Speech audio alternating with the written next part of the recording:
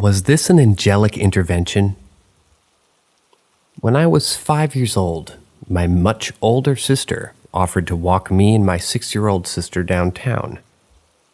The walk from our house to the store with my 19-year-old sister, she was intent on taking us, and it wasn't very far. This I do recall. She made me and my 6-year-old sister hold hands as she walked ahead of us by a good way, since we were dawdling as young kids as they do.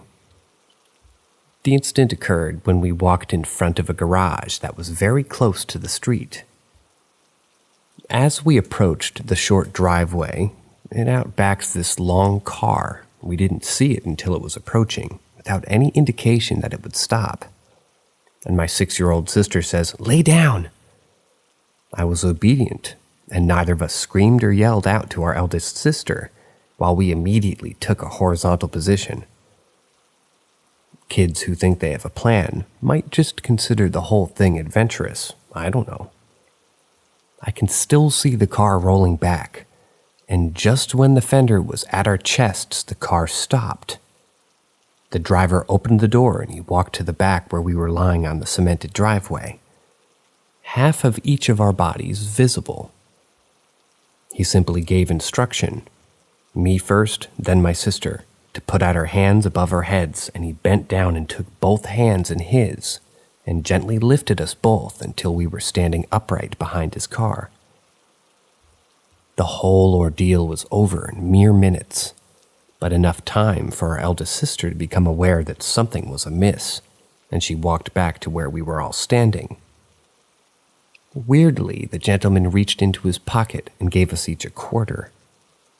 We then set off on our way again after our eldest sister told us to say thank you to the man.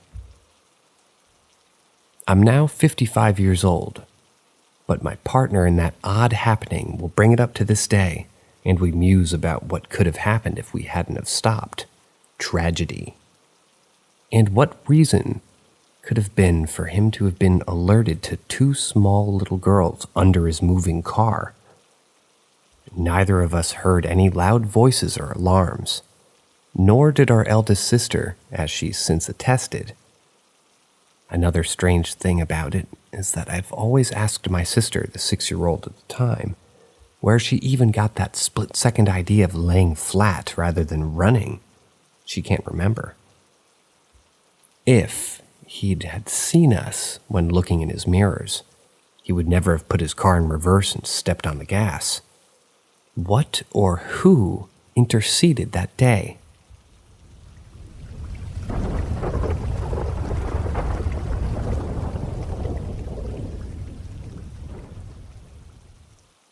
Glitch in the Matrix, Mandela Effect story. So when I was younger, I had 2 of my aunts come into the country and staying with us over the summer. Can't remember what year it was. They were happy to be here, and I remember them teaching me how to play parcheesi, and after some time one of them left and another one stayed a while longer.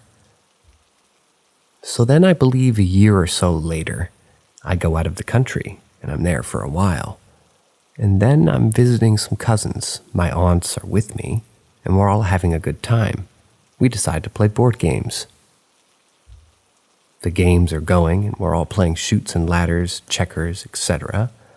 Then we decide to play parcheesi. Game's going, and after a while I'm winning, and one of my aunts says something along the lines of, "Hey, you're pretty good. Who taught you to play so well?" I smile and glance at her and say, "You taught me when you came that one time to the United States."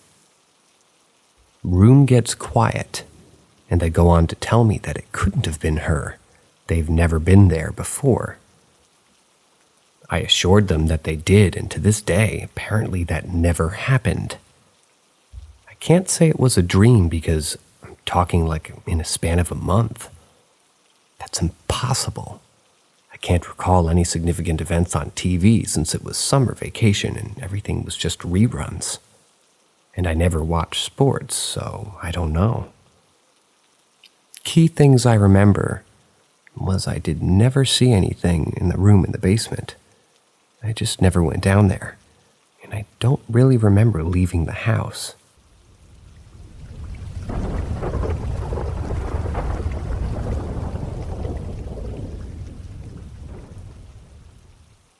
Million voices after untying a knot spell.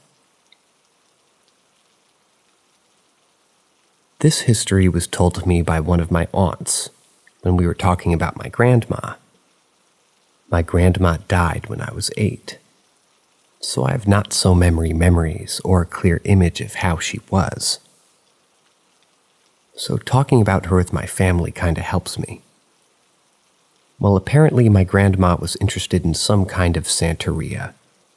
She learned that from who knows while she was living in some random tiny town close to the Veracruz port. Years later from that, my grandma ended losing her wedding ring, so she ended sort of making like kind of a spell, where you were supposed to make some knots while praying I don't know what. It was a whole damn ritual. She was making knots while she was walking and praying around every corner of the house. So here she is walking around all the house, and she starts doing the same thing in the garden. And then I don't know how she found the ring outside on the grass. Then she kind of badly buried the cord with knots in her garden. Months passed after that, and my aunt, who likes gardening, was outside in the garden planting roses when she somehow found the cord. She told me that when she saw the cord, she thought that it could be a great idea to use that cord to tie some tree branches together. So she started to untie the knots and use the cord to tie the branches. Everything goes as normal, as usual.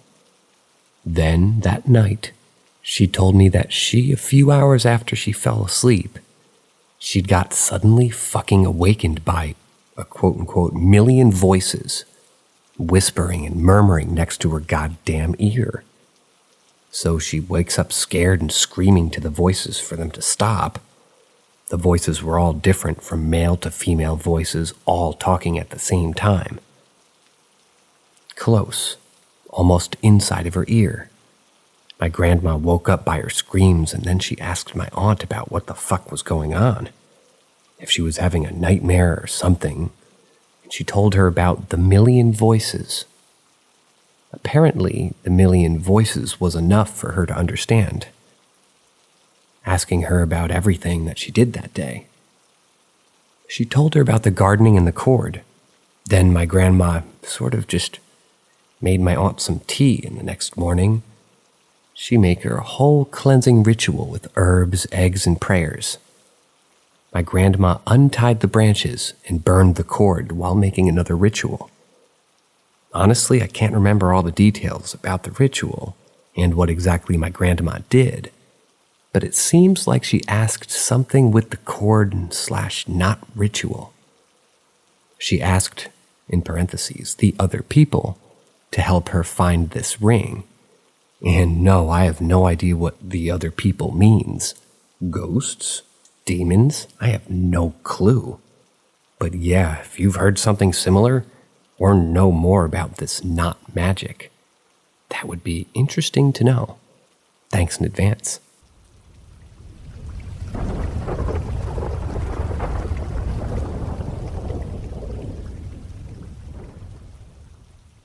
Ask Reddit. There was a kid I knew in grade school. This was in 6th grade. Anyway, we were both the kinds of kids who were really smart, but also terrible students. So we were in a special program in the mornings to make sure that we kept our grades up so we wouldn't get kicked out of our other stuff. One Friday morning, he explained to me how he liked the first part of the Pokemon because things were simple. He'd just play the first bit and reset his file over and over. I told him I liked the middle because it still felt like there was a lot to do, and that he should play through it with me. He reset his game again that day. It was a weird conversation, and I only realized that there was subtext much later in life. The next Monday, he wasn't there in the morning, but right after I left the room and I was in the hall, I ran into him. I asked where he was, since he was always there and was basically the only friend I had there. We talked for a couple of minutes before the bell rang. I headed off to class, but he just kind of waited there. He seemed really, I don't know how to describe it, just off. Anyway, that night I get home and my mom tells me that he's killed himself over the weekend. She worked with his mother, and since that we were friends, thought I should know. I tried to explain that wasn't possible since I'd just seen him at school. She thought I was just confused. I still wish he decided to play through damn Pokemon with me.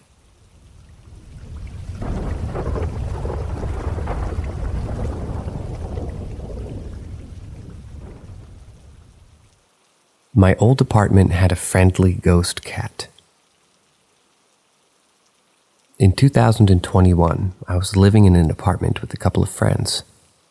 We had nothing weird happen for the first 9 months that we lived there. Then one day I'm in the kitchen doing dishes and generally cleaning stuff up. We had an open floor plan where you could see the kitchen from the living room. I walked over to our couch because I had just gone to the store earlier and bought some sponges. I had left the bag on the couch and I needed a new one. I grabbed the sponges and I turned around to walk back to the kitchen.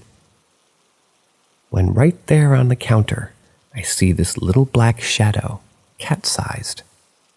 I looked at it for a second when it appeared, and it jumped off the counter, moving a stack of plates I had on the counter. So it did make noise, and I heard the thud of it hitting the ground. I immediately walked to the kitchen, and there was nothing there and no place it could have gone.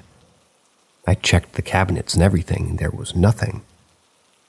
I didn't get any bad vibes from it, and I didn't realize that it may have been a ghost of a cat till a few hours later when I was telling my roommates about it. I do have a dog, but he was asleep on the couch by the bag that I was getting the sponges from. That, and he's 70 pounds, so he would have definitely been visible and not just a little black blob. My dog is the only pet that we ever had in that apartment. The following week, one of my roommates and her boyfriend came up to me in the living room saying that they saw a ghost cat.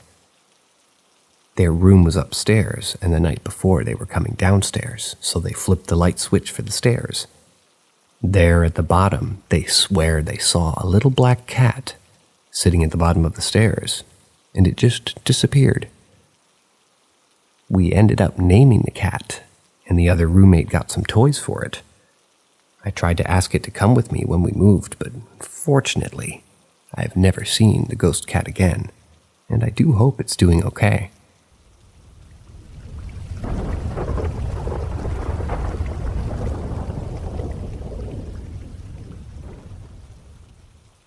Ask Reddit. One night in my house out in the country around 1 a.m., I was doing some dishes. Over the sink in the kitchen is a window that overlooks a wooden patio in the backyard, and about 5 feet away from the sink and window is a large sliding glass door to get out onto said patio. The window over the kitchen was open, but the patio door was not. It was so dark outside. On the other side of the window screen was pure black. I had minimal lights on in the kitchen, but nevertheless, one could definitely see my head and face in the window looking from outside. I reflected on this thought in silence when directly ahead of me, at about 10 feet of distance, I hear a cell phone ring. I freeze and stare out into the blackness of the outdoors. The cell phone continues to ring, concealed in its distance from me, but clear in its closeness. It rang maybe 3 times before slowly I hear the creaking of the patio wood. One footstep, another footstep, crick, crack, crunk, then clunk, clunk, clunk down the steps of the patio, away from me and onto the grass of my backyard. I hear the soft but threatening footfalls on my lawn, and the cell phone ring grows fainter and more distant. Then, at what seems to be at the edge of the property, the cell phone is stifled mid-ring. Silence. Silence as I stare into nothing. A nothing that is not only probably staring back at me, but, I suddenly realize with horror, had been staring at me for an hour without my knowing.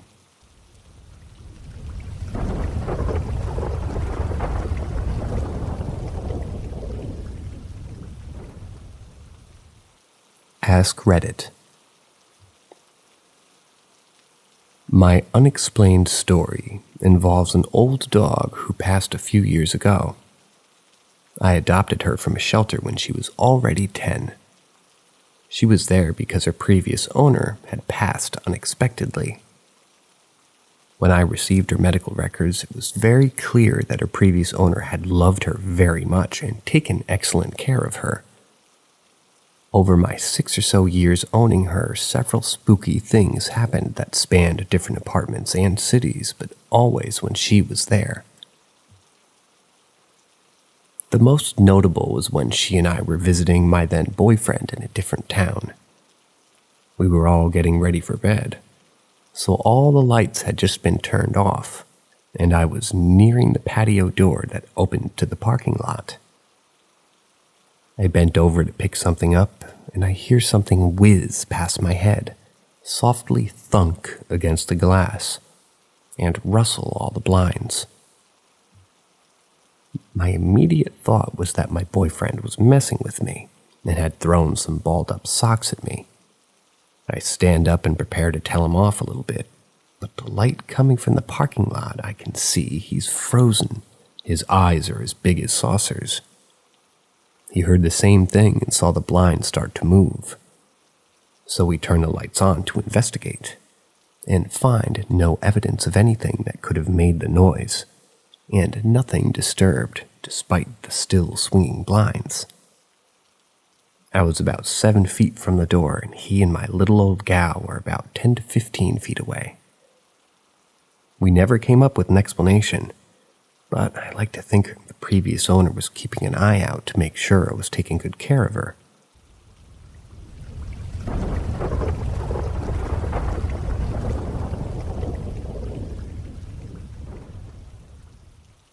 Ask Reddit. Well, when I was 16, my family was temporarily staying at my aunt's house. This was while we transitioned from out of state to the area. My aunt lived in an old family house that had been part in our family for generations. The house was super old. Everything was made out of real wood and creaked like hell, doors, windows, stairs, and floors. It was summertime, and me being 16 was up around 2 a.m. in the living room chilling by myself on my laptop. All the lights were out because I didn't want to disturb anyone else in the house. The house had the basic main floor, upstairs, and basement. It was also an old row house in D.C., so you could just turn your head in either direction and see the entirety of the house. So it wasn't the largest of spaces. Well, anyway, I'm chilling, hanging out, super attentive to whatever the hell I was looking at my computer. I was laying on my tummy with my head in the direction of the front door and the stairwell that led upstairs. Then out of nowhere, I hear someone say my name from right behind me. I mean right behind me, as if someone was standing or sitting right behind me. The voice was crystal clear, not a muffle or anything. It sounded like a man's voice, although there were no men in the house. I also have an extremely unique name that isn't easily confused with other words. Instantly, I smiled, thinking it was one of my sisters or cousins playing a prank on me. I whipped my head around to catch whoever thought that maybe they were just being funny, and there was absolutely no one there. As I began to think of how someone could be pranking me, the humorous feeling I had quickly faded to terribly petrified. I realized I was the only one on the main floor. Everyone else was either upstairs in the bedrooms, or my mom was sleeping in the basement turned temporary room. I began thinking that the proximity the voice came from, literally right behind me, was too close for someone to sneak up behind me to not hear them approaching. Literally everything in this house creaked loud as hell. Literally impossible for someone to even tiptoe around without being heard. Before this moment, I was facing the staircase. So if anybody came downstairs from one of the upstairs bedrooms, I would have seen them. Within a matter of seconds, I hopped up and went off to the basement to join my mom as she slept. One of the most horrifying moments of my life. Never experienced anything remotely similar since. Thank God.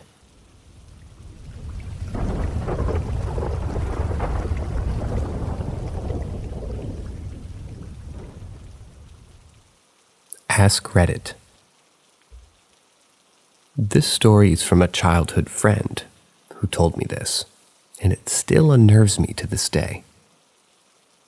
She was genuinely freaked out, and her family even backed up her claims, so here goes.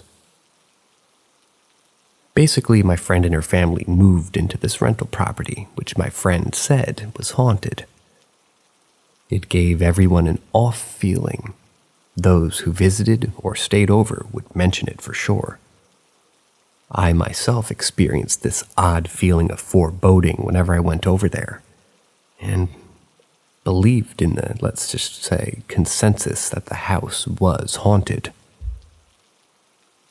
It honestly felt oppressive in that house, and you would feel this pitiful dread that was hard to compute into words and was extremely uncomfortable to experience, to say the least. Anyway, this particular inexplicable event, that is the basis of this post, was enough for my friend's family to pack up and stay with relatives until they moved out permanently. On this fateful afternoon, my friend had arrived back home from the park and heard an argument taking place in the kitchen between her mom and dad. My friend thought this was odd, as both her parents should be at work, so she called out, "Mom," before unlocking the front door and going inside. My friend said the house fell instantly silent, an uncanny silence like all the air had been sucked out of the place and felt stifling and wrong. Then her mom says, "Hey, we're just in here." My friend was just outside the closed kitchen door at this point and froze beyond opening. It was her mother's voice, but there was something off, like the cadence was missing, that made it her mother. It sounded flat and unnatural. My friend decided to bolt back out the front door and wait outside until her brother came home, but she said as she turned back to the house, she saw her mother peering at her from the lounge room window. But it wasn't her mother. The face was the same, everything was the same, but her face was devoid of anything that made it her mother. There was no recognition on her mother's face. There was no indication that she was looking directly at her daughter. There was no emotion in the expression, nothing. The eyes looked unstaring and utterly blank. My friend screamed and ran down the street to her mother's work and confirmed that she was there all this time and had never been home. Initially, my friend's mother reasoned that someone must have broke in, but a later investigation proved nothing had been stolen, and the back door was locked, as was the front door when my friend came home. No one could rationalize who my friend saw in that window and why it looked so much like her mother, but not fully human. So that was the deciding factor to nope the fuck out of there and find somewhere else to live. The landlord of the house denied anything like this happened when they lived there, but did admit tenants didn't stay long, saying that there was something quote-unquote wrong in the house. My friend also told me that she was the only one who actually saw anything definitively sinister in the house. But her family said they definitely felt an evil presence there, which ultimately manifested into the doppelganger experience my friend had. Utterly terrifying.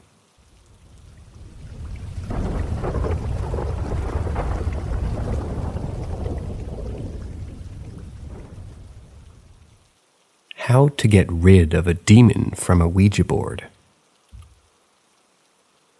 Let me start by saying I did not know what this Ouija board is until one of my girlfriends brought it into my room. I live in a women's shelter right now, so I'm close with everyone in my zone, so we all gathered to my room and one of my friends brought the damn thing over. We play and we play, but it doesn't last long because obviously everyone believes that at least someone is moving the damn thing, so we just continue playing other games. There were 5 of us. Once everyone leaves and I'm ready to go to bed, I turn off the lights and go to bed. My light switch is on. I don't care at first, it's a woman's shelter, so shit happens a lot and I'm just new to it. Whatever, I get up, I turn it off. I get back down on the bed and I hear a thud at my window. I don't believe in paranormal stuff, so I was kinda pooping myself at this point. The thud sounded kinda like somebody slammed themselves into the window.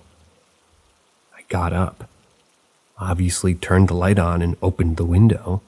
Nobody's there, so I close it and I go back to bed. All good. I wake up in the morning and straight away I hear something messing in my bathroom.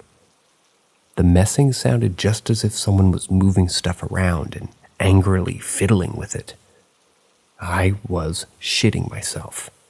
I left my room and called the bodyguard outside, and he locks and just looks in the bathroom. Nothing was there. Nothing was misplaced, and he was so nice about it, but I am very paranoid.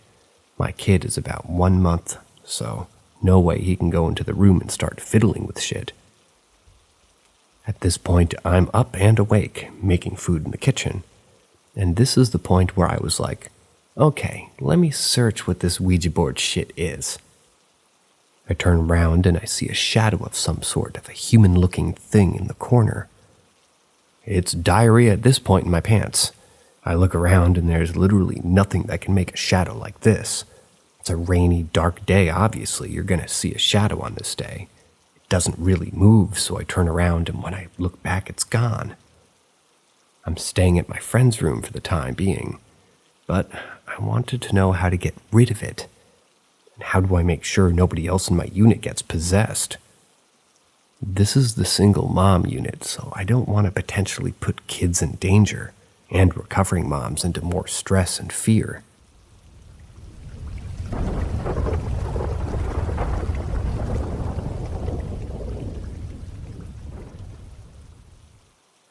A bad feeling while at Domino's. I, a 21-year-old man, with my friend, a 21-year-old female, were out shopping stuff. She needed a mirror for her room, and it was night around 9 p.m. Shops usually start closing around that time in my area. We bought the mirror and were on our way back, but we decided to stop at Domino's for pizza. We were very hungry. The Domino's was located on a narrow alley, which was very sus according to me and my friend. On our way to the Domino's, had a small encounter with a man who got angry at me for not moving aside on the road so that way he could go on a scooter. The alley was narrow, but wide enough for a scooter to go around a person, even if they're close to the center of the road. He honked at me, but I wasn't paying attention. Then he yelled at me, and I was already far ahead when I turned towards him. By the time I heard him, he was easily able to go around and on his way, but he stayed there, yelling at me. When I turned to him, he asked me if I was deaf. I didn't like the tone, so I replied, saying that he could have just went around me if he wanted to, and there's so much space for him to go around me. He started yelling in his local language, which I couldn't understand. He went ahead and stopped at some point and turned back, and he was waiting for me to get near him so that way he could tell me, once again. My friend was walking ahead of me, so he didn't understand what had happened. When I reached near him, I asked if he didn't want to go now, as he was just waiting for me. He asked me where I was from, and I'm with my girlfriend, and asking if she was my girlfriend, pointing at her. I said I don't need to tell him shit, and asked him to be on his way. By that time, a car approached behind him, and started honking at him as he was blocking its way. And then he did, in fact, go on his way. Me and my friend went inside Domino's, and she asked me what all this was all about, and I told her the whole thing. As we were waiting on her food to arrive, suddenly I have this very bad feeling inside of me. And I just couldn't understand why. It felt like something bad was about to happen. And after a while, my friend turned to me and told me that she wasn't feeling good either. I told her I felt the same, and it really felt like something bad was around us. We didn't know why it was happening. We had our food, and as it was raining too, I held my bike keys in palm as if I were ready to punch someone if somebody jumped us. I was walking alongside my friend towards the parking where I parked my bike, and we were soaked in rain. We're only thinking about getting home as soon as possible. We never knew we had such a strong, bad feeling around that place, but it really felt like something bad was lurking around. The fact I felt that feeling and didn't let my friend know, and then she herself telling me that she feels the same, it sent chills down my body.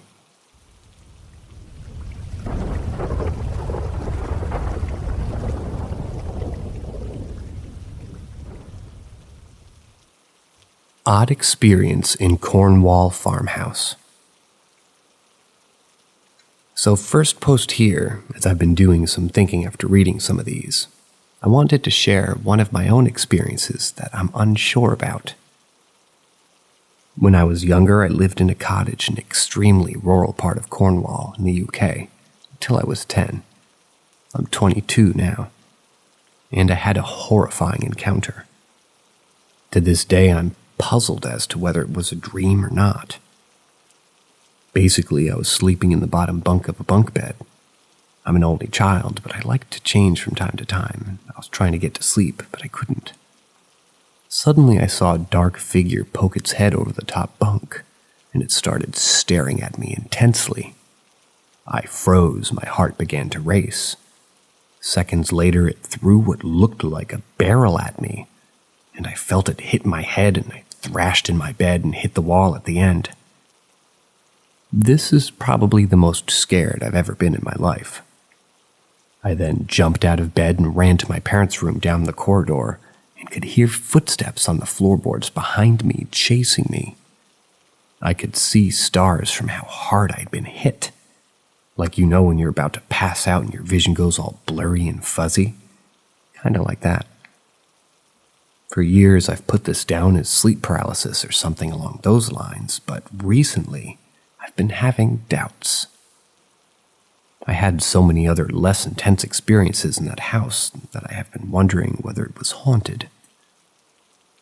For example, I remember once my dog being extremely afraid to enter the living room of the house, and my mom, being very spiritual, asked a witch to douse the house. She told her no information, just that she wished for it to be cleansed. The lady stared at my mom and said, "Your dog is afraid. I can sense it. He is not going into that room, right?" We were shocked. How did she know this? She then explained after doing some investigating that there was a ghost of a large black cat who used to reside there, and my dog was quite afraid of them. And so it did make sense.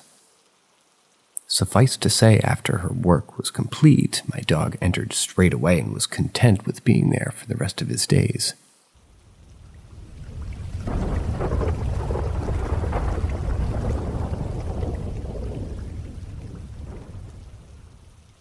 The Latino community has very dark secrets connected to the supernatural world. Weeks ago, with some Latino friends, we talked about supernatural things through a podcast that we usually listen to while we have study groups at the university. Someone brought up the subject of strange inheritances left by relatives, in which a friend that we will call Gabriel spoke about how a sister from his grandmother, a practitioner of magic, he inherited a couple of books with very strange information from his mother. With some curiosity, we asked Gabriel to see if he could show us one. He reluctantly accepted. He warned us that it was probably not a good idea, saying that his mother had tried to kill them. But for strange reasons, the task was never achieved. Fire. Went out, throw them away, return to the living room library, give them away, return them the same day, and only explain that it was not knowledge that we should have. Even so, we pushed him to show it to us. I regret it. When he showed us one, it only seemed like a handmade book with the cover made of skin of an animal with grayish fur. I was the first one to dare to look at it, and I swear that just by taking it into my hands, fear and cold took over my body. It was quite thick. I just looked at the first few pages, and I must admit that I don't know exactly what I read.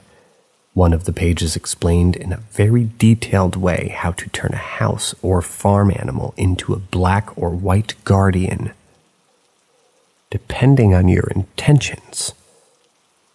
The next one was about secret uses of certain incredibly common flower in my country and Latin America.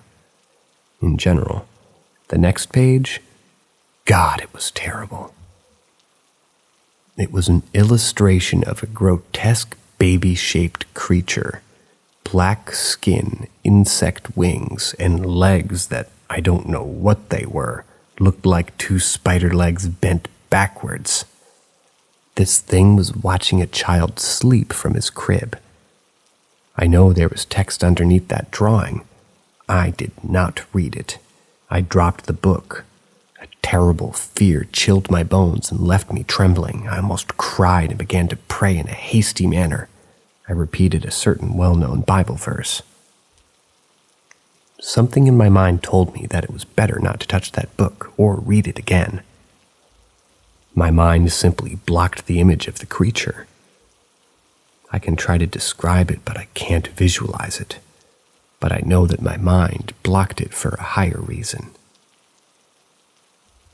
I have to admit that I investigated later, and it was worrying to know that many Latino families have stories with these heirlooms of rare books and objects. Even so, I want to know if you or know somebody else who has one of these books in their possession, one of these relics, and if possible, to talk about it.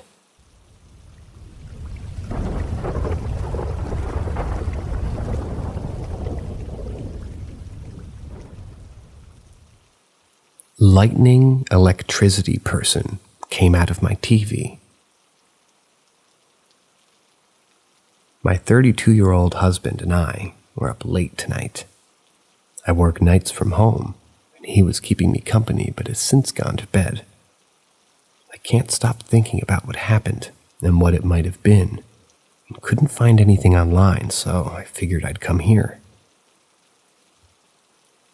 A few hours ago, we were watching some cringe YouTube videos about 90 Day Fiancé, our guilt pleasure show. And while work was slow, talking, and nothing really out of the ordinary. The living room TV is on the wall across the room from my desk, and the open concept kitchen is to my right. I can see the whole living room and kitchen in our apartment from where I'm sitting, and he could from where he was standing in between my desk and the TV. As we are watching a person talking on the very bland background, no fireworks or anything bright, there is a white, sparkly ball of light that appears out of the TV and silently zooms super fast through the air toward the kitchen. It stops at the far corner and materializes the dark outline of a tall person with white light sparkling around the edges facing us. I'd say a bit over 6 feet tall and a male or an androgynous build. Not really any curves and slim to average in build. It looked almost like it was spinning in that ball and landed on the balls of the feet like it had jumped from a height, slightly crouched with arms bent and a little outstretched for balance. It straightened up and disappeared as quickly as it had appeared.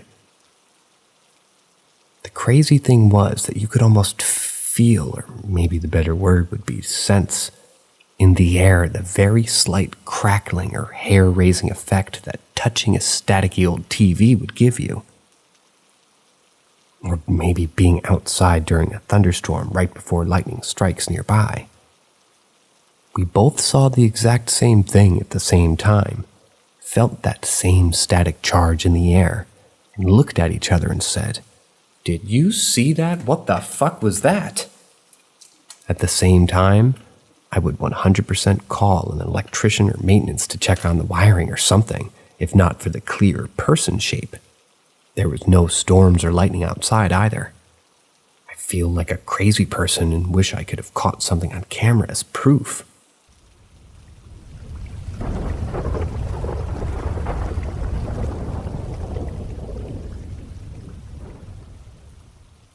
My paranormal experiences.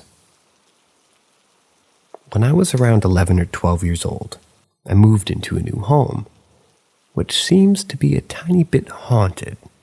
But yeah, anyways, sometime at night I had to come out of the shower and I left the bathroom. For some context, my brother's room is at the end of the hall. The bathroom is on the other side, so when you turn towards the end of the hall, leaving or entering the bathroom, you can see into my brother's room. As I was leaving, I saw a figure that I assumed to be my brother standing there. It spoke to me in a similar voice as well, but something was off about it. All the thing said was, "Hello there." It was odd, so I gave him a weird look and just responded with a confused hello back. I moved away from the door and headed towards the steps. When I turned back, it had went into the bathroom and shut the door behind it. I was just thinking, okay, whatever, he's weird, and went downstairs. Nobody passed me. No one was behind or in front of me. When I got to the basement to put my clothes in the basket, everybody was in the basement as well, including my brother, who was in the freezer looking for hot dogs, and he hadn't been in his room for a while, apparently. Later, I told my mom about the boy that I saw, and she told me that she had seen the balloon that was in the corner of the dining room get yanked down as though someone was pulling on it multiple times. She said she was able to communicate to it through the balloon. I don't remember exactly what she asked, but I do remember her telling it that it needed to leave. After that, the balloon didn't move any longer, although that's not the end of it. When I was home by myself later at night, I was eating at the dining room table when I heard the sound of someone running down the steps, then abruptly stopping. I looked over toward the direction of the stairs, and nobody was there. I was scared at the time and called my mom to ask when she would be home, which she said she would be soon, so I sat and watched TV until she did in fact get home. Another time I was home by myself. I was again eating at the dining room table when I thought I saw someone running in front of me in the kitchen, back and forth. It could have been my eyes playing a trick on me or something, but it still scared me at the time, so I went and sat outside for a little bit before going back inside and watching TV to distract myself. When I got older, things didn't seem to happen as much. Mostly just things like sounds of someone following me or tapping me while I'm alone. More recently, I was awoken to the feeling of being yanked out of my bed in the morning, which freaked me out especially even after I was fully awake. And seeing that there was nothing there but I was still being pulled out of my bed. For some reason I didn't scream. I pulled myself backwards quickly and whatever had a hold of me finally let go. After that, I had these nightmares for a week of a woman coming from my closet or from the hallway. She would be dirty, pale, dressed in all white, and had long, messy, dark hair. She would come to my bedside and sit beside me, then put her face as close as she possibly could to mine. I would close my eyes, count to 5, open them, and she would be gone. I was able to move again, and I would simply go back to sleep each time until she finally stopped showing up. I'm not sure if it's related or if I was even dreaming. For more context, the way it started would be me waking up, seeing her standing there, walking towards me. All I had to do was close my eyes and count to 5. Then she would be gone. Another recent thing is when I was outside talking to my mom, we heard the sound of footsteps and something being dragged above us. The room above the porch is my room. We got up and ran to my room.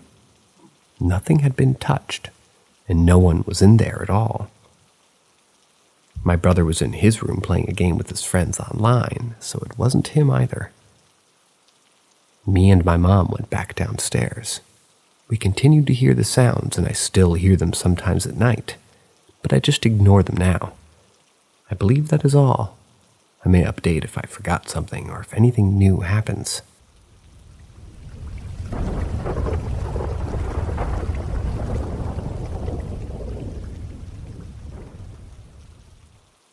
When my stepmom passed away. So my mom was married to my dad for 13 years, ended in divorce, and until I was 21, she lived a very single life. Until she met Becca.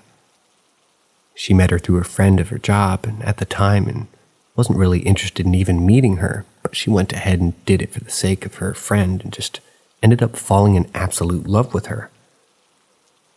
They were very much committed to each other for 5 years. The last 2 of them, Becca battled stage 3 lung cancer. After a year and a half, she was told her cancer would never be cured, but her tumors had shrunk to the point that they were almost gone, and the doctors decided to consider her in remission of sorts, but wanted her back in their offices every 6 months for follow-ups and check-ins. The next 6-month check-in, she found out 1 tumor had grown back, and just as big, if not bigger, than last time. She agreed to more treatments, but she wanted to see her dad in Texas before she did. While she was in Texas, her blood pressure became unmanageable. She landed in a hospital for a short time. She decided to refuse treatment and left against orders. She passed away that same night. She was more than my mom's partner. She was my mom. She was my children's Becca. She was our protector and a beloved family member. She and I have had hard conversations, and I know I couldn't have had with any other family member. She was that one person that you could just tell it to him straight.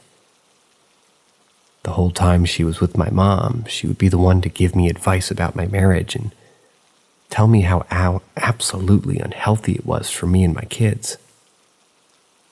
A couple of months after Becca passed, my husband announced to me that he had been in a relationship with another woman for 8 months and he no longer loved me, didn't want to be with me, and he was leaving. Part of me was relieved because I honestly didn't have the gall to leave, and I would have just dealt with it and gone on with my life. Probably would have just let him continue on. This is not how I am now, but part of me was dreading that part. I was going to have to live alone. I'd be raising my kids primarily alone, and I hadn't been without him, aside from a few brief breakups since I was 15. I didn't know how to be single. I stayed at my mom's a lot for the first few weeks after my split, even though I quickly got into my own, just rented a home.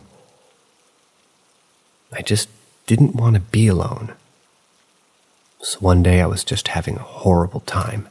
I was sad, crying all day. My kids were napping in the living room, 3 and 6. I was in my mom's bedroom doing my makeup, trying to stop crying, and I looked up at this picture of my mom and Becca on the mirror. I asked her, "Why didn't you stay? Are you okay? Where are you?" Of course, I knew I would get no answer. My world was rattled for about another 30 minutes later when I decided to give up on makeup, just go take a shower and try to just de-stress. My kids are the ultimate bathroom crashers, and they know no boundaries when I'm showering or if I'm on the toilet. Still to this day, and they're teens now, So I was in the shower, and my younger daughter, who's 3 at the time, came into the bathroom and had a conversation with me. "Mama, I got to tell you about a dream." Me. "Okay, baby, shoot." "You know that place that Becca likes to go and you can eat whatever you want?" Golden Corral. Me. "Yeah." "Well, I dreamed that Nani, Aunt R, and Uncle B and all of our friends were there eating dinner, and my Becca came in." Me. "That's awesome, baby." I try to go back to my shower as she continues poking her head into the shower. "Yeah, and she sat down next to me because I'm her favorite. She told me to tell you something, Mom." Me. "What'd she say?" "She said, tell your mama that I'm okay, she'll be okay, and I'm happy and I'm still here." I just started sobbing. She knew I needed her. She went through my 3-year-old to let me know that she was there and had my back. That's all I needed.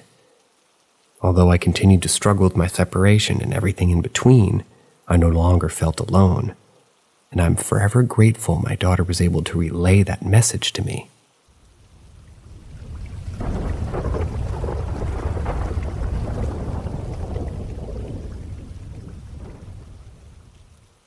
The radio station. In college, I had the entire basement to myself, and at this point, I had a beautiful black cat with green eyes named Tommy. I was getting ready for bed late, and I had a kind of basic black alarm clock / radio with a red digital clock on it where it can plug in or have batteries. But really, I don't think anybody uses batteries in those. Hint. There's a reason I'm pointing this out. As I was getting ready for bed, I rolled over to face the wall. Suddenly, the radio turns on. Not from my giant stereo, but the little alarm clock next to my bed. I half rolled over and thought it was probably Tommy somehow. So I called Tommy and told her it was her bedtime. She came running in from the bathroom at the foot of my bed. Of course, I'm thoroughly confused and roll over completely to look at my alarm clock. I tried turning it off, but it didn't work. I tried changing the station. That didn't even change it. I changed between AM and FM. Nothing seemed to change. I decided to unplug it, but it still wouldn't turn off. This is odd, but convenient. I always found a screwdriver pretty useful personally, so I kept one near my bed. As odd as that sounds, I like to play with technology, and my bed was where I'd do that. So I took my screwdriver and I opened the back for the batteries. Nothing. I couldn't turn this thing off or change the station, so I was staring at it thinking of what else to do because I've tried everything I could. While staring at it, I started to zone out in my focus on fixing the problem, and I listened to the station. And I started to realize the station, which is consistent the whole time, was not the station I always kept it on, 99.9 The Rock. Instead, I started to listen to what was going on. It was both intimidating and funny at the same time. They were telling stories on the radio. The lady I was listening to was talking about how she experienced something similar to something that I heard about in family experiencing. Except hers ended differently. She said she had a picture fall, and she'd pick it up, but it fell again. When she picked it up again, it had a crack on one person's face. Shortly after that person passed. Then I hear the radio host thank the person for their ghost story and tell them all the listeners to call in if they have any ghost stories. My mind was all over the place at that point. Do I call and tell them, "Hey, I've never heard your station in my life, and apparently I needed to hear it according to my haunted house because my radio wouldn't turn back off"? Would they even believe me? Another one of the things that I thought to myself, if this had happened to me, I wouldn't have been able to believe this happened because it just seemed so wild and hilarious, but also a little creepy because why it would turn to that at that particular story. What about any other story or any other day? Why then? Why with someone dying?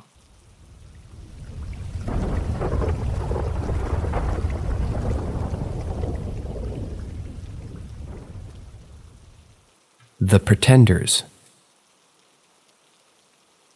For some sense of understanding of this huge house and the layout, I lived in this house between high school and college, and had the basement to myself, with a mother-in-law's apartment basically. I had a bedroom, huge front room downstairs, kitchenette and bathroom.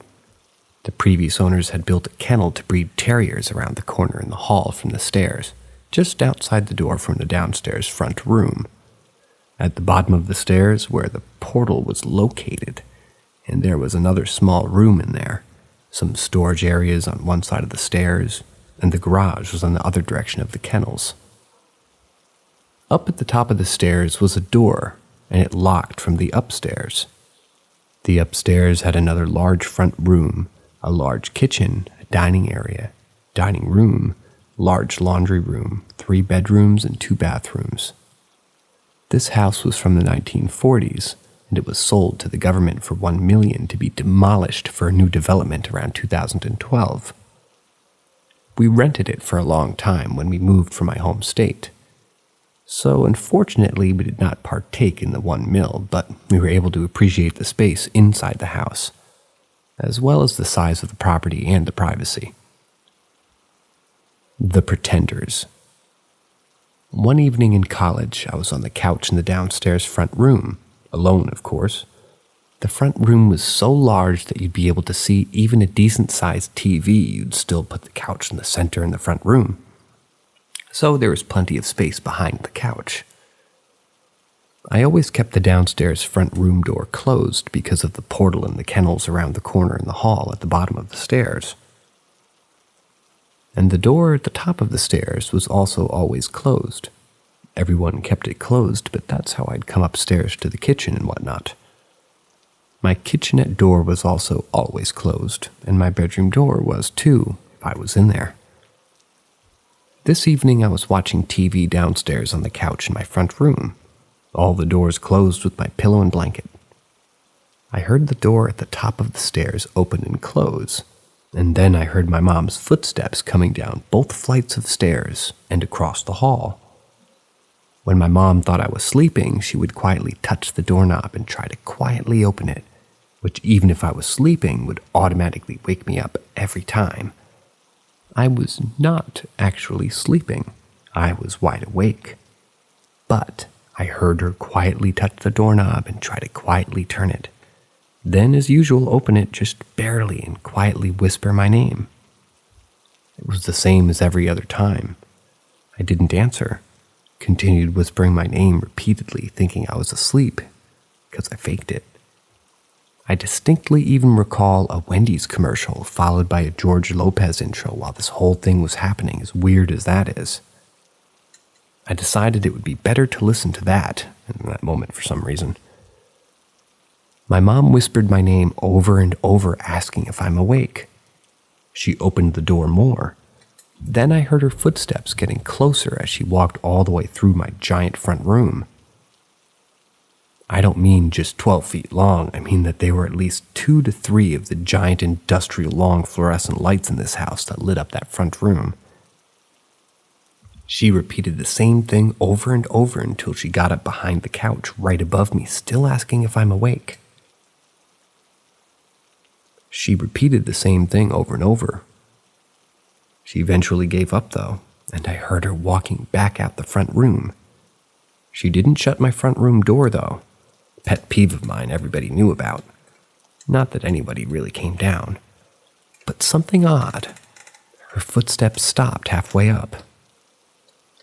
Not that odd either. She probably was texting, or maybe she got stopped by something, or maybe sensed that I was awake and I was gonna get scared when I came, I don't know. I feigned a sleepy voice and said, "What?" "Nothing, Mom." Still no response. "Mom, I heard you, I'm up, what do you want?" But still she didn't say anything. I just saw my door open. I was annoyed at her lack of response after such persistence and leaving my door open. I decided to get up and go see what she wanted, irritated with her. Although, as I started walking towards the door, my sort of irritation faded into anxiety and fear. But I kept reassuring myself, it's just her, I'll find her, it's just another time she's going to jump out and scare me. As I got out of the front room, I started to run up the stairs. I felt something come from the shadows of the kennel behind me, almost like something was going to grab my ankles. But this was par for the course. I hated that whole area, as did my gecko. I didn't like my front room downstairs, but I hated the hall down there and the stairs and the kennel more. I ran up the stairs as fast as I could. My mom wasn't there as I circled to the next flight and got to the top. I tried grabbing the door and turning the knob, but it wouldn't open. I started banging on the door and crying. I felt like something was with me, behind me, glaring at me. I sat there for what felt like forever. It was probably only minutes. Eventually, my family came to unlock the door. They were all laughing at my expense. I started yelling at them, telling them that it was not funny to lock me down there, knowing how terrified I am of it down there. And especially since I only came up because Mom was coming down and calling my name and leaving my front room door open. Everybody looked at me, and they told me that she had been with them the whole time, watching TV. I told them no, she came down and whispered my name. I heard her footsteps. They all told me with all sincerity that they had all been upstairs watching TV together repeatedly. I told them the full story, and they apologized for locking me down there and never did it again. I was extremely freaked out by the fact that not only did they know my name, or did it know my name, it knew exactly how to mimic my mom's footsteps, behavior, and it knew best how to get my attention. And not only like it felt like I was intentionally baited by it to go up the stairs, and then I started questioning what would have happened to me if I had responded to it when it pretended to be my mom. What would have happened if I hadn't pretended to be asleep that night? But also, was it just trying to scare me? Because it had an opportunity on the stairs. Why didn't it close the door when it left? Or continue back up the stairs? And how did no one upstairs hear the door at the top of the stairs open or close? I've had all these questions all these years, and they're all still unanswered.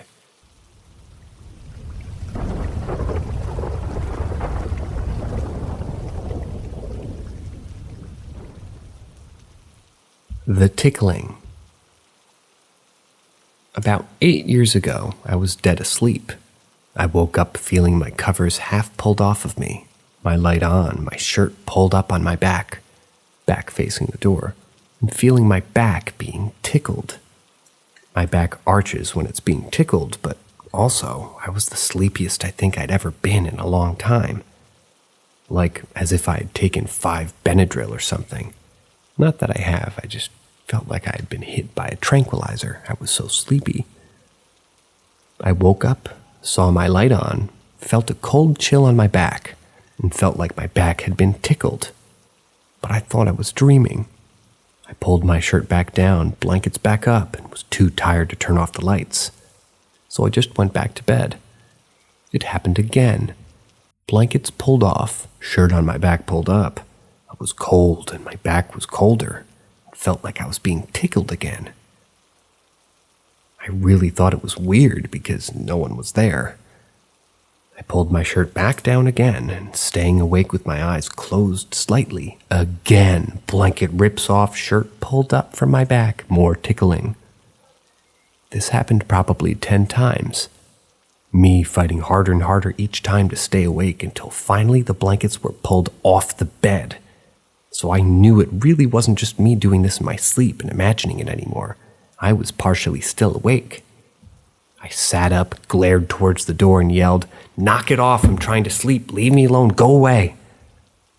I haven't had that same issue again, which makes me feel bad.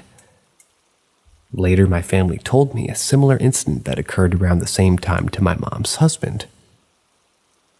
I lost my stepsister at age 8 to cancer, shortly before this event. Everyone used to tickle her back in the same manner. But of my biological siblings, my mom thinks that she felt closer to me, and that's why she felt sort of uncomfy. And she'd come talk to me because I was the oldest between our sisters. Also, I'm very ticklish on my back, and I'm a very light sleeper. So I'm sure that it just made it easier. I was initially writing it off as one of the other mischievous ghosts that we have always just was telling me about my family having the same thing around the same time. But I felt guilty ever since, in case she no longer felt safe to be near me in the afterlife.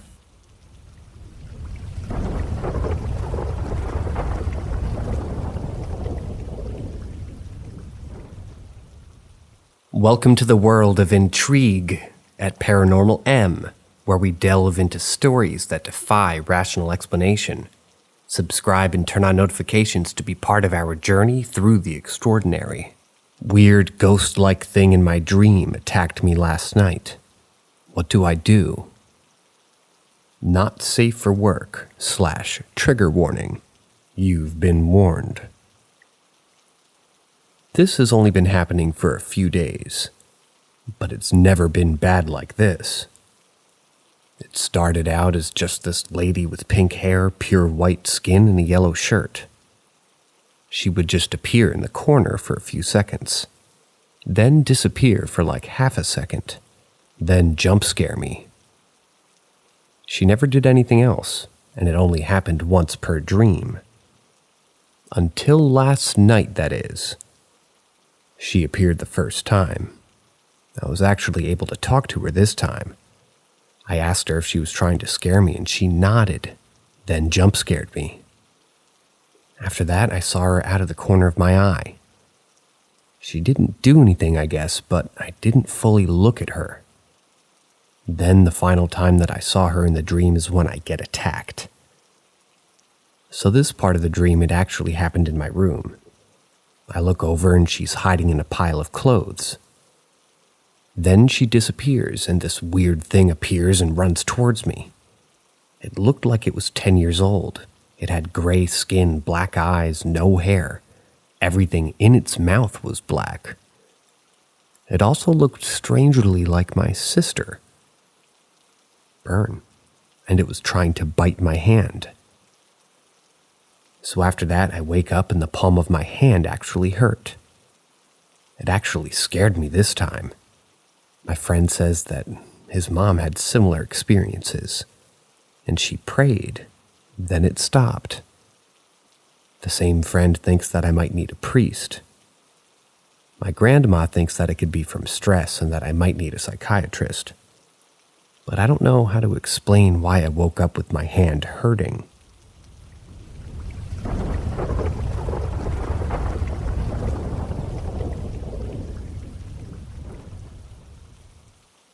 Ask Reddit.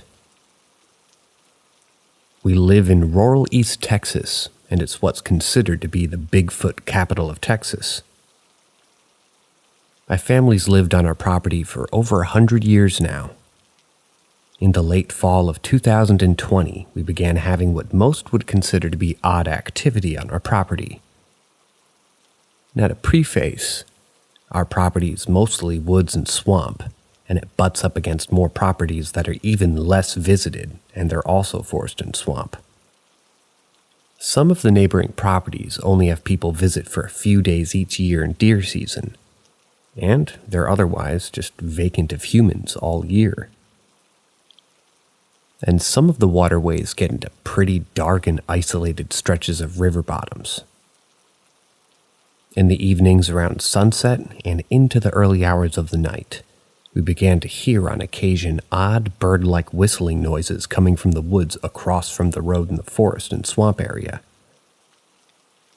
Our homes are on the other side of the road from the underdeveloped property, and these weird noises would come from in the woodline near the nightfall sometimes. It sounded like birds whistling and chirping, except it didn't sound exactly like birds. It sounded like something doing a really good job of mimicking bird whistling and chirping.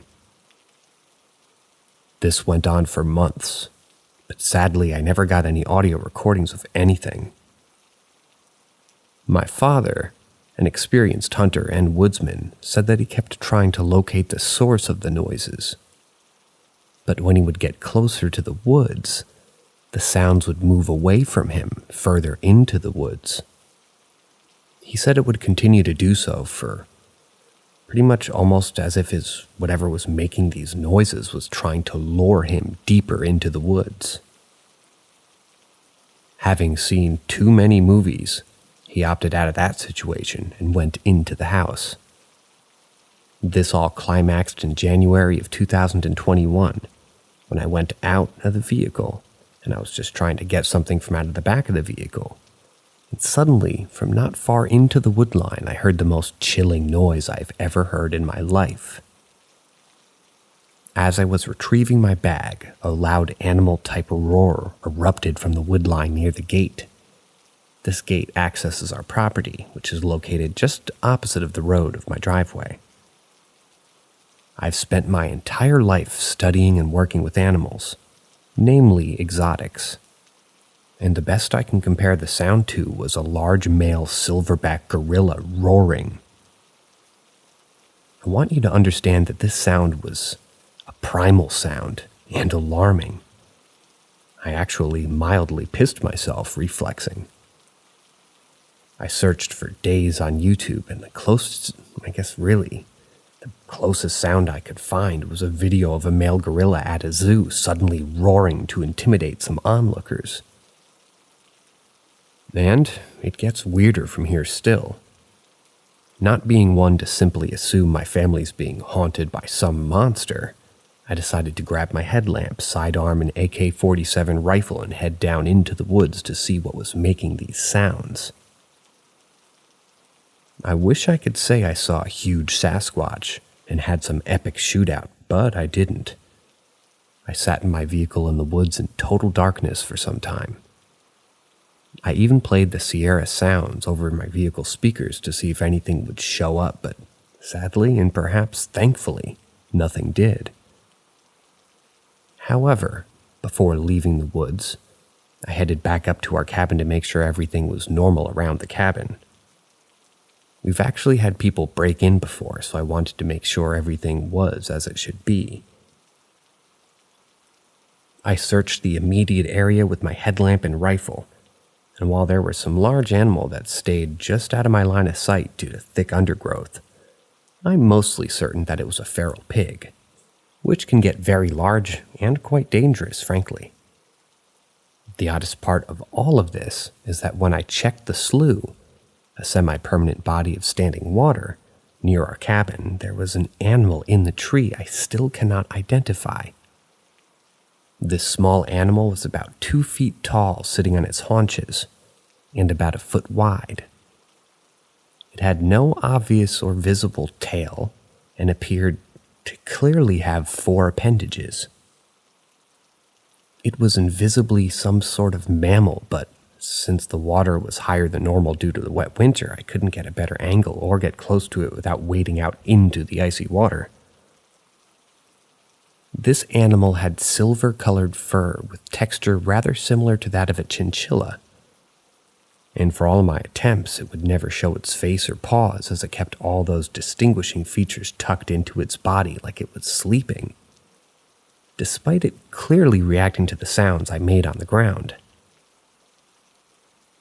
I've tried for everything that I can think to identify this creature. It was not an opossum. It was not a raccoon. It was not an owl or young owl with downy feathers. I cannot explain this animal with any of the local species of fauna, even if it had some health issues like mange. The closest thing that I've been able to find is a silvery gibbon, which are obviously not native to eastern Texas. My wife still half jokes that I found a baby Sasquatch tucked away in a tree by its parent, and I honestly don't know what to think about all of this. But after that night, we haven't had any more strange activity that I'm aware of. I'm a very open-minded yet rational person. I've grown up in these woods. I've studied and kept numerous animal species. I've helped with government ecological projects in our area. I have taught biology and ecology classes. but this will baffle me for the rest of my life. Did I find a baby Sasquatch?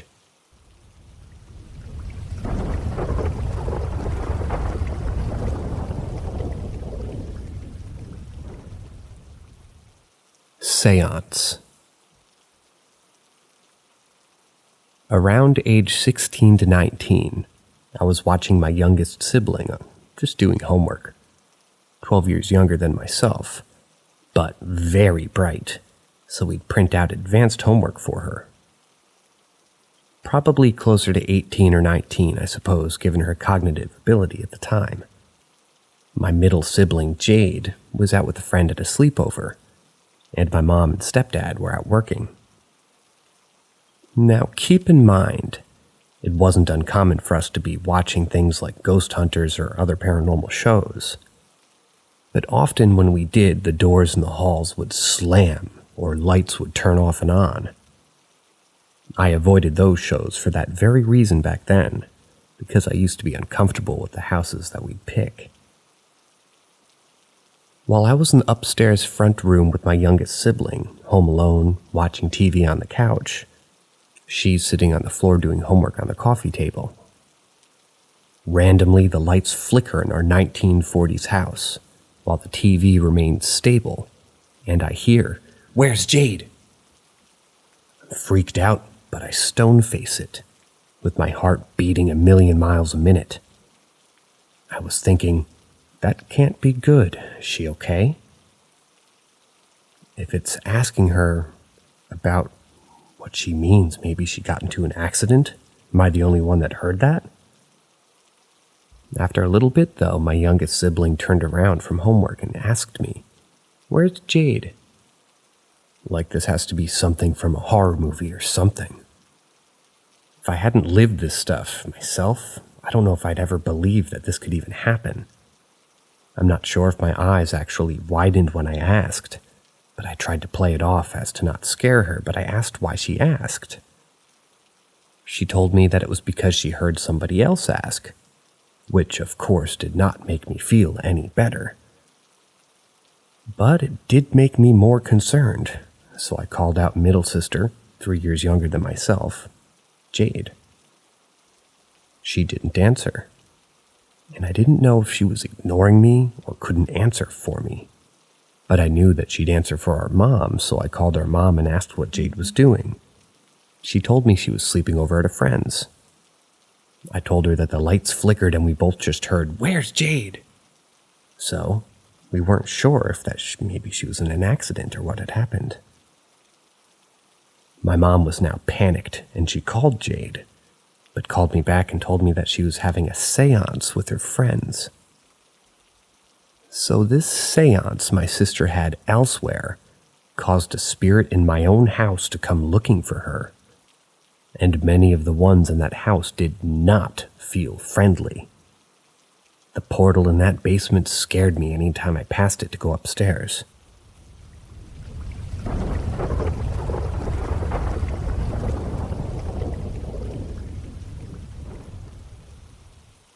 Gumpy.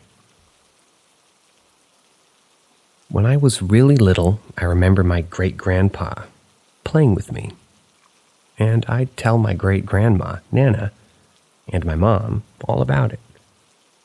I didn't grow up with my dad around, and I never really kept in touch with my Nana's ex-husband, but I remember my great-grandpa very well. My family would often just listen to my stories about him, and I recall his funeral even. And I even recalled the fact that he had an open casket funeral. I remember my Nana taking me to the funeral, getting out of the car, and when we got there, no one listening to me when I was trying to talk. I remember that memory of my family before any other memory of any other people living in my family. When I was probably 6, my Nana took me, and I think either one of my uncles or third cousins' houses. And I saw a lot of really good sketches of my great-grandpa. Some of them were sketches of very similar drawings. One of my great-grandma kept up all the time in her house. She asked me if I knew who it was, and I called him Gumpy. My Nana was shocked. That was not a name anyone had called him in a long time, and he had passed years ago. I knew he passed a long time ago, and I'd heard bits and pieces about that, but it's not something people really discussed much in the family. Just that he passed from a heart attack in another country on a mission. The story still gets weirder. When I was younger, my Nana and Mom got T-boned by a big truck of some type. I've heard different stories of what kind of truck from my aunt, Mom, and Nana. They can all only agree that it was a giant truck, and the other part of a story. They said it was maybe 2 and that I had a sunshade in my window. Other people had scratches and broken bones, but it looked like somebody had picked me up and sat me down on top of the broken glass, then set the sunshade on top of me. The paramedics were confused how I had not one scratch on me and how I had glass directly underneath me.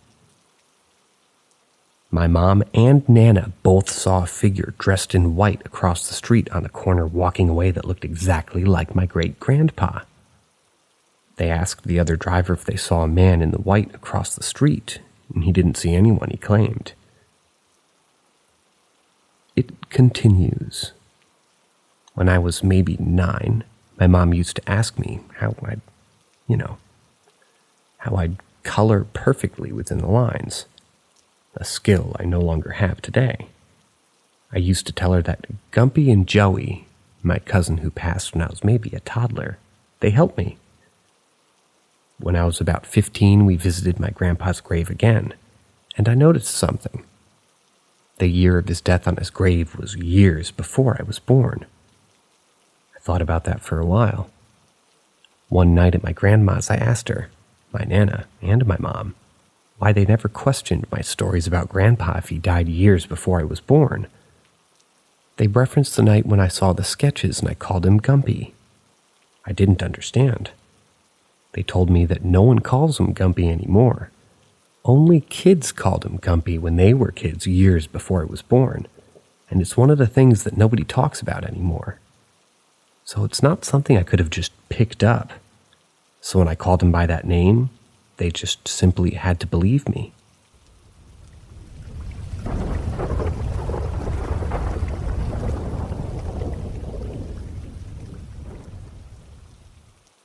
Ghost or toast? What do you think? This one is a weird one. I'm still not sure what to make of it. It seems everybody has different thoughts on it. Some of my friends that were there didn't believe me at all at first, but it freaked me out when they told me their side. This takes place on a hike around Arlington, Washington in 2022 with a big group of friends. And I'll explain a few different theories at the end, including ghosts, of course. Of course, no signal in the area.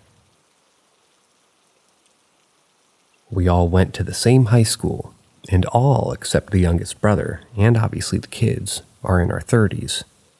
It was myself, 3 brothers, youngest to oldest, B, J2, and Z, a married couple, J1 and S, and their 2 little girls, one being a baby.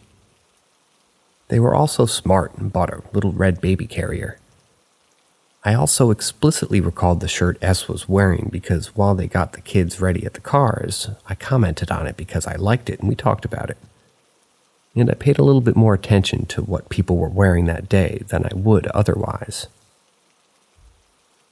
By the time we got to the area, I already had a coffee and also bought 2 giant water bottles. On top of the long drive, but there were no bathrooms, obviously, so I had to hold it. Thankfully, it was only supposed to be a quick 2 miles in and out of sort of a trail, and it was supposed to be pretty easy according to the app that I used. I hiked solo regularly. Once everyone arrived, we all started heading down the trail, which started pretty easy.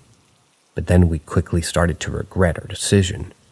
The app was definitely not accurate about this trail.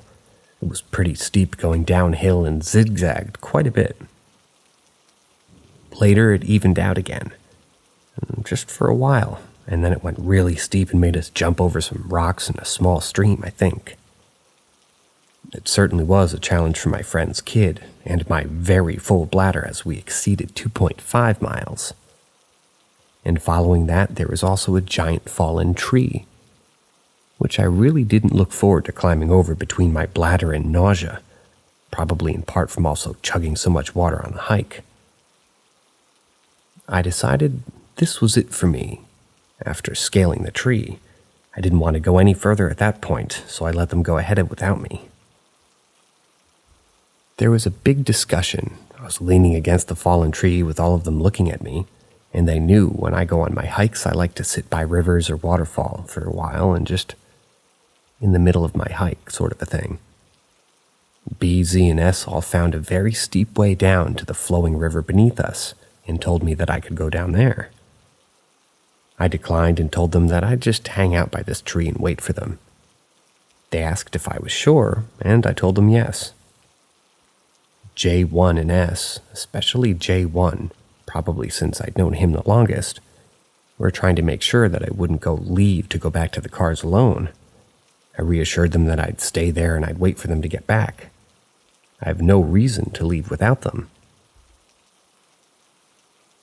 Shortly after they left, I had a few moments where I felt like I could try to make it down, so I did try to go down to the river. As challenging as it was, since my hiking boots provided no ankle support, I succeeded and found a rock to sit on and watch the water rush past me. After a few minutes or so, I suddenly heard my name being yelled from a distance to my right.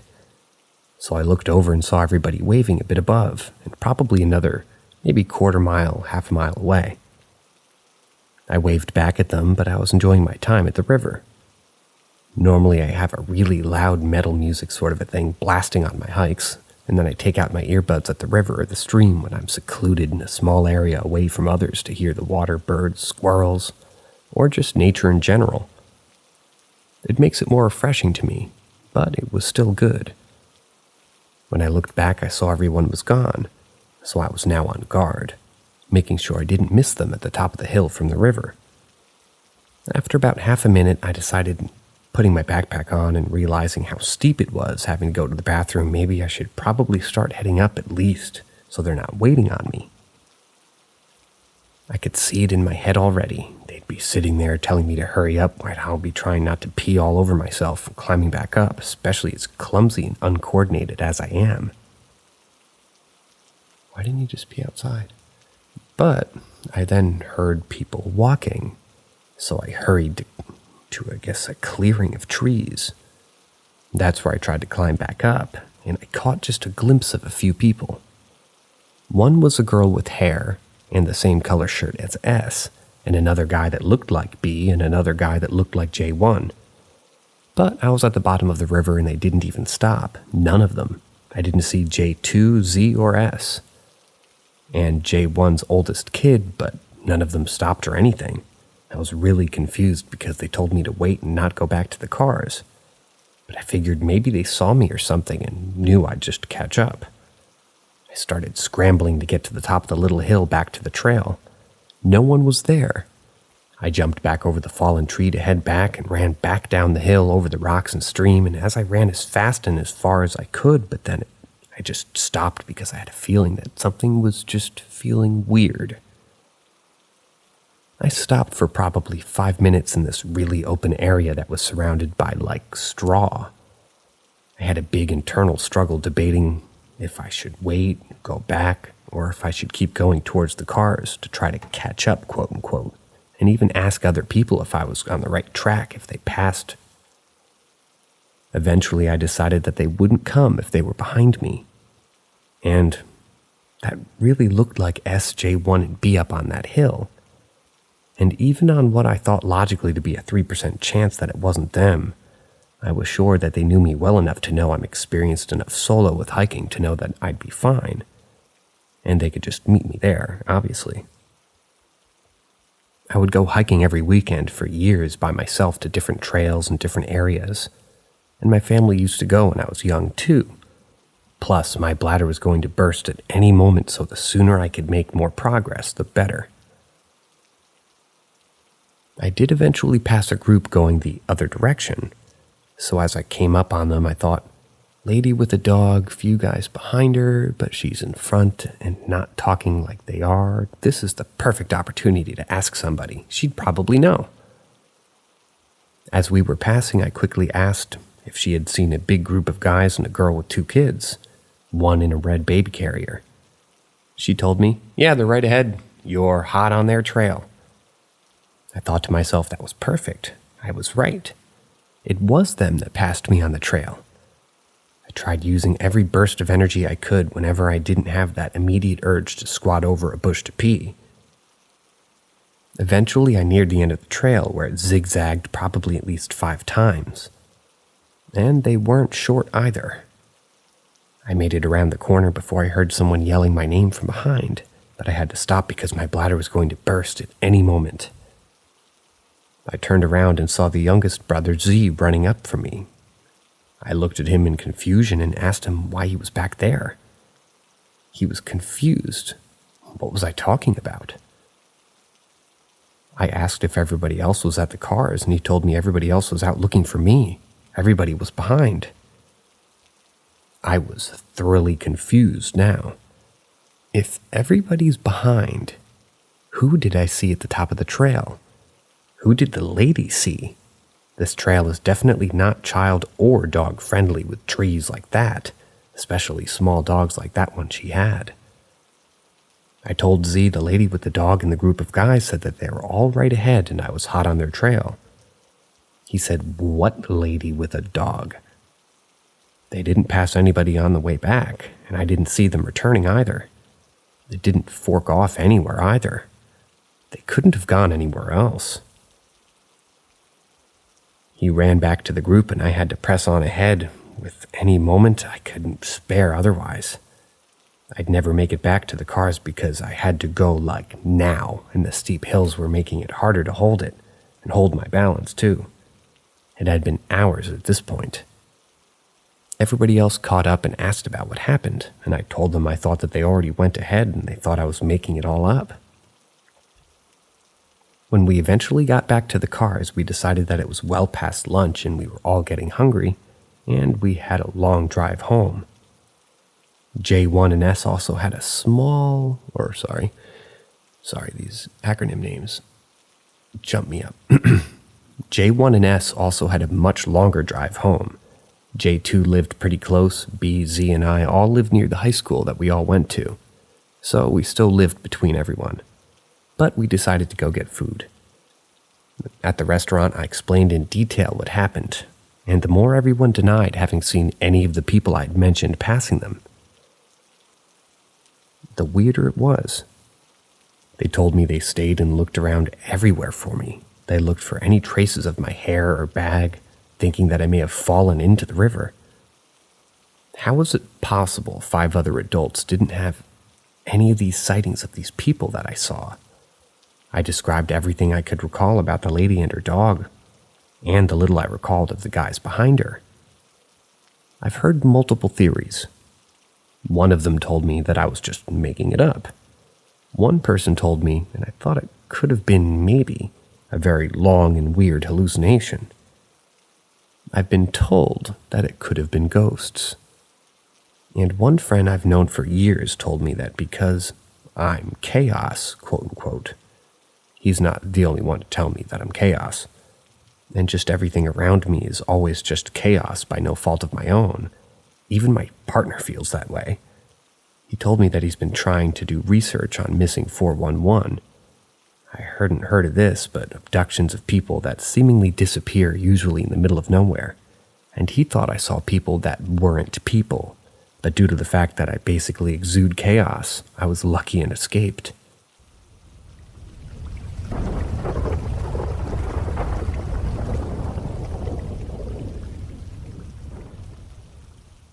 Are shadow people following me? I tried to condense as much as possible, but it spans most of my life. SP refers to sleep paralysis, and before 22, all of this takes place in Aurora.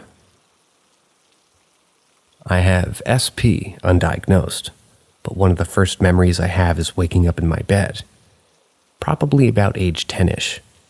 and not being able to move but seeing a very tall, gray being, resembling what most people would call an alien, hiding in the corner of my room. I remember not feeling scared, but more startled that something was in my space. About 4 years later, we moved to this very old Victorian house, one of the first built in the city. Sometimes in the summer, I would play video games in the basement to escape the heat, and right above where my TV would sit, there was a hole in the wall leading to the crawl space underneath the house that was pitch black and very ominous. While down there one day, I went into a sort of trance, and when I came to, I was still sitting there, where I was, but staring blankly into the dark hole for an unknown amount of time. The house was so old that it had 2 sets of stairs, one for the people living there and the other for the servants. One day I was headed down the servants' stairs, staring at my feet and looking up to see a girl at the end of the stairs in a white gown with black hair in her face. Almost exactly like that look of the girl in The Ring. Another time I was home alone and I heard something upstairs run from one room to the other, and it was so loud that my dog stood up and looked at me. I did go upstairs to check every room, but as usual I found nothing. No issues for years that I remember. And then fast forward to about age 22. SP is worse than ever, and at this point I cannot sleep without having the feeling that something's watching me. It's interesting to note that when I would go somewhere very far, like being deployed to other countries, I would be okay for about a month, and it would start again almost like it took a while to travel and find me. Then I started seeing things, while not having been asleep. At one point, I can't remember if I had fallen asleep or if I was in the process, but I looked up and saw the same girl as before from the Victorian house on my ceiling, right above my bed. I jumped up and turned on the light and it was gone. After that incident, I never slept without a light on ever again, and it didn't really help. At the beginning of 2021, 27 at the time, I would try to fight my body to try to get it to move during SP more and more. After fighting it so much, I would start waking up without being able to move, but also hear loud ringing in my ears and feeling extra dizzy, almost like being hit by a stun grenade. I also started hearing noises of something being moved or manipulated, like someone touching or moving things. Some things would fall randomly, but not very often. I also bought a townhome, and I always heard loud walking and scratching in my upstairs crawl space while completely awake. My girlfriend also hears it and refuses to sleep upstairs when it happens. I went to check when she begged me to go look in the middle of the night, and there was nothing there. Not even a place an animal could get into. I also had an incident where my girlfriend was crying downstairs in the dark while visiting me. Her dog ran away back home, and she looked up to see what appeared to be me standing there by the stairs, shrouded in darkness. Not being able to see the front of the form due to the dark, she called out thinking it was me. There was no response, and when she wiped her tears and looked back, it was gone.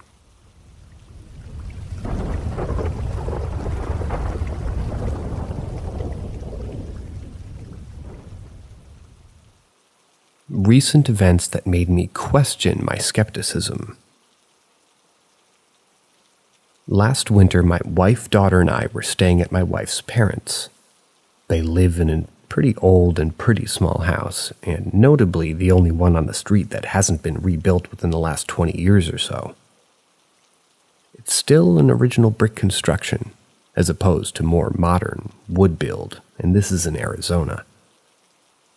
The house is very cozy and homely, but my wife and her sisters have always had various creepy feelings about this house.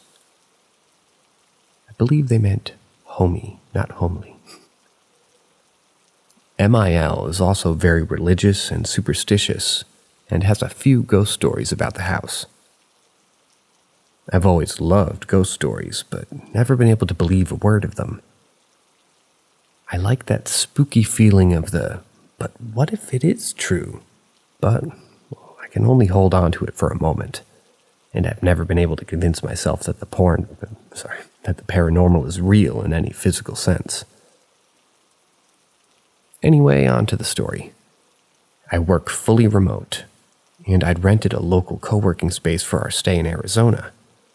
The main office is on the East Coast, so I was routinely up at 6:30 a.m. to get to the office space in time for their 9 a.m. calls. One morning, the co-working space was randomly closed.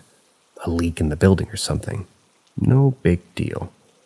I just drive back to the house and set up in the kitchen table. During my morning Zoom call, I hear my mother-in-law leave the room to head to the bathroom, and she gives me a cheery good morning. Can't exactly remember why, but I just ignored her. I think it was a combination of being tired, coffee not kicked in yet, and also trying to concentrate on the call. Also, she has a habit of not understanding what a Zoom call even is, and will just strike up a conversation when you're mid-meeting, and I wanted to avoid that too. Don't blame you. I waited to hear the bathroom door close or the TV turn on or something, but didn't hear any of the follow-up. I suddenly got this disgusting feeling of being watched, presumably because I'd heard the good morning but no follow-up on the movement of my mother-in-law who said it. My head snapped 90 degrees to my left to look down the corridor. It's just slightly out of my peripheral vision from where I was sitting at the kitchen table. Nothing there. The only rational explanation for this is that my mother-in-law had to come out of her room. She said good morning and then immediately went back in, but that just felt unlikely to say the least. She has trouble sleeping typically and goes to bed at 3 or 4 a.m., and we see her about noon. And remember, it was like 7 a.m. at that point. The feeling was too creepy to ignore, despite being a supposed skeptic. I repositioned myself entirely on the kitchen table so my back was to the safety of the corner, with my eyes straight down the corridor. Needless to say, when I quizzed my mother-in-law when she woke up, she said that she definitely hadn't come out. She definitely didn't say good morning to me, and also nervously laughed and declared, "Yep, there's a spirit in this house, that's for sure."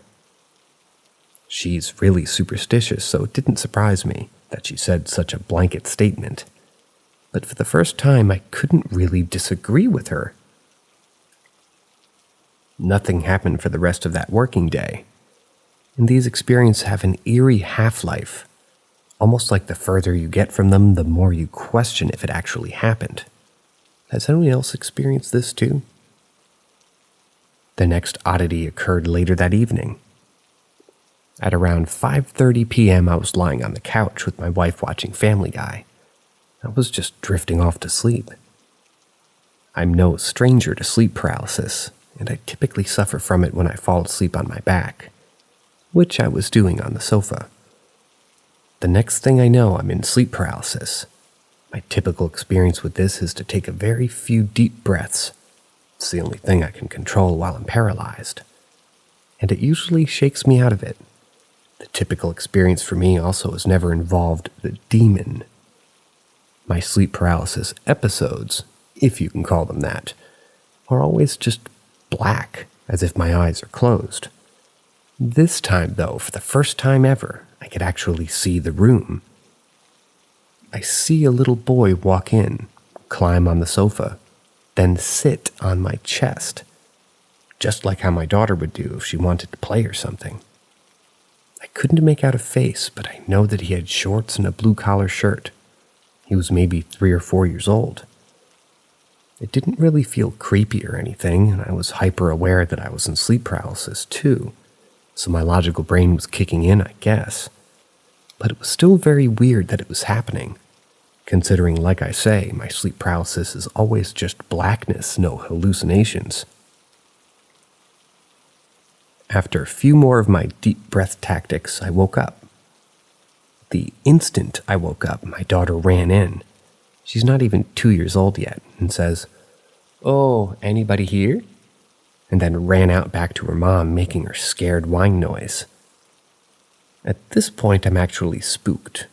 My daughter's vocabulary is hello, please, and cookies, yet she formed a whole sentence for the first time ever. I know kids pick up on new language all the time, and as a parent you can't keep track of where they pick it up, but in that moment it really freaked me out. I now had this growing narrative of some kind of an evil mother who tries to bait you in with pleasantries, and then a sad child looking for comfort or help. That shit really fucked me up to think about. I had to really try hard to squash paranoia for the rest of our stay there. Because for the first time ever, my logical brain had no comeback for the events that happened. If it wasn't for that sleep paralysis event, I don't think I would have thought anything of it. But the good morning incident from when I was very much awake really connected to some spooky dots for me. I'll give one final related anecdote from my mother-in-law. That will allow me to sort of tie this together and throw out our theory. When my wife's older sister had moved out, there was finally a spare room. Mother-in-law had always been looking to move into a spare room because father-in-law snores too loud.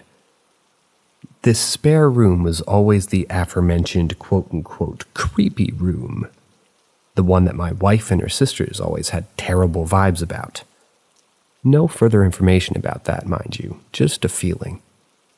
So when mother-in-law first moved into the spare room, she started having the worst sleeps of her life, and nightmares, paranoia, lying awake until the sun came up, shadowy figures in the corner, but I guess that could easily just be her sleep paralysis, huh?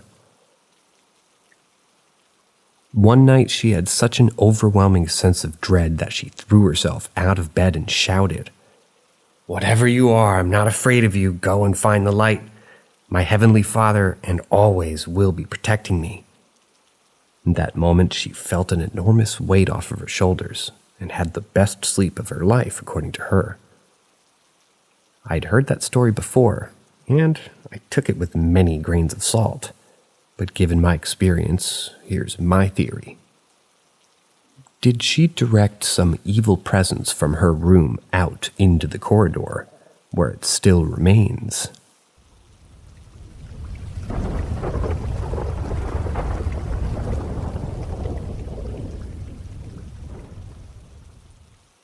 The Mimic.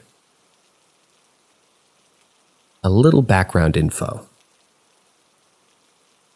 2 years ago, me and my family moved across states. We moved into my current home. We always have a lot of people at our house, and my family is usually outside on the porch.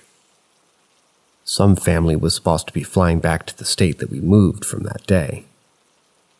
I was getting home from school last year, and I was walking through the door. My mom was walking past into her room, and I called out to her.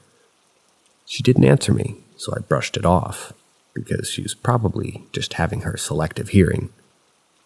My dad was outside smoking, so I went outside and gave him a kiss and a hug to let him know that I got home. I sat down and told him that I saw my mother walking into her room and joked that she'd ignored me. My dad gave me a confused look and told me that she was at the airport dropping people off. I thought that he was joking with me and laughed, saying that she probably forgot something and was just getting it. I pulled up my phone to look at her location to, prove she was here, and it said she was 45 minutes away at the airport. My dad looked at me weird and said, "I told you so." But the thing with my mom it's that she's kinda short. My sisters and I are all a couple inches taller than her. She also dyes her hair like an orange color. One of my sisters has black hair and the other one has a dirty blonde. No one really looks like her. What's really the kicker to this story is that a week ago or something, we were all talking out loud about ghost experiences in like a group of me, my dad, and my mom. I retold my story and my dad got this look on his face. He does that face when he doesn't want to say something scary. I pressed him on it, and turns out something similar happened to him. My dad's from Morocco, and his mom visits from time to time in the States. One time when she was supposed to be in Morocco, he saw her walking up the steps to go upstairs. He was home alone, like me and my sisters were at school and work, and my mom was at my aunt's house. He chills on the couch a lot, and from sitting where he usually does, you can see the top portion of the stairs in our house. He, being the man he is, walked up the steps after he saw, and she just disappeared upstairs. He gets upstairs and see her walk into the room that she would have used to live in when she'd lived with us. My dad walked into the room, and obviously no one was in there. So apparently we have an entity that likes to mimic mothers. Oh, and I saw my mother completely solid. It looked like my mother even down to wearing what she wore that morning.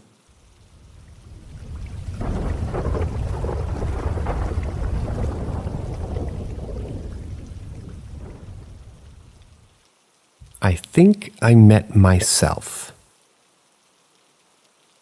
I saw someone who looks exactly like me, and she was wearing my lost earrings. I was sober at the time because I was driving, and I was hydrated, so the possibility of it being a hallucination is ruled out. I was at the mall a little over a month ago, and I went to this one store because it was having a huge sale, and my mom said that store, or I guess she just seems to like that store, so we went in.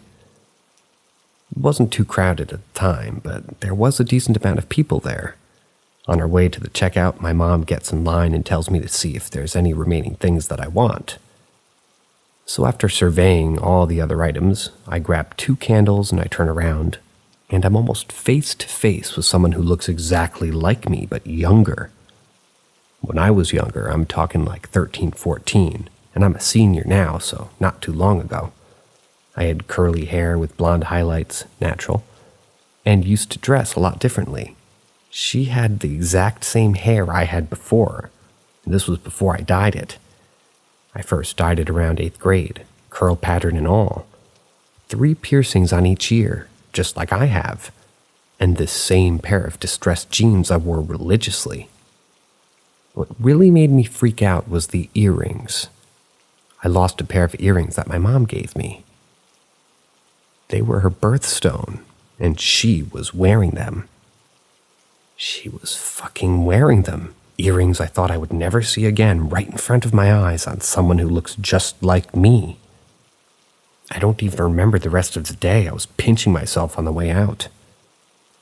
I've been thinking about it this whole summer. I have a photographic memory, so I remember seeing the exact same birthmarks I have on my face, exactly the same as hers. I heard that it wasn't a great idea to make eye contact with the presumed doppelganger, so I just noped the fuck out of there. I'm not sure if I met my doppelganger or if it was possibly a younger version of myself. All I know is that I have this gut-wrenching feeling that I'm going to see her again. Does anyone know what this means?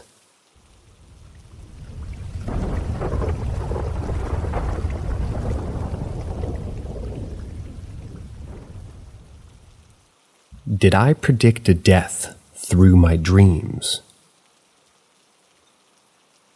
It happened around last year. It's been in the back of my mind for a while, and I haven't really shared this with many people.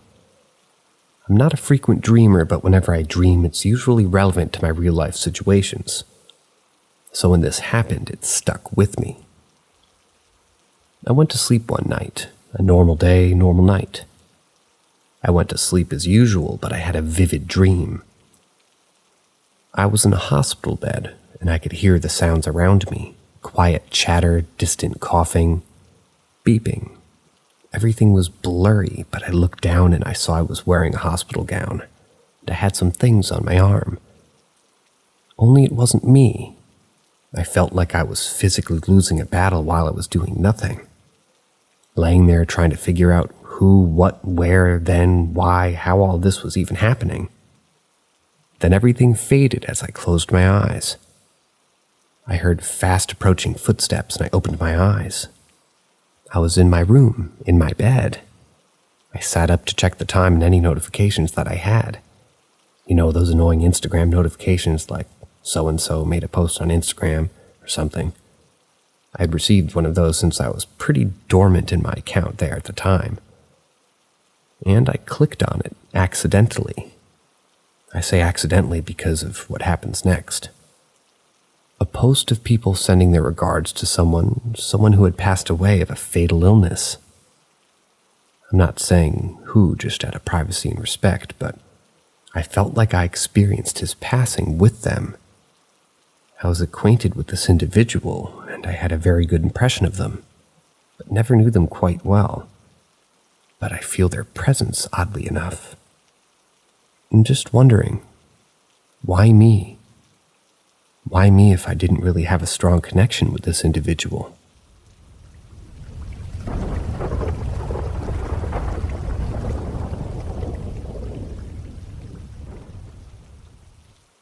The strangest moment. I was a kid, maybe 12, sleeping in my bedroom. I woke up in a normal dark room sometime after midnight, needing to pee. The bathroom was just across the hallway from my room, but my bedroom floor was covered in Legos. As I'm sure many know, stepping on Legos can be incredibly painful, especially in the middle of the night when you need to go pee. I agree. As this agonizing thought struck me, the light in my room turned on.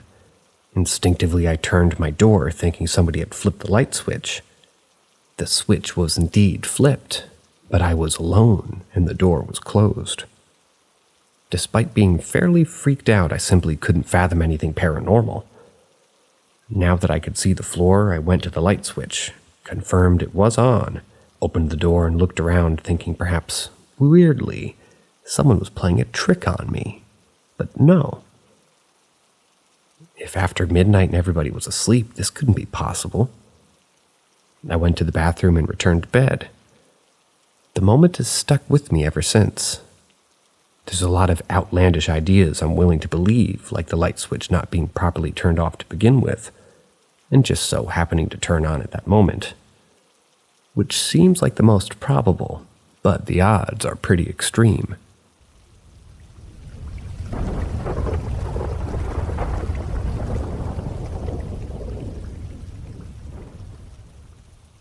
I promised my 13-year-old self I'd kill myself at 16. I turned 16 and I think I'm being haunted.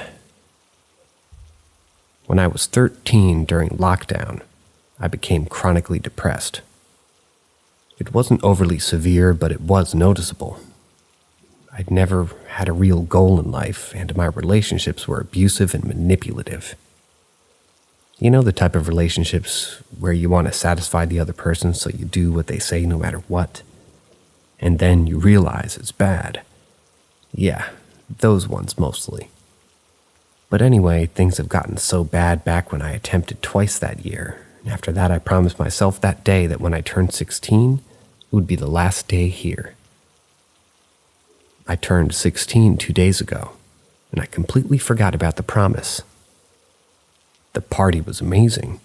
I'm not from America, so it was a sweet 16 type of a thing, but it was still enjoyable. I spent time with my friends and we had a few drinks after. Nothing special. Another yesterday when I was messaging my boyfriend, the promise came back to me, and it felt like I was hallucinating. It will sound weird to some people, but I saw my 13-year-old self standing by my door with a mad look in her eyes. I've experienced seeing spirits and hearing things that weren't from this world, but this was different. I was seeing someone who hasn't yet died, so how could this be? I wasn't panicking because, as I said, I was sort of used to this, but she kept trying to get my attention. She stayed on my bed, and as I kept ignoring her, she grabbed my wrist and started digging her fingers into my wrist. I still showed no sign of fear. I knew I could control her because, well, she was me, right? Usually when I see a spirit and I'm busy and just not in the mood to keep them company, I tell them in my head, please leave me alone, and it usually works. I've done it many times, although she refused. I tried telling her to leave, but my thoughts kept getting changed. Leave clearly wasn't a part of her vocabulary. After 10 or so minutes, she left my room, and minutes after, my brother started crying next door. This was a snap point for me, as I care about my brothers more than myself. I rushed to my brother's room and calmed him down. Then after that, she left.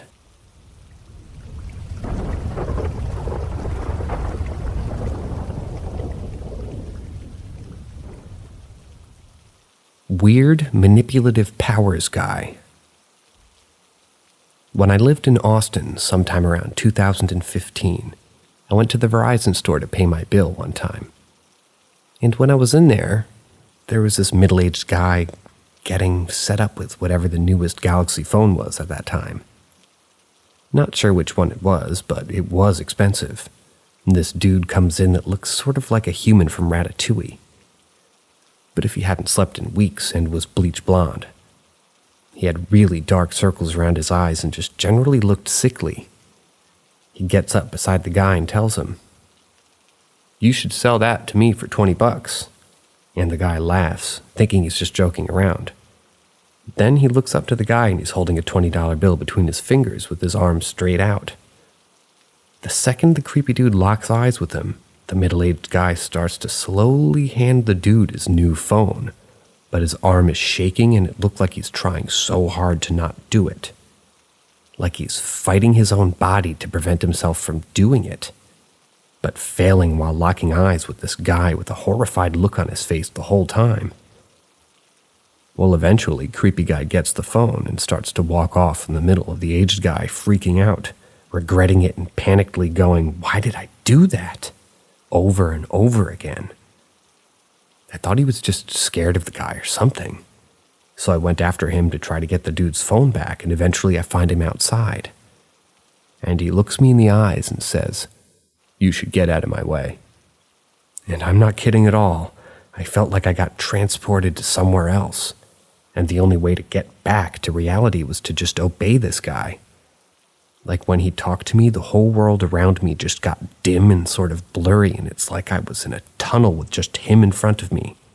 That was the one clear thing and normal-looking thing, and my eyes were ringing. The longer I didn't listen to him, the worse it got, and the more I felt like I was away from where I actually was. It was then that I realized what this guy felt and why he did what he did. It's one of the few unexplainable events in my life. I've met sociopaths, master manipulators, and creepy people like that, but this guy was working on a whole different level. It was absolutely creepy.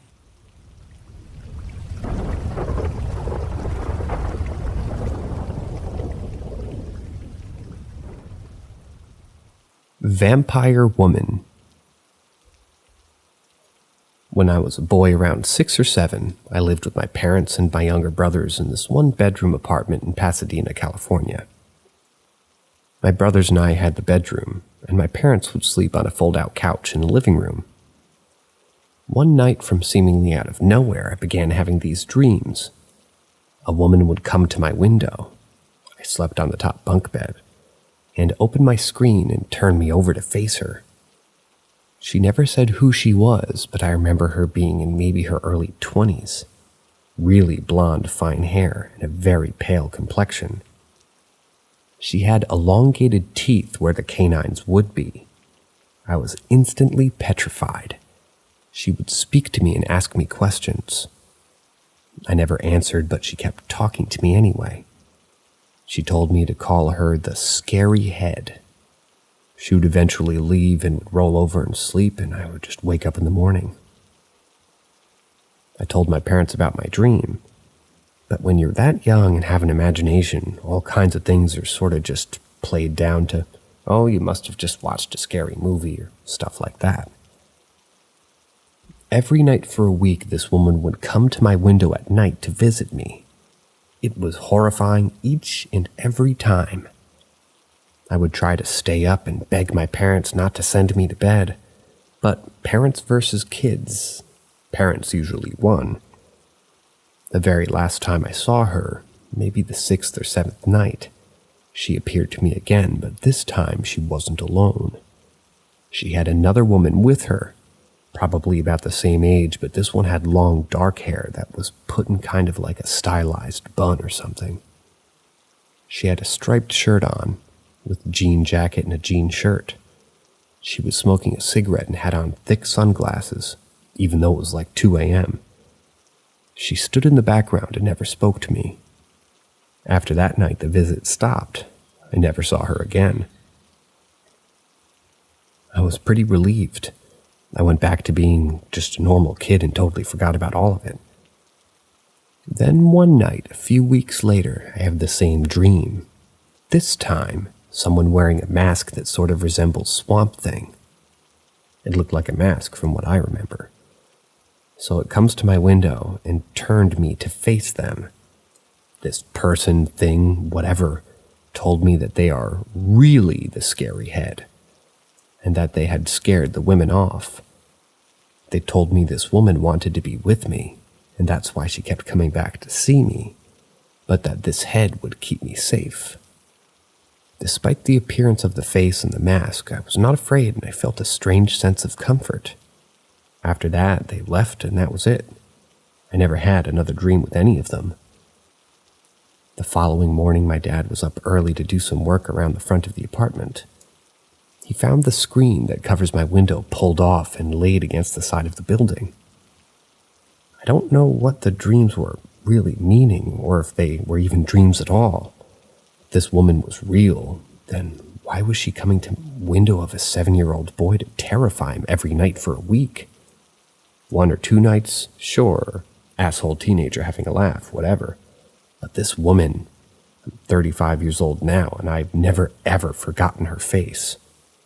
The way her teeth looked, or how pale she was, or how she was totally absent of any color. And with my dad finding the screen, I was never really able to get any answers, but that experience definitely stuck with me.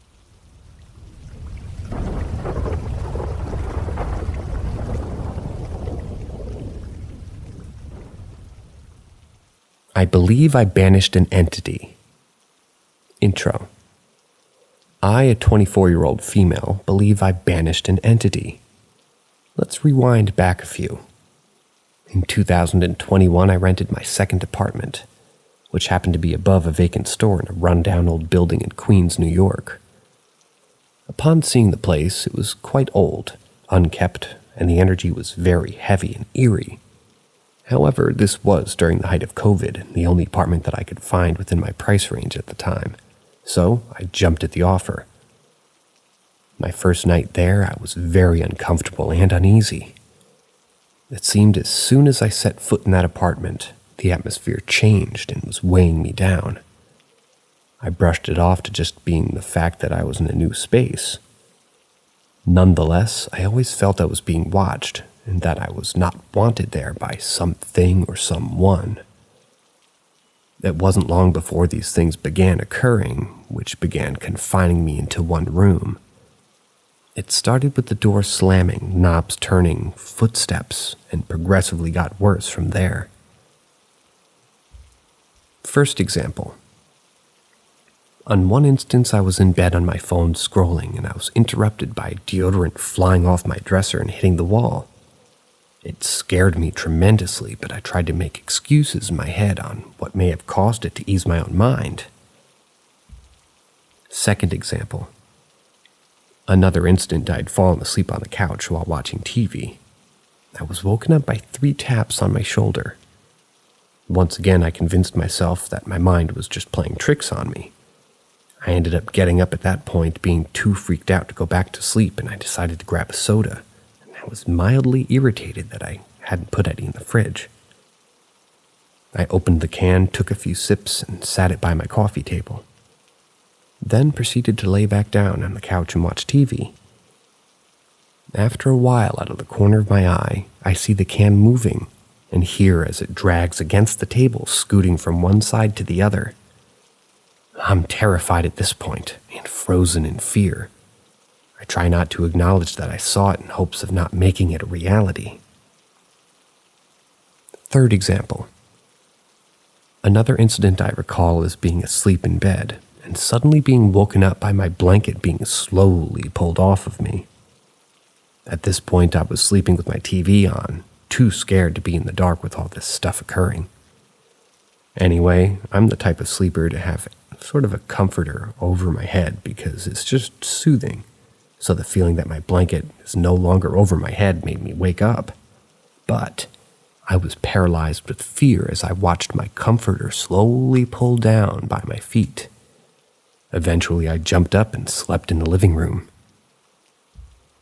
Now, I could go on and on about all the weird things that I experienced, but I'd be typing forever in a day. Fourth example and conclusion. However, I was still trying to convince myself all of these incidences I had were just had a simple logical reasoning and explanation for how it happened. Until my best friend came over one day. We laid in bed together on our phones, not saying a word. Our silence was interrupted by a bottle of lotion that was sat on top of my dresser, flying across my room and hitting the wall. We both stared at each other, and we say nothing for a moment. She then proceeds to tell me, "I know you seen that just now. You have a fucking ghost in here." And I informed her that I knew that, but I was in denial about it, until that being that someone else finally witnessed it and experienced what I had been. She then proceeds to tell me that she felt a weird, bad energy the moment that she stepped foot in my apartment, and that gave her confirmation on why she felt that way. Now, after that occurred, I finally realized that what I've been experiencing wasn't in my head, and I was tired of being terrified in my own apartment and needed to do something about it. Context. Before I'd moved into my second apartment, I was helped by some wonderful nuns that assisted me on getting my first apartment when I was homeless. That was after being kicked out. They took me in and showed me their way of being Catholic. They were the kindest, sweetest people pretty much ever, and were the first people to show me how genuine love and support is supposed to feel. Being that I often prayed with them, they gave me travel bottles of holy water as well of one of their rosaries. Confrontation. With my rosary in hand and holy water in the other, I put on a brave face and a strong voice as I made my way through every inch of my apartment, shouting to whatever entity was there that it was not welcome in my home and needed to leave. That I was banishing it from these walls, and whatever force held it here, it was to be uplifted and withdrawn, that it needed to prosper on elsewhere, and I doused my holy water as I spoke. Aftermath. Needless to say, I immediately felt relief after I was done, and surprisingly I had no more issues after that. The energy in my home was lighter, and I had no more encounters. I no longer live there and hope whatever was there has gotten some peace. Who knows if what I did actually worked or if I just scared the entity yelling like a crazy woman throwing water around, so it didn't bother me anymore.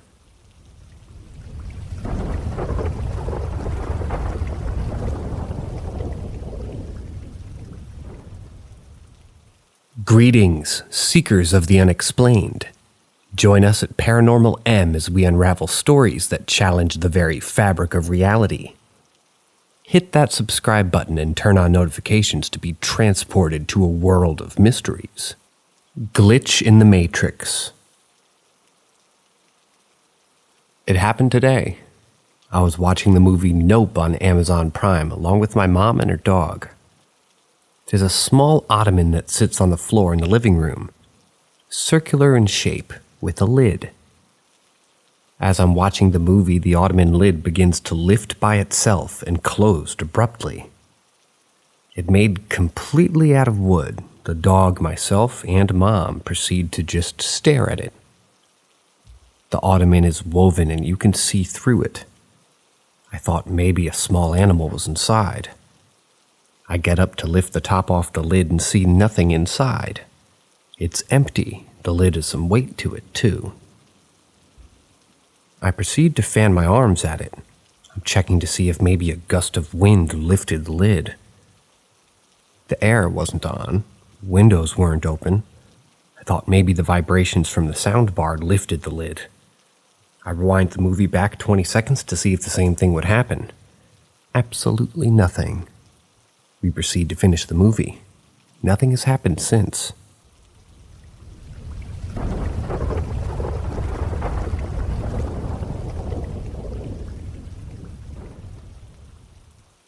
A dream that was kind of not a dream. So a little context. This happened about 10 years ago. I was 17 at the time. I was a little psychopath back then. Dreams of me going on mass killings and fantasies of burning down my school. Please keep in mind, I'm nothing like that anymore. When I was in this state, I had a few experiences with the demonic that I can't explain. I was being awakened by loud stomping and being shaken awake. For some reason, I hated when anybody said the word God. I would hear whispers in different languages in my own room. I might make a separate post, or edit them in, I guess, about these experiences. But eventually I started to get back on the right path. I started developing empathy. I started changing for the better, and I had 2 dreams during this phase. One before, which I won't talk about because every time I try and tell the story I get incredibly sick. But I will say I met an actual demon in the dream world that looked absolutely horrifying. And one after the phase. So one night I slept and I was having a normal dream. Can't remember fuck all about this part of the dream, but this normal dream did a complete transition. It went from a normal dream to me in my bed listening to footsteps of something coming to my room. I turned to look at my door, and the second that I felt this presence get close, what I saw was a dark entity of myself. I had a fight-or-flight response, and since that door is the only exit, I threatened it. If you don't leave right now, I swear I'm going to. Before I finish, it teleports right to my bedside and holds my arm and shoulder down. I feel excruciating pain in my shoulder. I jolt awake and I realize that I'm in the exact same position I was in that dream. There are other dreams I could share, and I might edit them in within the week. Out of most of the paranormal events that I've experienced, with the exception of a few, the dreams of them are the ones that are most interesting to me. As it is said, you aren't capable of dreaming somebody that you have never seen before. Yet I have seen dreams of horribly disfigured creatures with horns that I certainly have never seen before in my life. But anyway, if enough people are interested, I might share more stories that don't cause me physical discomfort. Sorry for the bad writing, it's late and I need to get some sleep.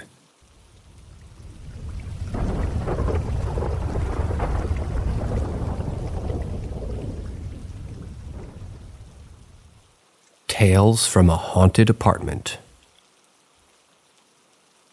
I've been experiencing paranormal occurrences since I was 7. And while most things were still absolutely weird and almost impossible, they were also theoretically explained by something, however unlikely. But a few occurrences were completely impossible, and this is the story of one of those occurrences. It was a Saturday in 2015. I was in my early 20s, and my boyfriend, now husband, was at work. Saturdays were always my cleaning days, before he got off and we were relaxing for the weekend. I was washing dishes at the sink next to the stove, separated by a small section of countertop. I would line up the dishes that I would wash in order on the stove on the top. This is relevant. And I had a spatula up against the back of the stove, just under the dials. A rerun of Dr. Phil was on. I would go watch between commercials and return to dishwashing during the commercial breaks.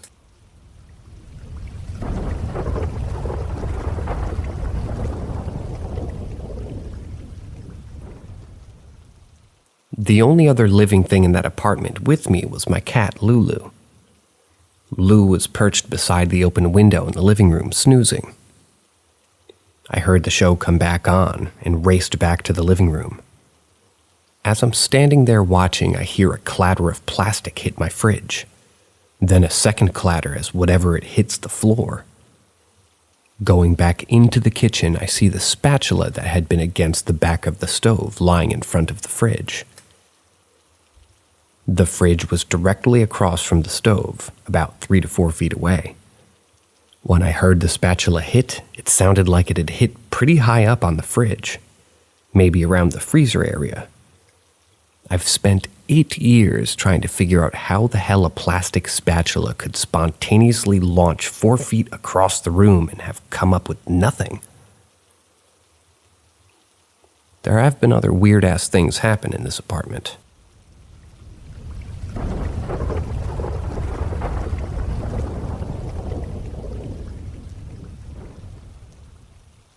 Tales from a Haunted Apartment, Part 2. A couple of weeks ago, I posted the most out-there, unexplainable paranormal phenomenon that occurred in the apartment that we lived in prior to where we're at now. I would link the post, but I'm a bit illiterate in the ways of Reddit posting. I'm more of an avid lurker. My apologies. I want to post the other experiences that I've had in that place before moving on to sharing my more recent occurrences. Story number 1. To my recollection, this is the first experience I've had in the apartment, circa 2014-ish. My husband was working night shift, and I was laying in bed around 7 p.m. I was either reading or watching TV. It was just my cat and I, and she was sleeping on the bed in the far corner. It was early summer, but it was raining hard, so the windows were closed. My attention was diverted as my almost fully open bedroom door started to close slowly. I just watched in disbelief as it closed all the way, latched and clicked. Open again all the way until the doorknob hit the wall behind it. Close fully again, then open again to almost its original position. The whole deal lasted about 30 seconds. I was absolutely stunned. Nothing so visual or brazen had ever happened before. I tried to rationalize it as maybe the upstairs neighbor had stepped on the floor in a weird way, repeatedly. But we lived there for 4 years after this happened, and our upstairs neighbor was loud. All caps. It almost sounded like dragging across the floor whenever he walked, and I've had the incoming old lady moment bang on the ceiling different times when he was speaking, or arguing with maybe a significant other. Super loudly, mind you. The point is, with such heavy-footed, loud neighbors, the door thing never happened again. Story number 2. A few years pass, and my husband is now working day shift. I was doing shift work, and that particular week I was getting off at work at 1 a.m. Hubby would always stay up until I got home to make sure that I was safe. We would then smoke a bowl or two, and he would go to bed, and I would stay up playing video games. Nice. 4 or 5 a.m. rolls around, and I figure I would just crash on the couch instead of disturbing husband's sleep, and he would get me up at 7 when he awoke. And, as it would be, just sent me to bed. I threw on the TV and I laid down on the couch, waiting to get tired enough to actually fall asleep. Whatever I was watching went to a commercial break, and I'm about to light up a cigarette when I hear a knocking on the wood floor, directly in front of where I'm sitting. I think I actually stopped breathing for a moment. We lived on the bottom floor, and this did not sound muffled, as if it was coming up from the underneath, but rather as clear and concise as if somebody had rapped their knuckles on the wood of our floor.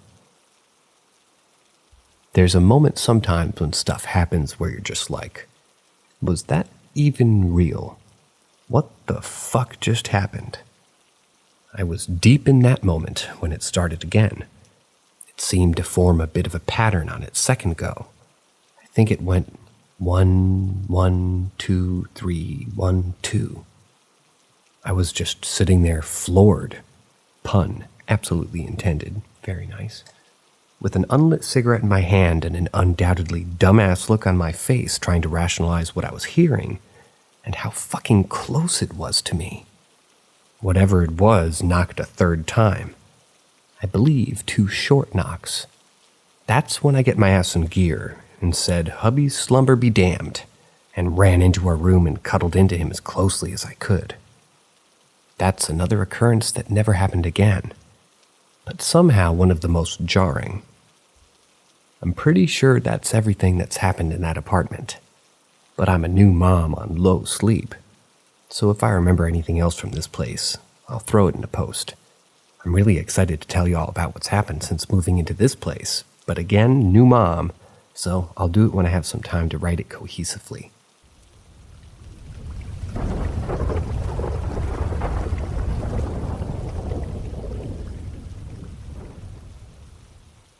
Experience on the Big Island of Hawaii. I was living in Hawaii temporarily on the Big Island. I was working on an organic farm in the Hawaiian jungle for a witch doctor.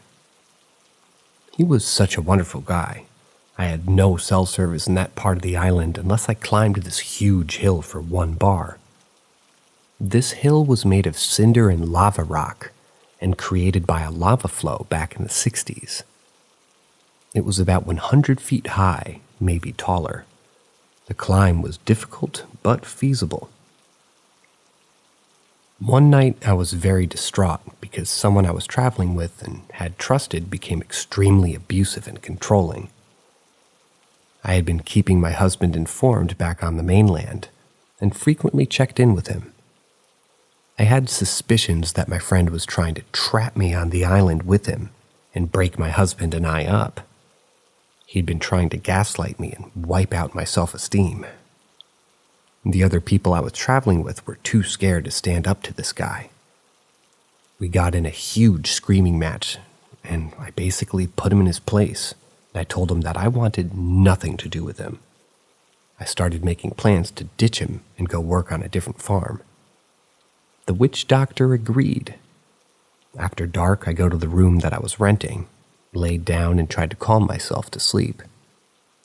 I woke up and I realized I had dozens of little fire ants in bed with me, and I'd gotten stung all over. Little fire ant stings suck. That was really the coup de grace these crappy few days. Against my better judgment, I slid out of bed, shook the fire ants off, grabbed my headlight, and began to truck up the treacherous hill to go talk to my husband. It was pitch black, and if when I looked up, I could see the Milky Way. It was pretty cool. I took the meandering path to the base of the hill and climbed it. When I got there, I dialed my husband. Hawaii was 6 hours behind my hometown, so it was in the early morning hours for my husband. During the day, people mine the lava rock there and sell it to customers to decorate their yards. While I was talking to him, I suddenly got the horrible sensation that I was being watched from afar. I got the feeling that someone or something was up there with me. Something felt very wrong, and my intuition screamed that I was in danger. Thought it was somebody living up there that was investigating me at first. I listened for footfalls. Nothing. I'd been up there during the day and I'd gotten a really bad vibe before that, and I just brushed it off as the unknown. The hill was like a narrow cliff, and it was easy to slip off the other side because of the unstable lava rock. The feelings I got were unusual because I felt like it hated me and wanted me dead, almost like it wanted to scare me or even push me off that cliff. I was no stranger to this feeling because I've had other experiences in my hometown that gave me similar sensations. This is where it gets odd. The air became very heavy and thick. It was suffocating. The insects went silent. The frogs stopped chirping. I could have heard a leaf fall. It was that silent. My breath caught in my chest as I froze. It was like the normal sounds of outside all went silent at once. The feeling of being watched felt closer and more intense. My headlight dimmed, and this massive black thing engulfed me. It not only engulfed me, but my surroundings as well. I couldn't see the trees or stars. The only thing I could see was a few feet in front of my face from the feeble light coming from my headlamp. I was totally surrounded. I couldn't move. I couldn't breathe. It was terror unlike anything I'd ever felt before. My light got dimmer and dimmer, and this thing felt like it was closing in. Gradually closer and closer, I got the feeling that it was going to push me off of the precipice I was standing on. The anxiety felt was pure fight or flight. I felt wave after wave of adrenaline surge through my body. I began to shake all over and my knees became weak. I was totally surrounded by and engulfed by this black thing. It was the blackest black I have ever experienced. The blackness looked alive somehow. I had never seen anything as black as this in my life. It felt sentient. I felt like it knew what it was doing. I could barely think. I felt like I was being embraced by death. If I so much as breathed, I would die. Finally, it was just too close for comfort. I whipped around in circles and snarled, "Leave me alone now! Get away from me!" In my most aggressive, bigger than I felt tone. I tried to sound as mean and threatening as possible. I know the sound of my voice had to carry on for miles in each direction. In a split second, I felt the heaviness and suffocating sensation disappear. My light was no longer dim. I could see the trees and the stars again. The frogs and insects started gradually chirping too. Whatever it was had gone. I hauled ass down that hill, slipping and sliding most of the way. I went back up there during the day over the next few days, and in some parts it still had a bad vibe.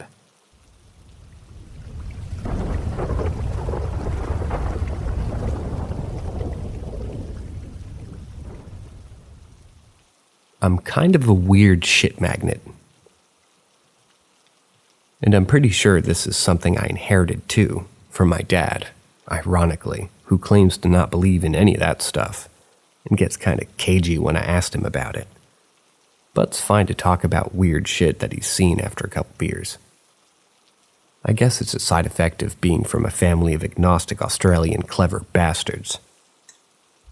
It's eased off a lot as I've gotten older, as it did with him, but I've seen a lot of weird shit for someone who's been brought up as a godless heathen in a household of equally godless critical thinkers. There's plenty of stuff I can rationalize, but just as much I can't quite shake.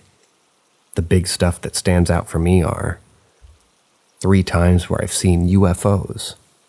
When I say UFO, I really do not believe aliens from outer space visit us. Space is too fucking big, okay?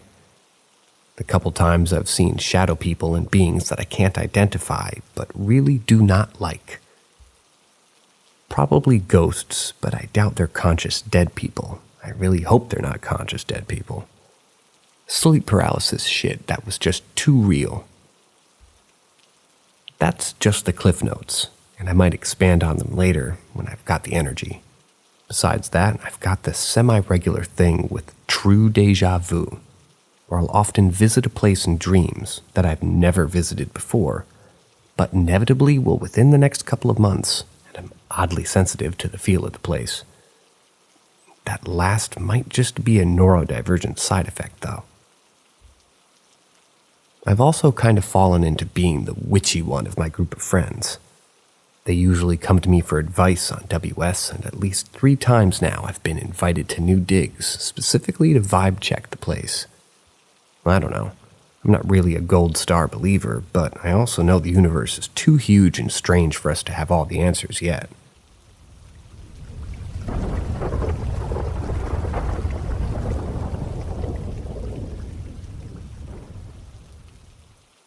My black cat is the weirdest thing that ever happened to me. Back in 2011, I was having a really bad time health-wise. For the year before that year, and the one after, my lungs filled up with fluid as soon as the cold weather hit, and I was in the hospital for at least 10 days at a time. 2011 was the worst. For reasons yet unknown to me, the specialist in charge of my care incorrectly diagnosed me with tuberculosis and gave me drugs that would either kill or cure me. It nearly killed me. It reacted poorly with my diabetes, and the lung specialist was a douchebag who didn't care if I was throwing up for 3 days straight. I almost died from ketoacidosis, and I was in the ICU for 3 days. In hospital for 13. I also had a gnarly near-death experience, but that's another story. While I was in the ICU, passing in and out of consciousness, and completely unaware of the passage of time, I hallucinated a cat. I would be on the edge of sleep, and something would jump up on the bed with me, chirp, and curl up so I could feel warmth and purring. Sometimes he would eat my leg through the sheets, waking me up. I saw him come into the room only once. He was a big, black, long-haired tomcat with an aggressively cheerful disposition and huge yellow eyes, such that I nicknamed him Lambert in my head. I even asked the nurses about him. Half out of my skin as I was, and that was when I realized that he wasn't a real animal. I made him a promise in my head all the same. He had kept me going by letting me think there was one creature there with me 24/7, keeping me tethered to life. So if we met again, I would return the favor and look after him, however I could. Fast forward 8 years to 2019. My childhood cat Lupin had finally succumbed to old age. She was born in 2000, and to try and deal with the grief, I was on Facebook scrolling through local cat sanctuaries and rescuers. And who should I see but a 5-month-old kitten who was the exact match to the hallucination, spirit, dream, whatever, that had been keeping me wanting to stay alive back then. I was sure the moment I saw him, and I was even more sure when we went to go meet him at the shelter, and I saw the same white freckles on his shoulders. I had had less than inches from my that I had had inches from my face as I drifted, and he purred in that hospital bed. Mom vetoed the idea of Lambert, so we called him Jet. He had chronic anxiety issues and no food security from being on the street for his first 3 months. And it kept me on my goddamn toes while I was getting over the death of my best friend. But he's got the softest fur ever, and he's a chronic cuddler, and I owe him a lot. He still chirps when he jumps up on my bed. Not exactly a gold star believer. My philosophy is weird shit happens, but I'm inclined to look for the logical explanations first. I know I was super sick and my brain was throwing up all kinds of nonsense. I know that 8 years is a long time for memory to change, especially of such a blurry and confused period.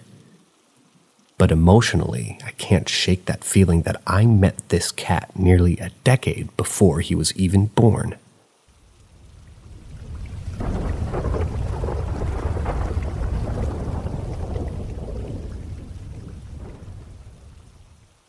My near-death experience. Okay, so other people in the other thread were asking for this, and it's way shorter than my other story. In 2011, when I was dying from ketoacidosis, they brought me into the ER in a wheelchair, and I was more or less conscious, if extremely weak. I remember seeing my reflection in a mirror and thinking that it wasn't a person. It was already a corpse in my clothes. If you don't know what ketoacidosis is, it's when a diabetic's blood sugar has been too high for too long and lowers the pH of the blood to the point where it becomes acidic enough to start eating your veins from the inside. You burn up. I was starting to hallucinate when they laid me down in the bed, so they could get insulin and fluids into me. I thought I was lying in the Mediterranean courtyard, alone in full sun, and I was too weak to move. The sun was so hot and bright, my skin began to burn like a cigarette end, turning to white ash and floating away to reveal glowing coals inside. I was so thirsty. At the same time, I could hear the nurses around me. I could hear them talking, but I couldn't speak. My mouth was too dry. I remember hearing one of them say that they would have to open my carotid artery because all my other veins had closed up and shut down. I remember the horror of that and still not being able to move or react to it. After a while, I couldn't hear them either, but there was a roar like machinery or a huge plane coming down. I felt like something was above me, but I couldn't see anything because it was too bright. I was burning and peeling away, and it was sucking whatever was left of me up into the sky. After that, there was blessed darkness, and eventually I woke up in the ICU with my mom on my bedside. They told me later that if my dad had brought me into the ER even 20 minutes later, I would have been taken straight into resuscitation. It's not as close to death as some people have been, I guess, but that courtyard and the feeling and sight of my skin burning away like that's really stuck with me.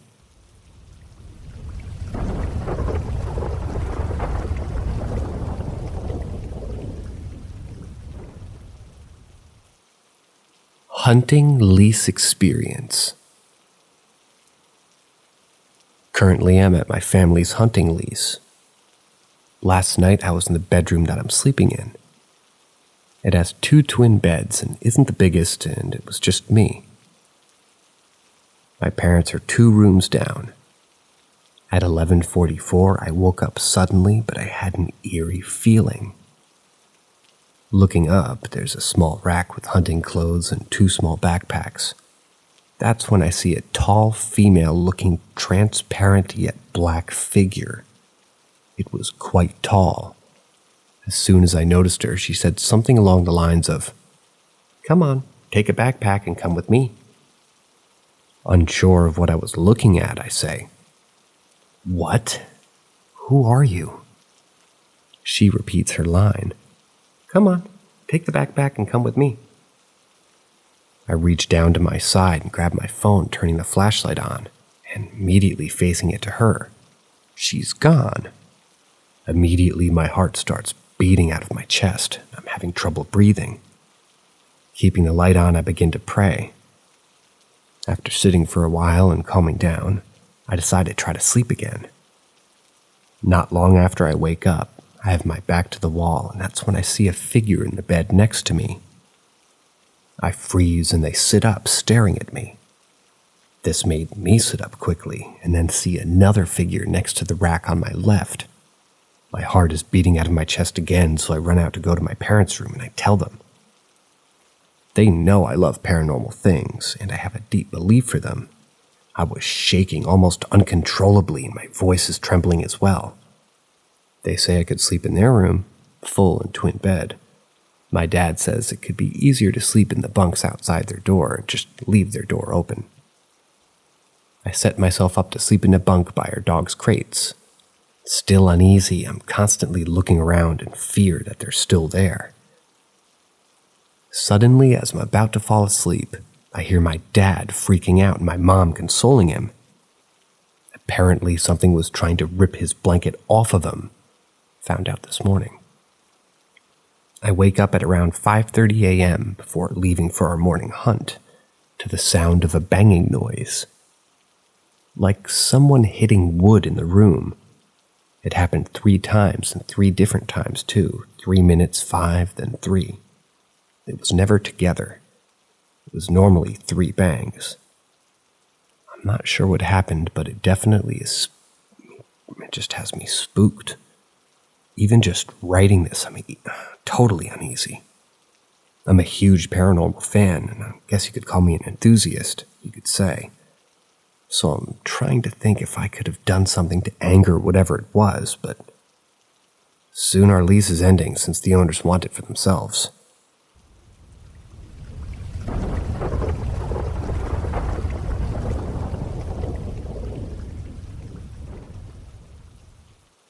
weird event happened. My partner and I have been living with his grandmother for years now. Him before me. I've lived with her in her house for the past 5 years. She lived alone in a house after all her kids moved out and her husband dying in his mid-40s years prior. She has been a widow for over 50 years, but weird things always happen in her house. She's always raging out and in a bad mood, constantly complaining, and is very hateful. So much so that not even her own sons visit her due to her temper tantrums and negative attitude towards everything. She's highly abusive and unstable. Due to her age and chronic arthritis, she's always sitting in the same spot. She's practically immobile because she's in pain, so she's typically sitting in one place every day. Days and nights pass, and she sits in the same place during the day and night.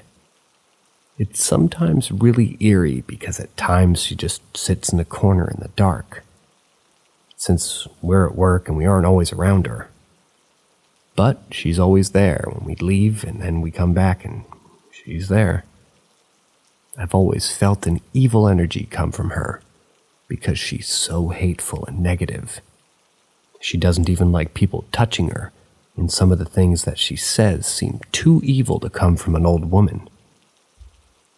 I've read very negative, hateful energy, especially arguing and temper tantrums, which is how she communicates, attracts a lot of evil spirits.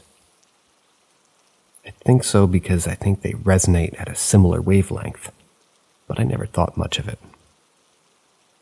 There's been some weird occurrences at her house.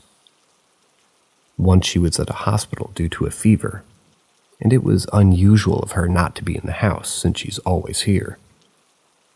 The night her bedroom toilet blew up randomly around 2 a.m. We woke up and thought somebody broke into the house, but then find this out and have to call a plumber the next morning. It was the only time that she didn't sleep in the house, and this happened. Another time, we were all sitting downstairs, and we heard multiple things in her bathroom, and they fell on their own upstairs. All the windows were closed, and there was no air ventilation where that could have even occurred. She had also been downstairs for hours prior, so no one had been in her bathroom for several hours. Last night she was having another one of her temper tantrums and continued yelling. I then was so exhausted after just all of that arguing that I sort of just left her area and continued arguing with my partner on how we need to move out.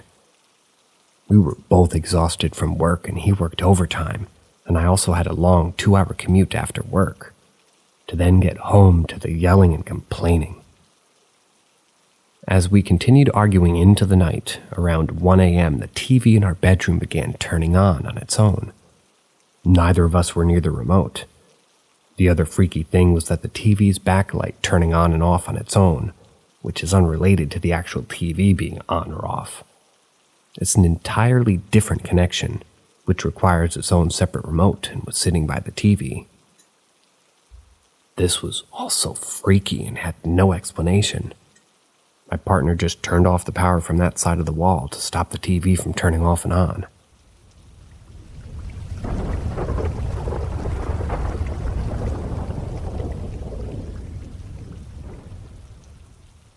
Haunting at a house I lived in. Was it demonic activity? I experienced some strange and freaky things living in an old house when I was 16. My parents had bought it years ago and sold within 6 years of living there. I'd get home from school, and I was on the computer room downstairs, and there were a few times where I'd randomly hear someone call my name in my mother's voice. When I used to get up to look around the house and respond with, "What?" I was completely alone in that house. My sister used to hear my dad call her name from the first floor of the house, while she was on the second floor in her room. When she went downstairs, she was completely alone in the house. That day, she just took off in her car and left the house because it freaked her out that much. Another night I fell asleep in my parents' room, so my parents would sleep in my room. Around 3 a.m., they heard 3 hard knocks at my bedroom door. My dad responded with, "Come in." No one did. So we got up and looked around to find us all asleep. When we first moved to this house, my dad found a collection of bowling balls in the garage that he immediately threw out after moving. To clear out the space.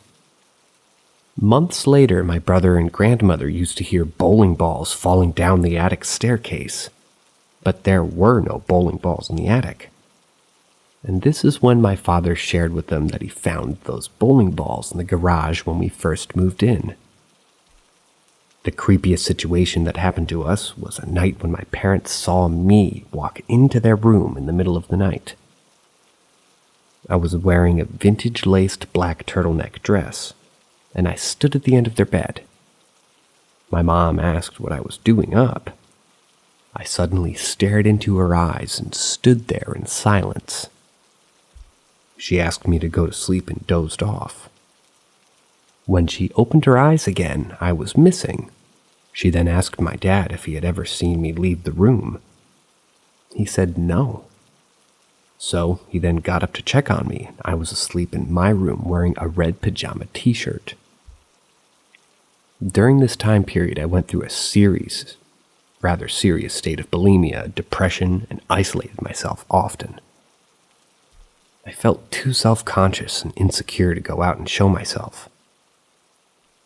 After selling the house, the new owner also experienced paranormal experiences, like getting her legs pulled down the basement staircase one night. We eventually did research and find out an older woman had passed in the house previous to us moving, but we didn't know what kind of spiritual activity happened while she was alive with her family.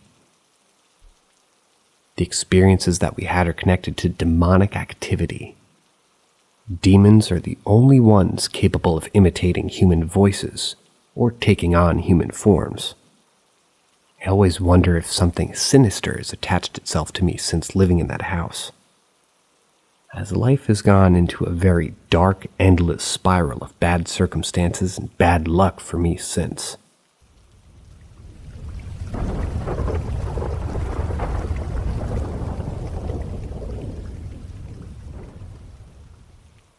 Ask Reddit. 2 stories stick to mind from my childhood that still creep the fuck out of me.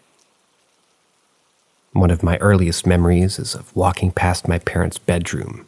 I froze in the doorway as I looked into the bed, and I saw what looked like the shape of a person kneeling on the bed, but underneath the bed sheets. As I stared at it, the bed sheets kind of floated down so it looked like the bed was perfectly made. The shape just sank into the bed. I was freaked out. 2. It was a short walk home from primary school. I was about 9 to 10 years old. I'm walking on my own, and a car pulls up. It has my nana, granddad, and cousin inside. They say, "Hey, we've just been over to your mom's house. Do you want to lift home?" I said no, it's only around the corner, but they were quite persistent. I remember a hand coming out of the open door, but I just remembered being quite flippant and just like, "No, it's okay, I'll see you guys later." I ran around the corner to my house. I said to my mom when I got home, "I just saw Granddad and Nana in the car. They said they'd been over here to see you." My mom said that she hasn't seen or heard from them all day. I was adamant. She made me phone my grandparents, who then confirmed they hadn't seen me all day or been over to my parents' house. So who the fuck were the people in the car? Still creeps me out thinking if I was having a weird trip of some kind, or if I almost got snatched and just saw the people as my grandparents.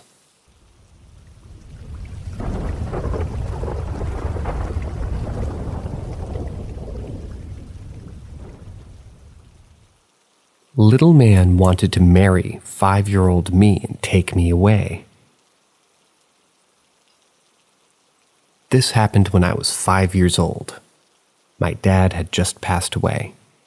I barely get sick, even till this day, but I had a fever then. I remember I'd be lying down on the bed and see two little people. Now, they weren't like dwarves or gnomes.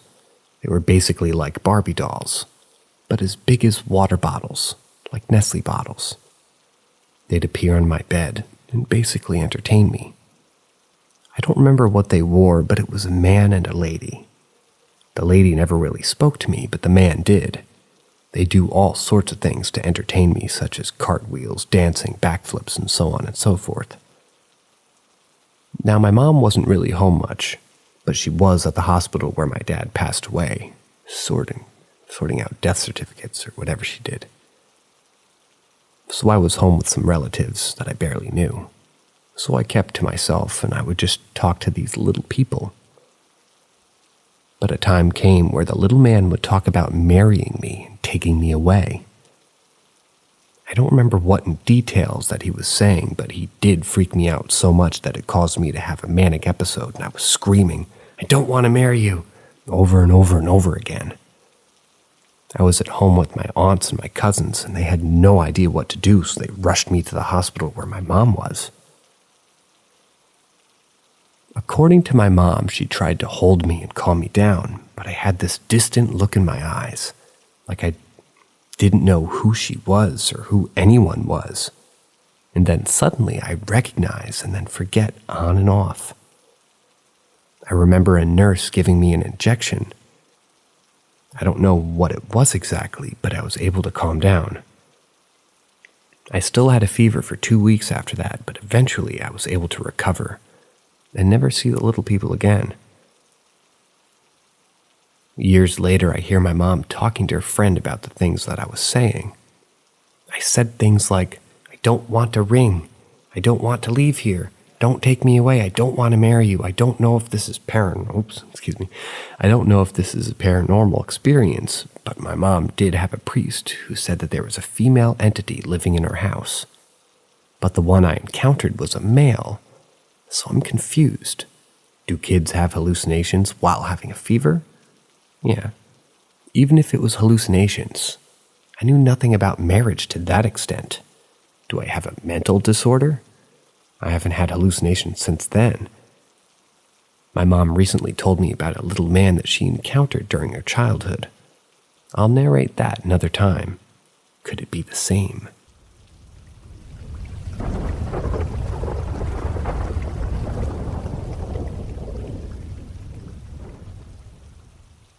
Weird experience. This is the weird shit. So 4 years ago, I didn't have a very good home life. My mom used to be an alcoholic and had moved around my whole life from place to place, so I never really had any childhood friends to spend the night or lean on, really. I used to stay at my friend's place after school and ask to stay until dinner mainly because I didn't want to eat all their food out of respect for being the nicest people that I knew. I also knew that entire apartment property. This night was going back home and I just felt off and different. From the moment of going up the stairs, I was on alert, taking mental notes of everything that I was doing, from how I was walking up the stairs to locking the door when coming in. I locked both lock deadbolts and at the top lock, and I always remembered because I had a fear of my dad stumbling in the house drunk randomly and harming us. I remember seeing a couple of six-packs in my mom. Knowing that she was drunk and almost passed out, I went into my room too, figuring I would just play some games. Just one problem. There was a giant-ass thunderstorm that had only gotten worse since staying at my friend's place. I didn't want to fuck up my PS4 if the power went out, so I instead laid down on my bed and scrolled through Snapchat. I started talking to one of my friends via Snapchat. I can't remember what we ended up talking about, but I remember opening up a window to listen to the rain. As I was texting, I heard footsteps outside. It sounded as if someone was pacing back and forth on the wet grass at night. I tried to reason in my head as to why somebody would be stepping on this wet grass and not be underneath the cover of the porch, but I just minded my own business. I was on the second floor, the top floor. So even if someone was trying to break in, they would need to be 12 feet or having a ladder or battering ram. That's when I heard a rhythmic tapping right beside my head on the wall. Tap, tap, tap. My skin instantly jumped, and before I could text my friend, tap, tap, tap. My head was by the window, couldn't have been no more than a foot away. I wanted to look outside, but my mind was already racing with possibilities. Tap, tap, tap. Just as I was about to start recording, the taps turned into loud and long scratching. I know this is going to sound weird, but I swear it sounded like whatever it was had 3 long claws. Again, the scratching happened, and it was in a rhythm which weirded me out even more. After that, I literally stuck my head out, expecting some sort of creature or asshole on a ladder. Poof, nothing.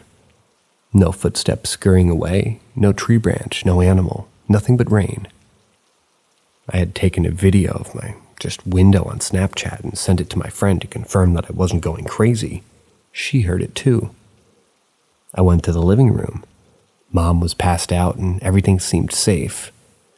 And that's when I had noticed the door was completely unlocked, even the top lock. I quickly woke my mom up and explained what had happened, and then grabbed a hammer to clear the house. I remember thinking I was going to have to bludgeon someone, but thank God no one had come in.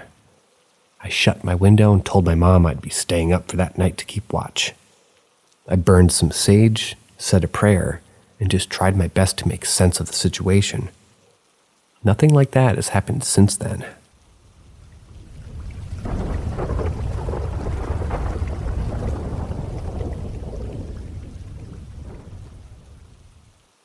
Breaking news.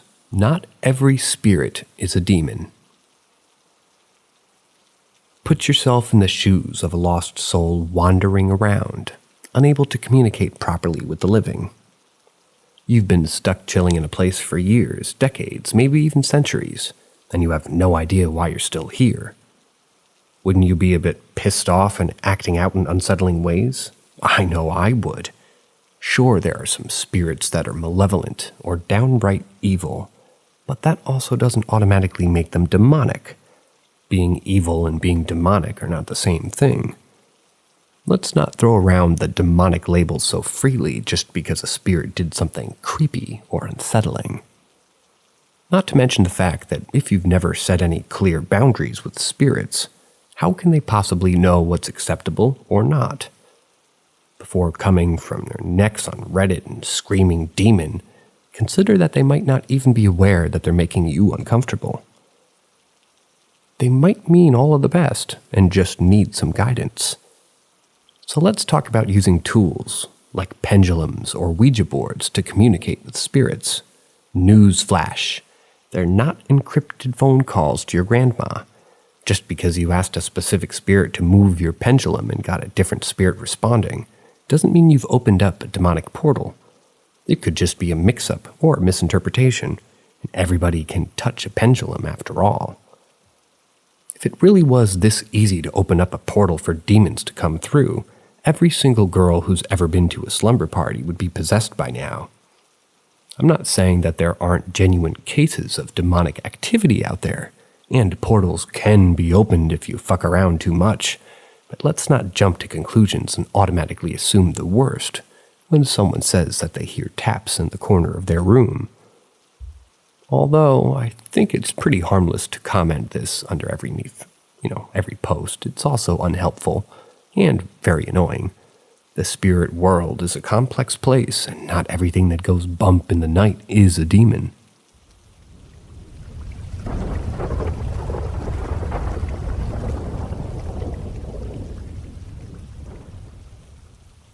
Nicely dressed man in my room. Just to rule this out, nope, there is no gas leak in my house. So here's the deal. I've been having visions of this old man in my mind. They're short but vivid flashes. He's always dressed in a nicely tailored suit with black and white stripes and wears a fedora. I can't say that he looks evil, but his presence leaves me feeling confused and unsettled. This started a few days ago.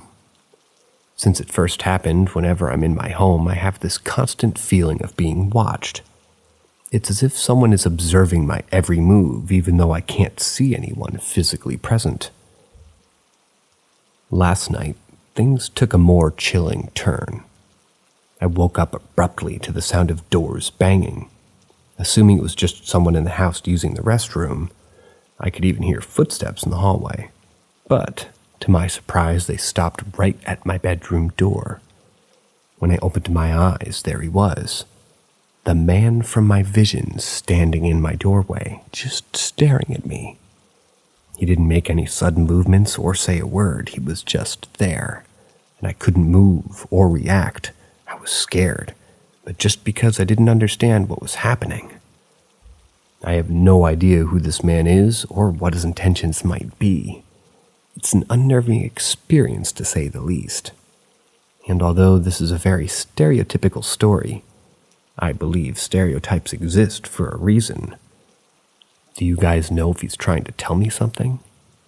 Why is this happening now? And why did he give me those visions before entering my room?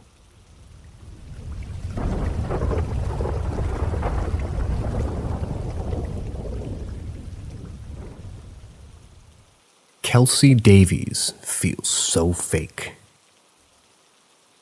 So for a while now, I've been watching Kelsey Davies' videos on YouTube.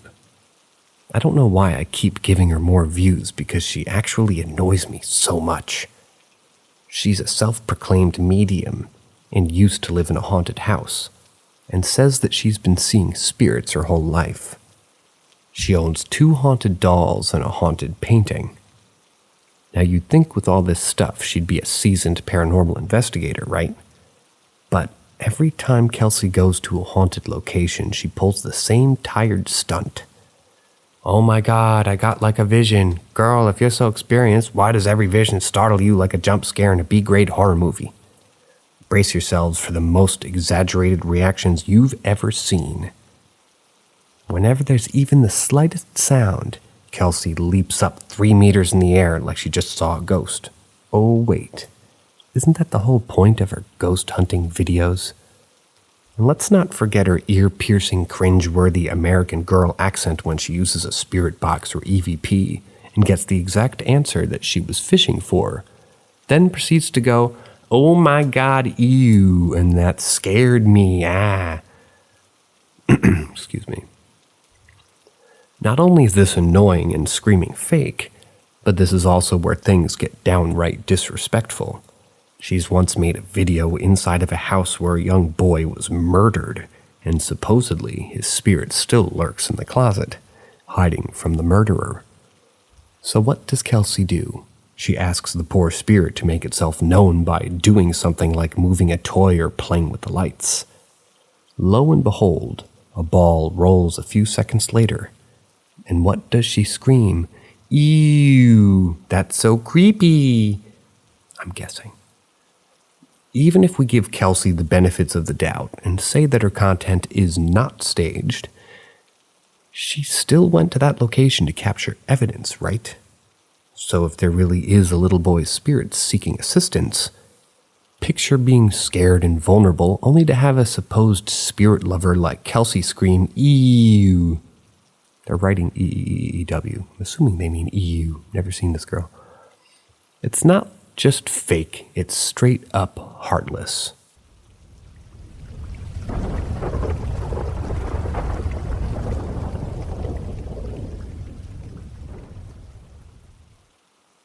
My parents' house is haunted, and they refuse to believe it, even though the ghost is affecting us. This story is about the current house my parents live in. My parents' house, Z''S, have always been haunted. I've always been sensitive to ghosts for as long as I can remember. Every house that we've lived in has been haunted, and I've been haunted, and a few of those ghosts are attached to me still. Even though I'm moved on to things, they still occur. Most of the ghosts attached are good. I make sure of it, so don't worry. Anywho, backstory time. I will probably be referencing multiple houses, so I'm going to name the current house that they live in as the Shelby house. When I was younger, we lived in the same neighborhood that we live in now. We moved out of our first house and moved to a couple of different houses, and now my parents are living in the same original neighborhood I grew up in. It is a house a few houses down from our first house. The Shelby house has had a few different owners, and being a small town, we knew most of the owners. Well, the previous owners, Thomas and Grace, fake names for privacy, were a couple with an empty nest. I'm not sure how long they owned the house before us, but they were the couple that my parents bought the house from. Yes, Gecko, I know. They aren't there now, but when we moved in, the mailbox and the curb across from it had rose bushes at the end of the driveway. They've been there for a while. As I said, we knew some of the previous owners of this house, so the rose bushes were there since I was a kid. I remember seeing them when we would go visit sometimes. Now, the driveway is horrendous. It is so hard to get out of. That's very important in this story. Back to the story. So there were a lot of different incidents of this happening to this point, and Grace would make jokes to us about it. When my parents bought the house, Grace said, "Be careful of the rose bushes, they're cursed. The roses caused Thomas to die." She made some joke like, "Just make sure you don't run over the roses," and laughed. My parents are super religious, so they didn't believe her. They didn't really believe in ghosts or curses. Well, every time somebody related to Thomas and Grace, themselves, friends, family, or anybody, and they would run over the rose bush on the curb opposite the mailbox, and they would have the worst luck for an entire week, and the people would tell Thomas and Grace about it. Now, this is where the story takes a turn. Thomas ran over the rose bush one day, and a week later, he sadly had a heart attack and died inside the house. That's what leads Grace to sell the house to my parents. It's important to note that Thomas was 6 foot. I have no idea if the previous owner had stuff happen to them because of the rose bushes. Okay. Now, to how the roses take effect on my family. We haven't even lived in this house for a month, and my father accidentally ran over the rose bushes one day. That week, he got some rare type of food poisoning, went septic in the middle of the night, and had to be rushed to the hospital. He passed out at home while in the kitchen and fell and broke his ribs because he hit the floor so hard. The doctor said it was a miracle that he even survived. He was in the hospital for at least 2 months or more and also had to have some type of surgery. Then my mother ran into the rose bush on her way to work, and she had someone rear-end her. Everyone was fine in the crash, but still, like, what the fuck? So after those 2 things happened, my parents decided to take the rose bushes on both sides up and just replant different flowers. My parents were too busy to do it, so they told my brother-in-law and sister to do it. My brother-in-law's mother helped them. They all had bad luck and had catastrophic things happen to them for almost a month. Can't remember what they were because it was one day after another almost every single day. They replanted different flowers and the new flowers died almost immediately. No matter how many flowers my family replanted, they would all die. Now, I lived in that house for about a year or so before I moved out. I would always hear footsteps and voices when no one was home.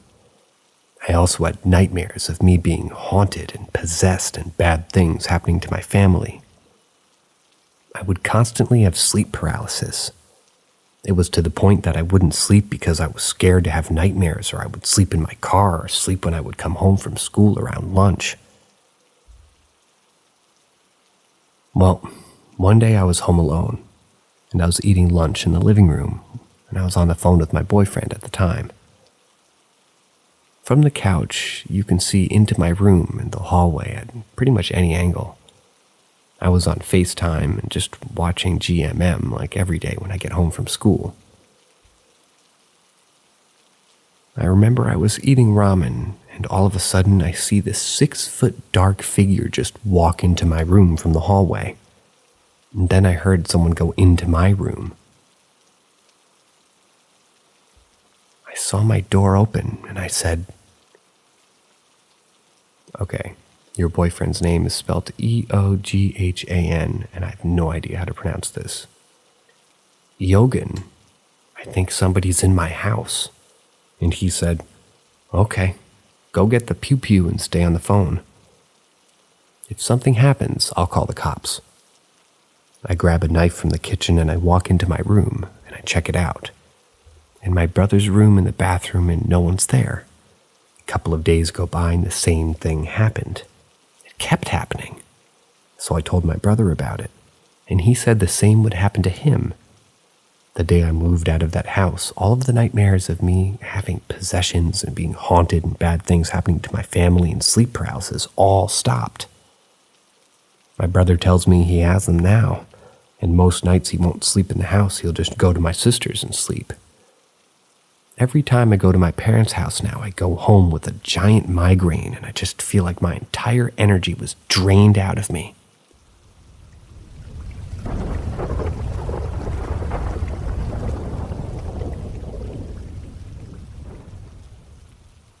Male voices chatting. So this story isn't very scary, but my family and I, female 41, we found it entertaining. Already before this happened, my mom and I were sometimes called the family witches, more as a funny comment. So that weekend, my family met at my parents' place. My husband and 3 kids, my sister plus husband and daughter, and my brother. By the way, my parents bought the house almost 40 years ago, and I think back then it was a fairly new house and only one previous owner. Except for my brother, who lived a couple of streets down. We all spent the night at my parents' house on the upper floor.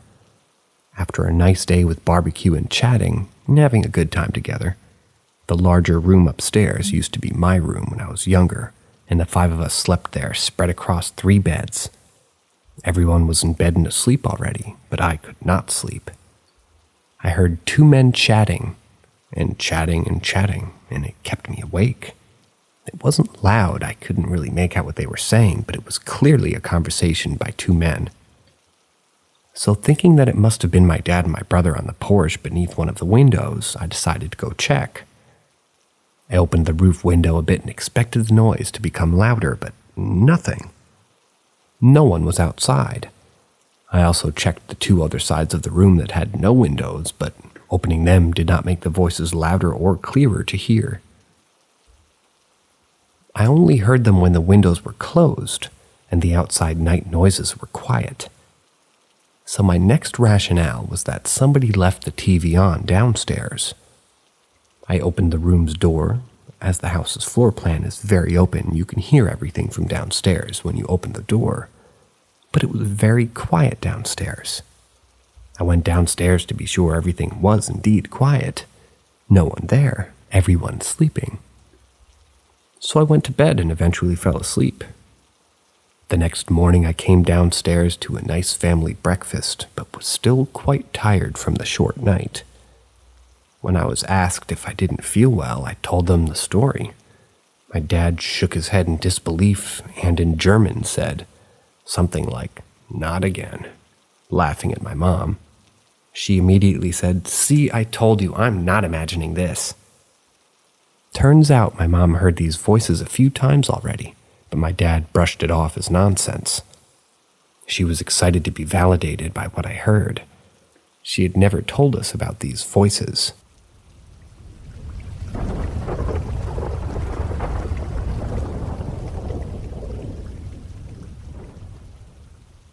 Step into the enigma with Paranormal M.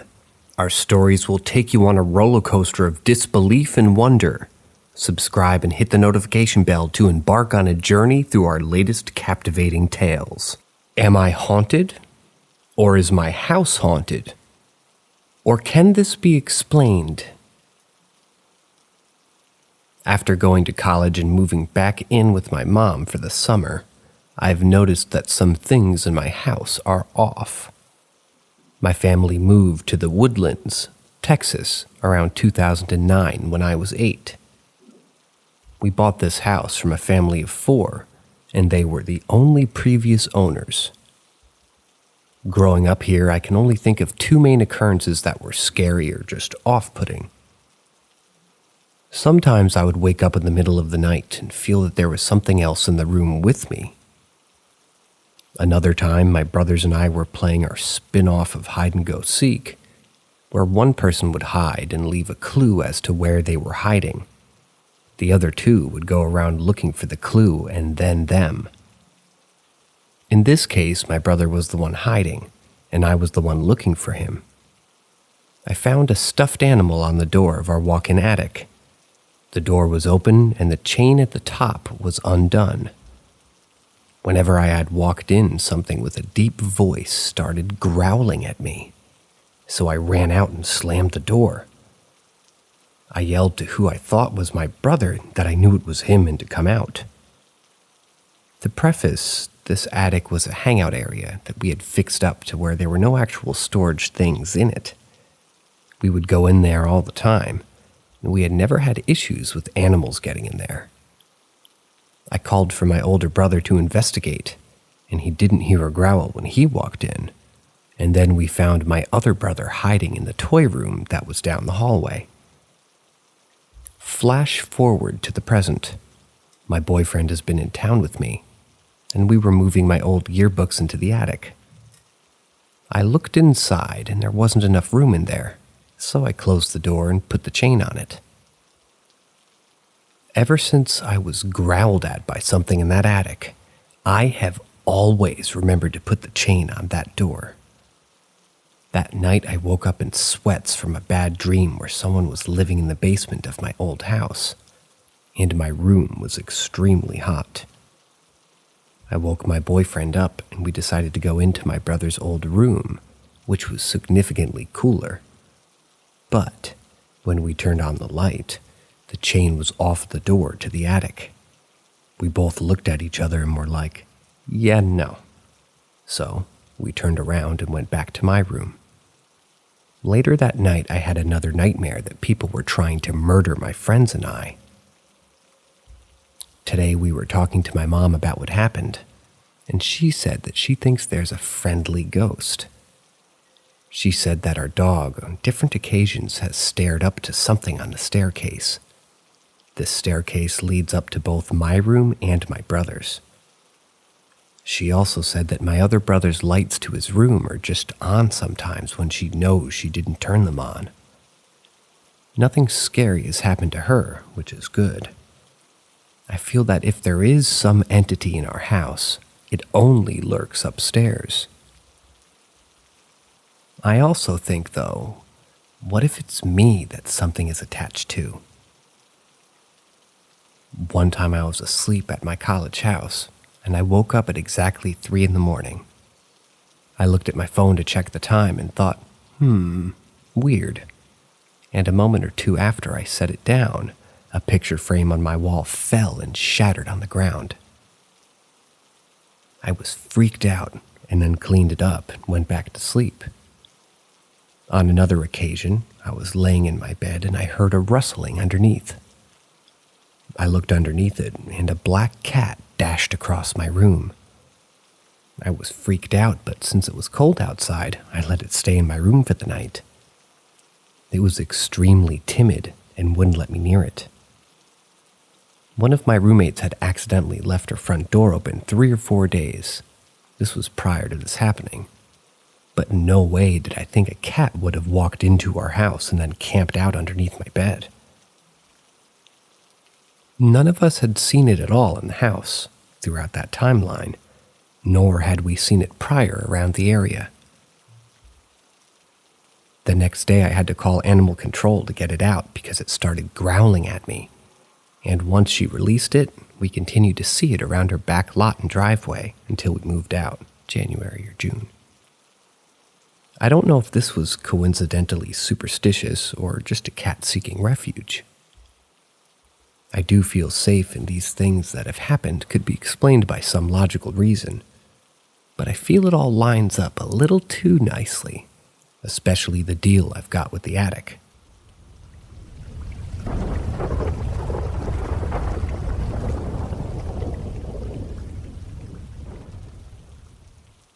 Ask Reddit. The house my parents currently live in, and the house that we lived in before they moved. The spirit or spirits in the house we all lived in never felt malevolent, more mischievous. It would do silly things like move stuff, turn on lights, turn off the microwave. We did see something once in the hallway. My mom and I had seen my dad go that direction, so naturally we assumed the shadowy movement that we saw was him. When my mom called over to remind him to shut the light back off, he called from a bedroom far away from the hallway, and the light wasn't on. Another time, right after my son was born, I heard it. He was about 2 months old and very colicky, and my mom would hear us sometimes and get up to check on me. I fell asleep, kinda, after he finally fell asleep one night, with him on my chest in the recliner. I heard someone walk across the carpet towards us. I asked who I thought was probably my mom if we woke her up and half opened my eyes to nothing in front of me. Both things were kinda creepy, and I was definitely a little... Well, there's an emoji here. I will try to interpret this emoji. It is a face with... It's a face showing teeth. I forget the name of this particular emoji. However, the text reads as follows. I will repeat. Both things were kind of creepy, and I was definitely a little, afterwards, but never felt scared there. Their new house is kind of the same, but you can tell it's not the same spirit. I don't know how to explain it. We've seen them multiple times, full-figured and very clearly. There's a younger woman in 1900s clothing with lighter-colored hair and a kind face. The other spirit is a boy about 8, also in 1900s clothing with darker hair and a saddened face. Neither of them have ever spoken, but usually you can hear them walking around faintly. The first time it was me, my mom and dad, they were all out, and all 3 of the grandsons were playing outside. I went to come out of the bathroom and I saw a boy in the hallway out of the corner of my eye. I went to turn and yell at him to go back outside, but he was gone. I ran up to the front of the house and called out to the kids who were all 3 clear across the yard and couldn't have possibly been inside. The second and third times were both my dad. His first encounter was about 2 days after mine. I hadn't said anything to anyone, so he couldn't have possibly described the same boy unless he'd seen him. He was waking up and rolled over to the woman and the boy standing next to his bed. When he went to wipe his eyes, they disappeared. He thought it was my son, possibly my son and I, but we weren't in the house. The second time it was only the woman, and she was walking across the house. They don't do much either outside of close and open doors and steal my mom's left shoes. We did investigate, but couldn't find anything about the property, and the house was built in the 70s, so the clothing doesn't fit the house.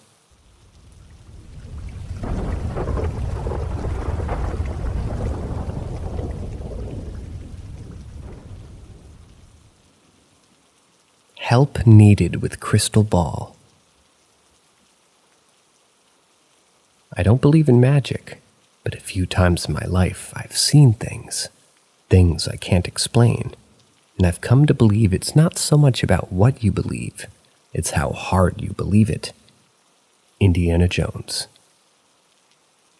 Anywho, back in the 70s and 80s, my grandfather did a lot of work in auction houses, in and around Central Florida. You name it, he had a hand in it, from importing Rubik's Cubes to ballpoint pens. One of the auctions he attended was in Sarasota, when the Ringling Brothers and the Barnum Bailey was clearing out a warehouse. So as a kid, there was definitely some fun stuff around in my grandparents' house. More often than not, I'd spend hours just digging through stuff. Towards the end, the house was reminiscent of hoarders in part of their failing health. Anyhow, I remember going through a drawer with my grandmother, and I pulled out a glass crystal ball. Yeah, like the ones you'd see a fortune teller use in a tent. I thought it looked cool, and my grandmother instantly snatched it away and put it back. She said that it wasn't to be handled. Odd, right? Curious, I later asked my grandfather about it, and he got uncomfortable and told me that he'd bought it from the Ringling Brothers and the Barnum Bailey at one of their auctions, and that it had in fact been used by their resident fortune teller, Lady Zindra, Rose Adelstein Lewiston. Cut to some years later, my grandmother had advanced Alzheimer's, and my grandfather passed away unexpectedly. In short, the aftermath was a complete shit show, and a story, better or not, told another time. But in the chaos, I was able to take a few items from the house. One of which was said crystal ball. Why? My aunt is a terrible, horrible, no good, very bad person, and I didn't want somebody potentially dangerous to end up with her hands on it. As a teen, my aunt played with a Ouija board, and I'm told that the experience not only scared her, but dramatically changed her as a person, in the wake of how malicious she had become. So why talk about some stupid crystal ball? Well, I believe it's got some seriously bad juju, and I don't really know what to do with it now. Like it belongs in the Warrens Occult Museum or some shit. I don't think it's hyperbole. I've kept it wrapped up in a rag and in a drawer since 2012 because it gives me the willies. And I swear, every fucking time I handle this crystal ball, all hell breaks loose around me. And for a while, I thought it was all in my head. But now I'm not so sure, and it's really freaking me out, and I don't know what to do. I've talked to a few people in the past, including a psychic friend, Paula, that does professional readings, who had told me I should try to cleanse the crystal ball under the light of a full moon. And Mike Burton, a lifelong family friend, Vietnam veteran, and retired sheriff. He's an expert on the occult, who trained under the real Ed and Lorraine Warren, and has investigated over 2,000 paranormal cases, and even assisted in real exorcisms. Mike is afraid of the crystal ball, and he's told me to protect it, but not to get rid of it or destroy it due to what's held inside. Whatever evil spirit or entity that might be. As such, I haven't physically brought the crystal ball to him since he declined to handle it. For additional context, this is a man who refuses to host his own reality show for Sci-Fi Channel because they wanted him to fake findings like ghost hunters for dramatic effect. But what the fuck do I do with this thing? I was cleaning about a month ago and took it out of its drawer. Stupid me, I unwrapped it from the rag and handled it and put it into a velvet-like bag with drawstrings, so that I don't have to worry about it ever being exposed on accident. I then put it in a bin and took it to my storage unit, and I swear the shit in my life has been hitting the fucking fan ever since, and other people in my household have been seeing dark shadows for the past month, often described as a fox or cat-like blurs, which have happened every other time that I've ever handled the damn thing. What's worse and really freaky is that nobody else knows that I'd been handed this crystal ball but me. But everyone sees the same things afterwards. It's like a spirit or manifestation or some crazy shit like that I can't explain in any rational way that's being collectively and independently experienced. I'm afraid to leave it out on a full moon to cleanse, like was suggested, as I don't want to leave it unattended and fear that it'd have the opposite effect, thus supercharging as opposed to neutralizing. I've thought about contacting the Ringling Brothers and Barnum Bailey to donate it back to them in their museum, but all I have is the story of where it came from and no proof or paper trail, so I doubt they'd even be interested. And again, I fear that it'd end up in the wrong hands, with or without a disclaimer. I can't get a renowned paranormal or occult investigator who I know to help. I'm literally stuck, and the longer I have it, the more I feel I inherited a century-old problem with no clear solution available to me.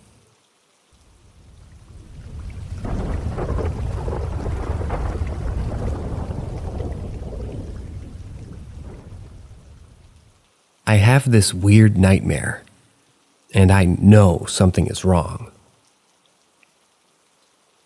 All my life, I've had paranormal encounters, especially between the ages of 10 and 13. And even though these have decreased since I moved from my old house, it should be noted that they never blessed it, for which we believe that it's the reason for everything that's happened. The story that I'm about to tell here today is more than anything to ask for help and find a name or reason. Well, this started about 2 years ago. I was very stressed since it was time for exams and grades, so I slept little. On one of these nights, I remember that in the middle of the night, I got up to go use the bathroom as usual. However, when I left, I saw a black shadow in front of me, to which my first instinct was to hit him, but my surprise was to see that the shadow had disappeared, and the only thing that remained was a strange and heavy feeling in my hand. Clearly I was scared, but as it's something common, so to speak, I decided to go to sleep. In my dreams, I usually know that I'm dreaming. That is to say, I have lucid dreams. But I cannot control what happens in these. Having said that, I remember I was dreaming about something very silly. The truth, I would meet my favorite artist, and I would tell him that I liked him, and suddenly his girlfriend would arrive and begin to tell me that he was very sorry, but it was her boyfriend, to which I then realized that I was dreaming, and I made the mistake of telling the people inside my dream, quote unquote, "It doesn't matter anyway, I know I'm dreaming." And from then on, my dream turned gray and people started attacking me as if to get me out of my dream, and they succeeded. After that, many of my dreams were so, however, I didn't really know what was going on to become worse. Days passed after having those nightmares until one night, I began to dream of the same black shadow that I initially found. It would go to the roof of my room to see me, and I asked it to please leave me. I knew that I was dreaming, but I didn't want to tell him because I knew what was going to happen if I tried to scream to get up, because no matter how much I wanted to, I couldn't wake up until one of those screams. I got up and saw the black shadow on my roof. It went away in seconds, but from there, everything got worse. I started having dreams that, as I already mentioned, I knew they were dreams, and then at some point, they become nightmares so real that I want to get up, but I can't. When I think I've already gotten up, I give note that I could never get up, and I'm still inside my dream. This becomes a loop for which it happens to me from 3 to 5 dreams until I get up to continue sleeping, and then all of this is repeated yet again. It should be noted that all of these dreams are nightmares, too scary and sometimes even real. I've been living this for 2 years, and every time I tell somebody they can't find an explanation, or they confuse it with sleep paralysis, I hope somebody can help me.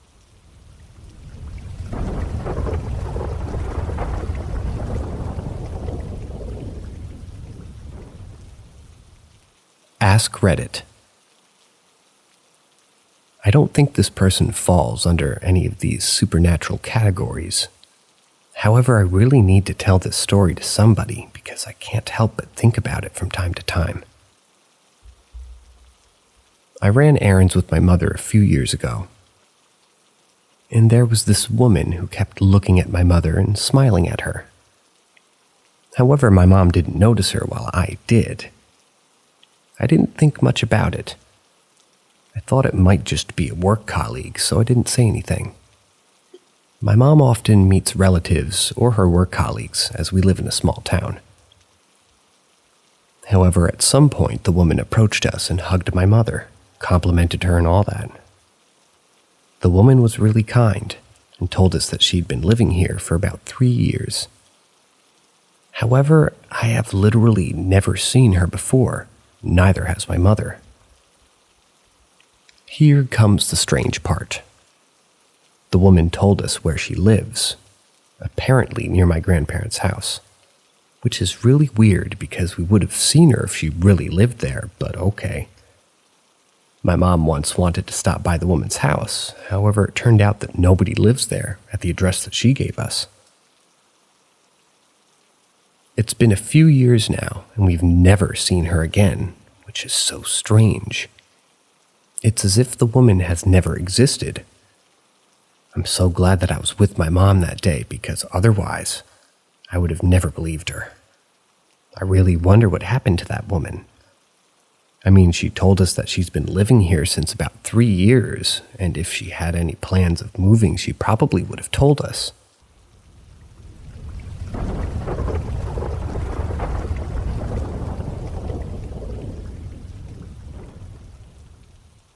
The Weirman.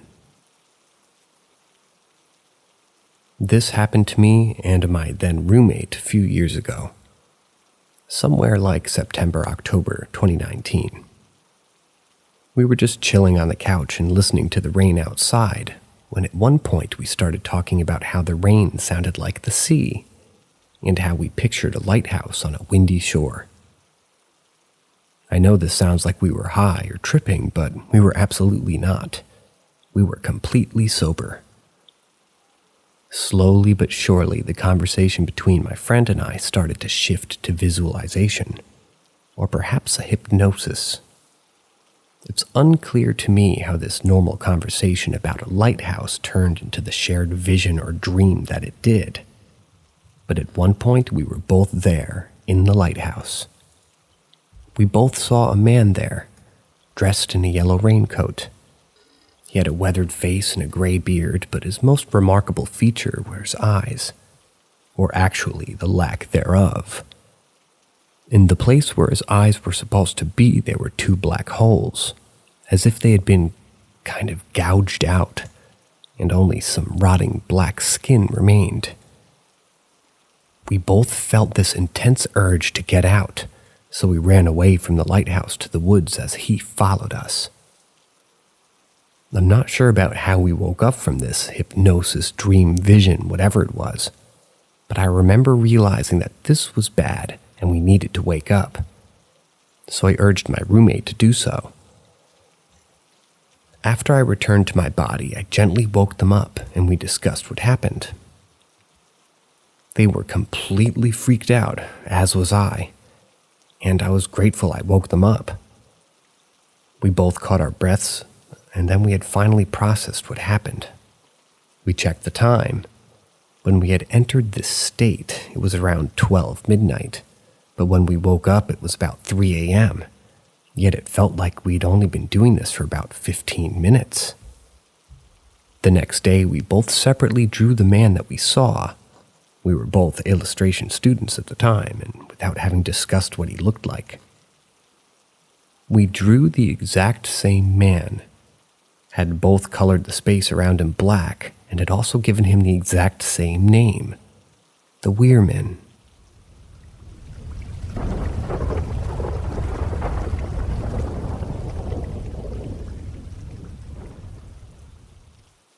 I think a shadow person revealed its true form to me. I've always had sleep paralysis from a kid and always saw shadow people. Anyway, for a few years now, it all stopped, and I felt that phase was gone.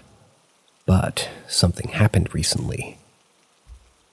I started having sleep paralysis again, but this time was different. I was half paralyzed. I could move, but very weak. I started getting a visitor whenever I'm in this state.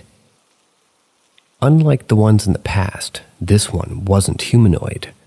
It was always shaped like an animal, a dog maybe, I don't know. I would feel it climb onto my bed.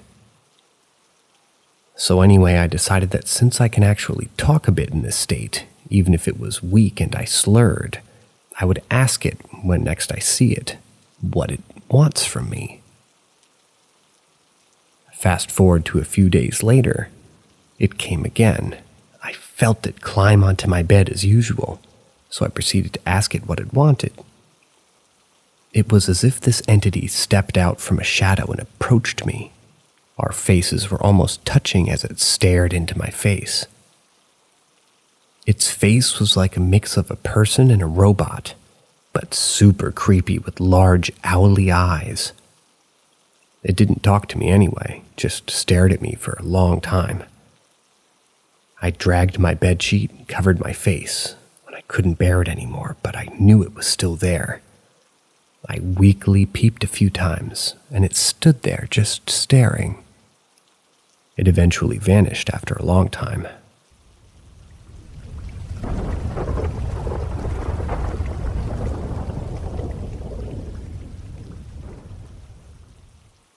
I think my husband was visited by a fairy. Tonight, my husband took our dogs out for an evening walk in our yard. We live on 2 acres of wooded land in the country. After a few minutes, he came inside and tried to explain to me what he saw. He stated that something large and glowing flew in front of him, stopped, then flew back off into the woods behind our home.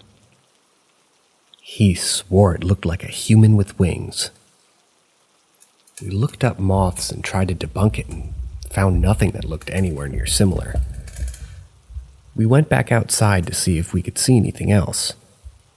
While outside, it reminded us that we have a couple of security cameras pointed in our backyard. We ran upstairs and had chills watching the video back.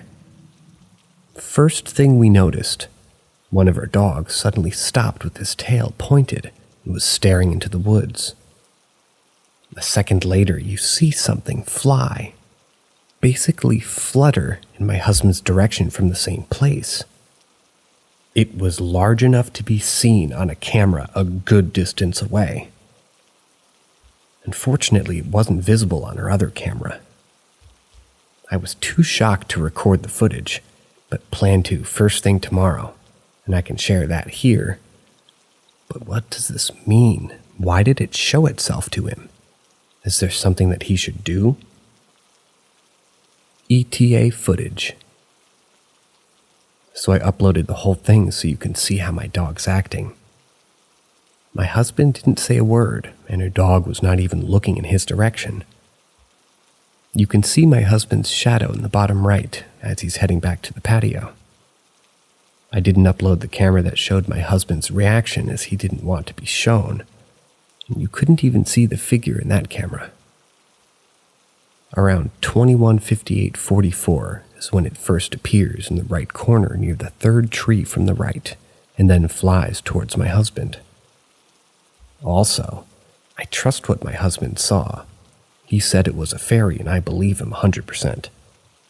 It was larger than any flying bugs that we've ever had around here, glowing green in color. Not a moth, definitely not a lightning bug, as he was able to see its body, rounded head, and wings. Also, no drugs or alcohol were involved, in case anybody was wondering.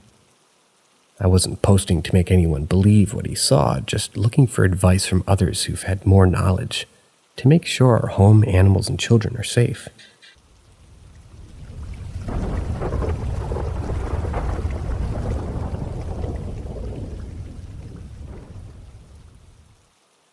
Ask Reddit. First was the most recent. give or take 2009, 2010. The house I lived in was definitely haunted. I would hear knocking above my bedroom coming from the attic. Every time I went to check, nothing there. And it wasn't as if it was something banging against the ceiling on a windy day, because it happened on absolutely mild days also. It was always 3 distinct knocks, similar to ones that you would see in movies. I kind of talked myself into not believing it to be paranormal, until my mate, his girl, and their toddler were sleeping in the room next to mine. I woke up the next morning to find them sleeping in the living room. Apparently something had tried to attack the child at night, so yeah, shit was haunted. I lived in the UK at the time, so go figure. Second is something that's been told to me multiple times, but I remember vaguely because I was like 5. I was in Pakistan, in the back of a truck and a van. The back door of the van or truck was broken, so it wouldn't stay locked. This is an important part of the story. So I remember falling asleep in my aunt's lap. I remember closing my eyes and being in the back of that van and truck. When I woke up, her and I were sitting in the exact same position, in the middle of a busy intersection. It was like we had been lifted out of the van and just plopped in the middle of the intersection. Neither one of us felt it, as you usually or hopefully would if you'd fallen out of a moving vehicle. I don't remember much else from the experience. The drivers stopped the van and truck once they noticed, and we weren't in the back. But on the fucking floor, we were surrounded by people just staring at us in disbelief. If I had not been told this story multiple times by different people, I wouldn't believe the story either. But it did happen, and I can't really explain either one of those stories away.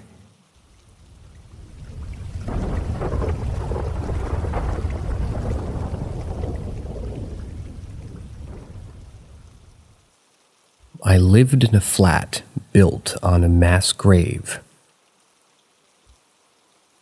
I experienced quite a lot of paranormal activities in my life, but there's this one encounter that when I think of it, I get goosebumps.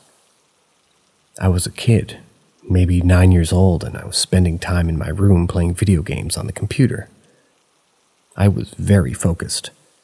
The desk with the computer was on the wall, and behind me was a bed and a closet, and a hole between the end of the bed and the wall. In that hole, I kept my toys and a big mess of other things. Among these things I kept there, a feather duster. It was very big and quite heavy, based off thick metal stick. So I was playing the game with this feather duster, and it flew above my head from one corner of my room to the other, bypassing my head maybe by 15 centimeters. I froze because it almost hit me, but at first I thought it was my mom, and I loudly said, "Mom, you almost hit me." And I turned around and there was no one here. I quickly stand up and run to my mother to ask her if she was in my room. She denied and asked what happened. What do you think about it? I have many stories from this flat. We believe that the block was built on a mass grave. I mean, there was a lot of battles and killed people in this area during World War II that never got to have their own graves. In fact, their bodies never got to be found or recognized for them to be put in a cemetery. And as the world was rebuilding after World War II, destruction and their bodies just kind of resorptioned. Later, we even got a priest to cleanse this flat from bad souls, and we also heard a lot of unexplainable stories from our neighbors. So it wasn't only our flat.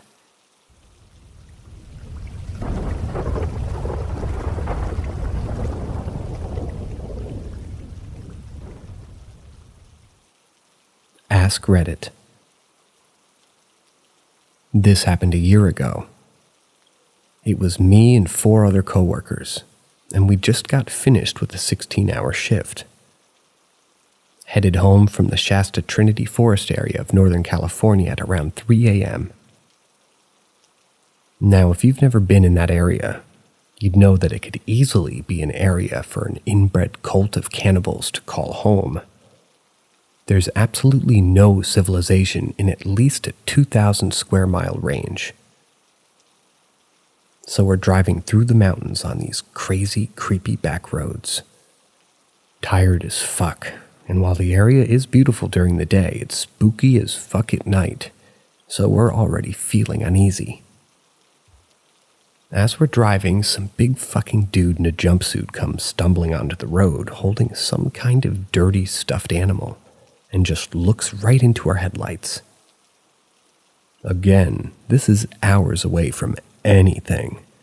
We just swerved around him, but my heart was racing the rest of the night. We were discussing whether or not that we should call someone, but decided not to. It looked like some kind of setup or a trap. Afterwards, no one wanted to even talk about it at all. No one ever brought it up again for the remainder of my time working with those guys. I'd mentioned it, and they'd pretend I was crazy or something. Fucking weird, man.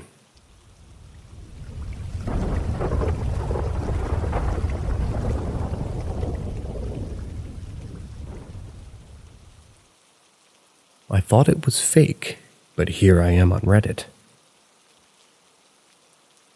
A couple of months ago, me and my dad, my stepmom, went to Ioannina, specifically on the island in the middle of the lake, in Greece, where I lived at the time. Correct me if I'm saying that wrong. There I bought a cool-looking yet cheap dagger. It's not sharp, I just bought it to look cool on my desk. When I went back home the very same day, my friend who's into witchcraft and all those other such things told me that I could use it for spells and stuff.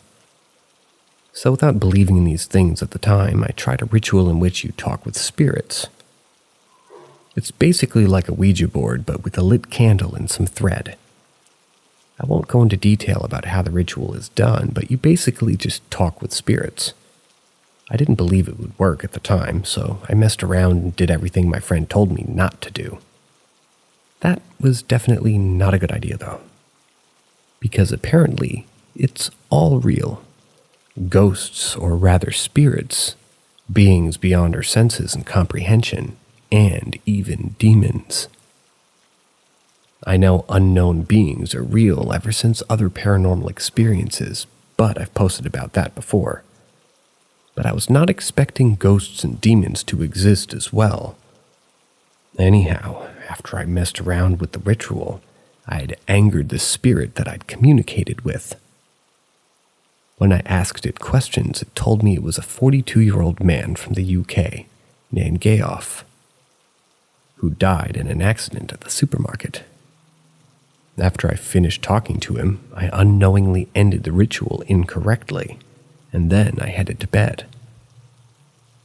As I was trying to sleep, though, Geoff showed me some concerning signs. As I was in bed, I could hear footsteps in the room with me, but when I looked around, there was no one there. When I finally fell asleep, came the worst part. Geoff haunted my dreams. I saw that I was in a family gathering at my grandmother's house, where I lived at the time this whole thing happened. In the dream, I recognized everyone there except one guy. He appeared to be a cousin of mine, with which I'd gotten along pretty well. His name was Jason. As I was playing around with him, I decided to mess with him a little. He was pushing me through the hallway, and I thought it would be funny to suddenly let go and let him fall. But he fell kind of diagonally and hit his head on the kitchen door frame, dying in the process. To say the least, this dream left me unable to forget it. Anyway, I was so scared that I ran away out of the house. I ran across the road and turned randomly when suddenly I realized I was outside my old house, where I once lived with my parents. I took out my keys and looked at them, and in the dream I still had the keys to the place. It's an apartment building, so there were 2 keys. I opened the door to the building and then entered the elevator.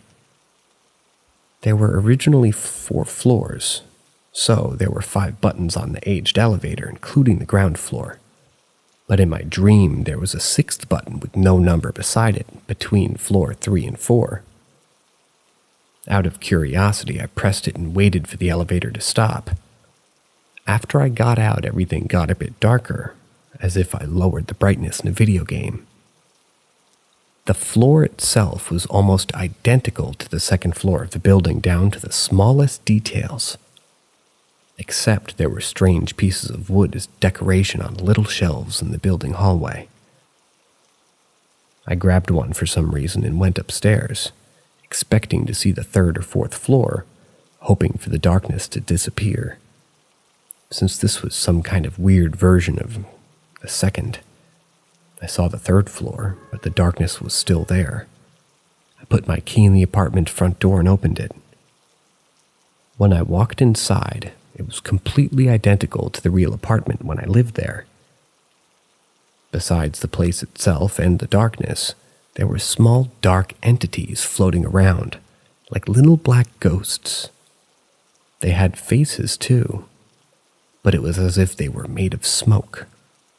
When I swung the stick I took earlier at one of them, its face got all distorted like a bunch of smoke when you swing at it. After that, I took a short pause to evaluate the situation and realized that all the little ghosts were singing. Every entity was singing a different melody, but they all had the same voice.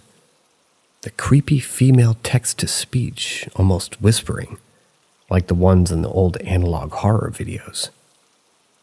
After that, I curled up scared in the corner of the living room between the couch and the TV.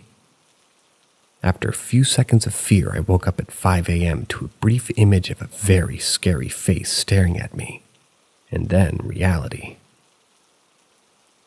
Believe me, I know this sounds casual, but ever since that incident, I believe in both witchcraft and spirits. Never messing with this kind of stuff again.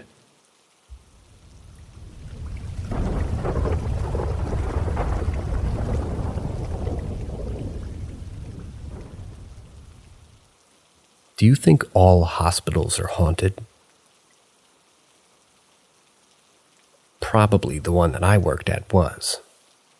When I saw the ghost of a patient and wasn't going to back off. I was told by the supervisor of nurses not to mention it to anyone who wasn't working with me that night.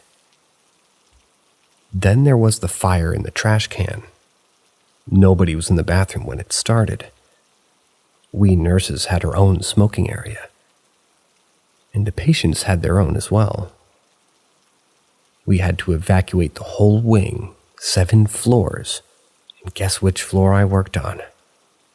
You probably got it. 7. Then there was the witch. She was blind, long gray hair. Her eyes were a cloudy green. This all happened on the 3rd shift over a 4-year period. Every nurse on the floor was afraid of her. She rang her buzzer one night. There were 8 of us nurses on the floor. I was elected to attend to her. One of the other girls went with me. When we got to her, she said to me, "You're not afraid of me, are you?"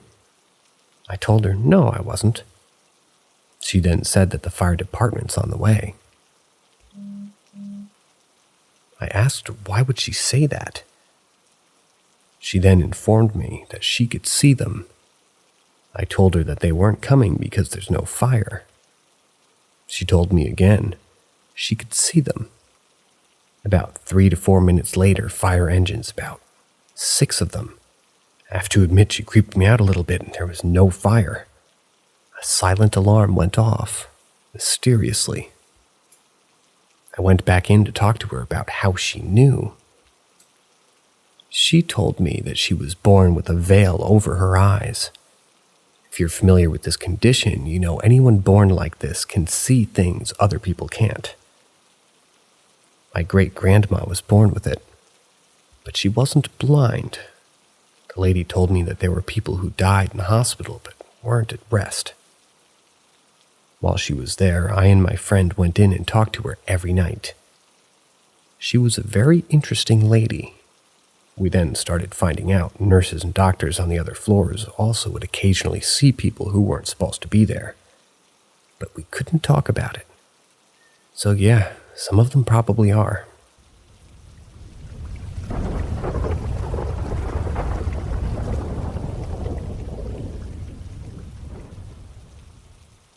Nursing home haunts. I work in a nursing home that's also attached to a hospital. Lately, there had been a lot of death in the nursing home, and it's so weird, like it comes in waves. They say death usually comes in threes, which I've found to be true. Sometimes it comes in clusters of threes, like we'll have a group of 3 die within 1 to 2 weeks. A few weeks later, another set of 3. Then go a while without anyone dying. If you've read any of my posts before, you'll know that I have a lot of stories about patients and residents seeing children. As of the past month or two, I have a lot of new stories, and I'm not sure why things have been so active all of a sudden. When I was still working night shift, we were doing 2 a.m. rounds, and my fellow coworker froze in her tracks in the hallway, turned completely white. She suddenly looked sick. I asked her what was wrong, and she said that she saw a full-body apparition of a little boy. The little boy looked at her, and then he walked into the wall between 2 residents' rooms. Within a week, both residents died. Another thing that happened was this lady rang her call light. No big deal. We go to answer it. It's about 3 o'clock in the morning. The resident asked us why there were children buried in the backyard. Down the hall, they had adjacent to her, another resident was banging her head in the wall at the same time talking about children. She died shortly after. This one really creeped me out big time. But we had a resident ring, and yet again we go to answer.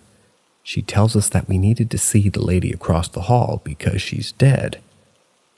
We didn't believe her and thought she was crazy, but we went to check on the resident, and sure as shit, she was dead. Another story. The nurse's station at the nursing home has very high counters, so when someone walks by when you're sitting, you can only see the top of their head. We were sitting there in the middle of the night, and we see the top of what we assumed to be a woman's head.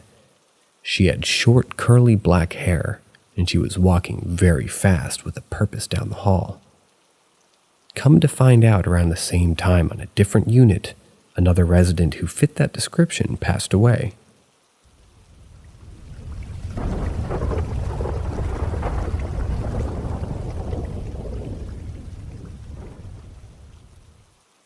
My experience with the Grim Reaper. This came to me in the form of a dream, but I'm not sure what to make of it. This happened a couple years ago, but it still haunts me, and I never told anyone about it. One night I had a dream. I was in the bathroom, a bathroom I did not recognize. I was just standing there looking at myself in the mirror. A ghost came out of the wall and said, "Come with me." I followed the ghost, and it led me out the front door, and what I saw was myself and the Grim Reaper sitting on a bench, surrounded by a foggy mist. The Grim Reaper and I stared at each other for what felt like forever, but he did not have a face. He had his hood up, of course, but where his face should have been was nothing but complete darkness. It was darker than darkness, I could say. He then turned his head away from me and looked straight ahead. He slowly lifted his arm and pointed straight in front of us. I looked in the direction he was pointing. Then my dream ended. The worst part of it all is within a year after having that dream, at least a dozen people I know passed away. My grandfather died unexpectedly within a month. My aunt passed shortly after. My 13-year-old cousin passed away when he was hit by a hit-and-run driver. My 30-year-old cousin died of a heart attack, and her mom died a week later. 2 members of my boyfriend's family died. My son's father lost both of his grandmothers. My grandmother lost 2 siblings. My stepfather lost a cousin and 2 family friends.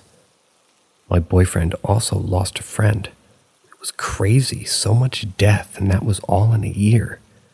I had that dream in January.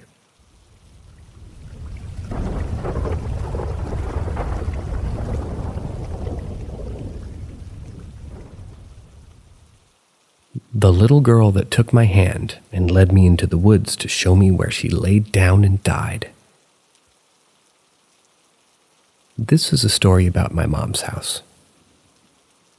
Her and my stepfather, we'll call him P, have been married for almost 15 years. I'm going to call him Peter. Peter is the 5th generation of his family to live on this inherited 150-acre property in a small rural town. He inherited a farmhouse that was so old it was deemed unlivable, so they tore it down, buried most of it, and put a modular home on the property. Before Peter married my mom, he lived in an old farmhouse with an ex-wife that we'll call B. I'm going to call her Brenda. Brenda thought the property and the house was extremely haunted, and Peter didn't disagree. They decided to bring a psychic in to do an investigation, and she said that there were very many spirits, but that they were all good.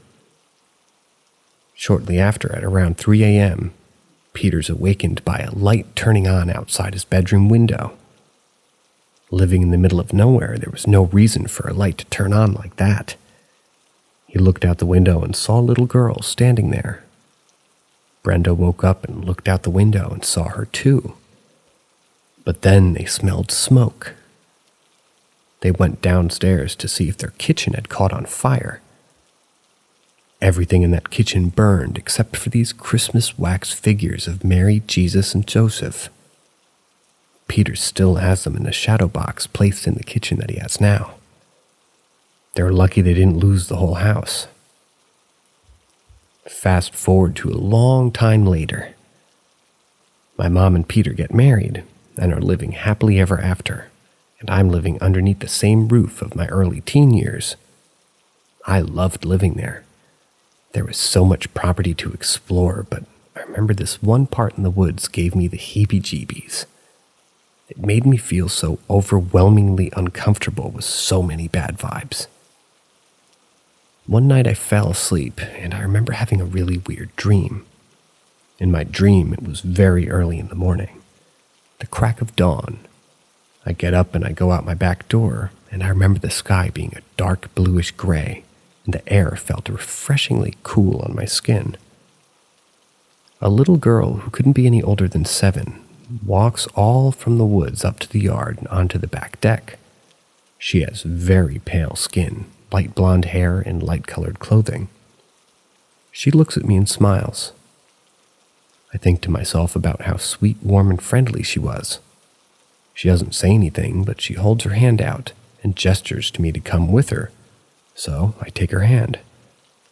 We walk and walk for what feels like an eternity.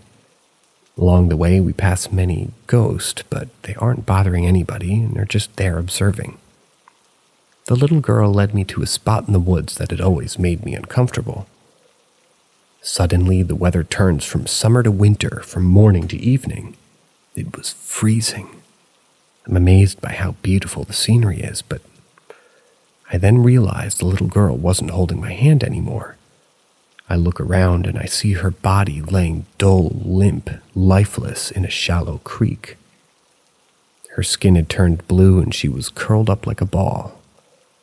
I had screamed and cried for help at the top of my lungs, but nobody heard me and nobody came. I then woke up. The dream really bothered me, and it freaked my parents out very bad. I decided that I needed to do research and found that about 50 years prior, a young girl 1.5 miles down the road disappeared, but nobody knew where she went. I asked Peter since he lived on this road his entire life, and he confirmed it.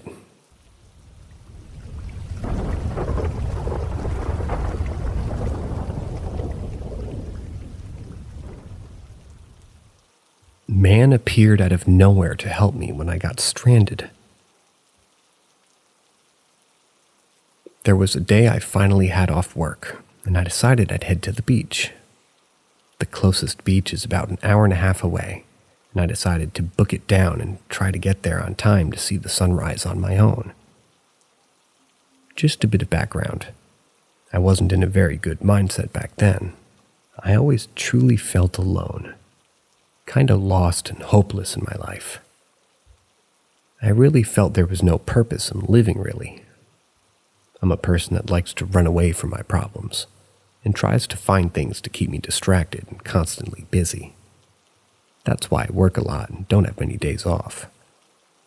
I dreaded having a day off and being alone with my thoughts, and figured I'd just get away from where I was even a little bit. I was only going to be a half-day trip where I'd go see the sunrise, take in my surroundings, meditate, and find some inner peace before going back to my mediocre life. I ended up getting there once the sun rose, which was a bummer, but it wasn't going to stop me from enjoying watching the waves. The location I went to is technically an island, but there's a massive bridge that you can use to drive over there. Once you get on the island, it's basically the shape of a long strip, and it goes for miles if you drive north of it. So I decided to drive a good 8 to 10 miles out by car, where I knew there would be no people, and I can just be alone. Some people drive down that way more to go deep-sea fishing, but while driving I didn't see any cars. Once I got to an access point on the beach, I made a really dumb move and decided to drive into the sand. I have a Kia Optima, so in no way is my car capable of driving through sand. No way. Don't ask me why. I was kind of in a fuck it, what could go wrong moment, and within 5 feet of getting into the access point, my car got stuck. No signal since I was way out there. No people, just me and my sunken car. Surprisingly, my mentality was just, well, I've been through a lot in my life, and it's been way worse, and I felt way worse, so this isn't so bad. I calmly went and checked what I was dealing with, and yeah, car was mega stuck in the sand. I shrugged, rolled up my sleeves, and started to dig in attempts to get the tires out of the soft sand. I figured I could do that for some time before I get tired, and if it didn't work, I'd just leave my car there and go enjoy the day. Figure out things later. It was probably 7 a.m. at the time, so if I had to go do an 8 to 10 mile walk, then no biggie. Probably in about 5 minutes of me just digging, I all of a sudden hear a voice behind me that scared the jeebus out of me. I turned to see an older gentleman in fishing gear with a big 4x4 Ford truck, standing a few feet away asking me if everything was okay.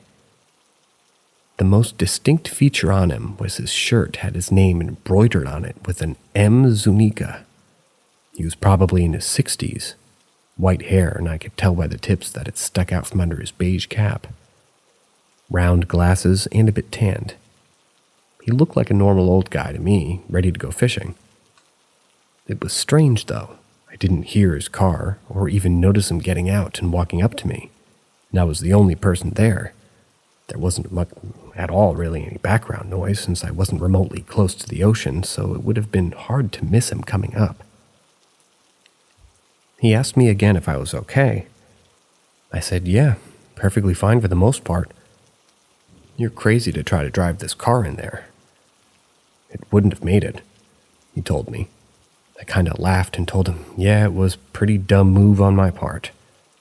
He started inspecting my car and told me that he can use his truck to pull me out. I obliged. After a few minutes of tangling around some wires and maneuvering my car, my baby was out. I thanked him again for the generosity. What's your name? He asked me. I let him know, and he said it was nice to meet me. He looks around a bit, kind of peering into my car. And what are you doing out here all alone? I told him I had a day off work and I just wanted to enjoy the day. He stares at me for a few moments, then introduces himself. My name is Mario Zuniga. Where are you from? I tell him the city I came from, and his eyes lit up. Oh, I'm from there too. I have a clinic in that city. I'm a veterinarian. After some small talk, I mentioned where I worked, and he knew exactly where I was talking about. "Oh yeah? The one off there." He seemed to be very familiar with the city. After all, he did say he lived there. After a bit more of talking, he stuck out his hand and I shook it. He clasped my hand with his other hand and just held it, and he told me, "I really hope you're doing okay. I like to look out for people. I just want to see how you're doing. I'm actually going fishing, but I'm heading out for a couple miles from here. I'll probably be out all day. I'd love to invite you, but I don't know when you'll have to leave." I told him I appreciate the offer, but it was okay. I wasn't planning on staying long. He told me that if I wanted to hang out on the beach, it's probably best if I head south instead, where I can park in an actual parking lot and just walk my way up to the shore. I agreed. He wished me the best and reminded me that things will be okay, and went on his own way. I don't know if I gave off that solemn kind of energy and he felt it, or thought that I may have wanted to do something extreme while alone out there, but his last words of reminding me that things are going to be okay really stuck with me. I ended up going to the south side and hanging out on the beach there for a couple of hours. I decided to Google him, since he said that he was a vet in my hometown. The city I live in is relatively small, and I only know of 3 vet clinics in the area. I did a real extensive search of his name and looked up a majority of vets that worked in those clinics. Couldn't find an ounce of this man anywhere. It was really as if he didn't exist. Almost because even if I then felt like he appeared out of thin air, and on top of that, I was the only person that saw him.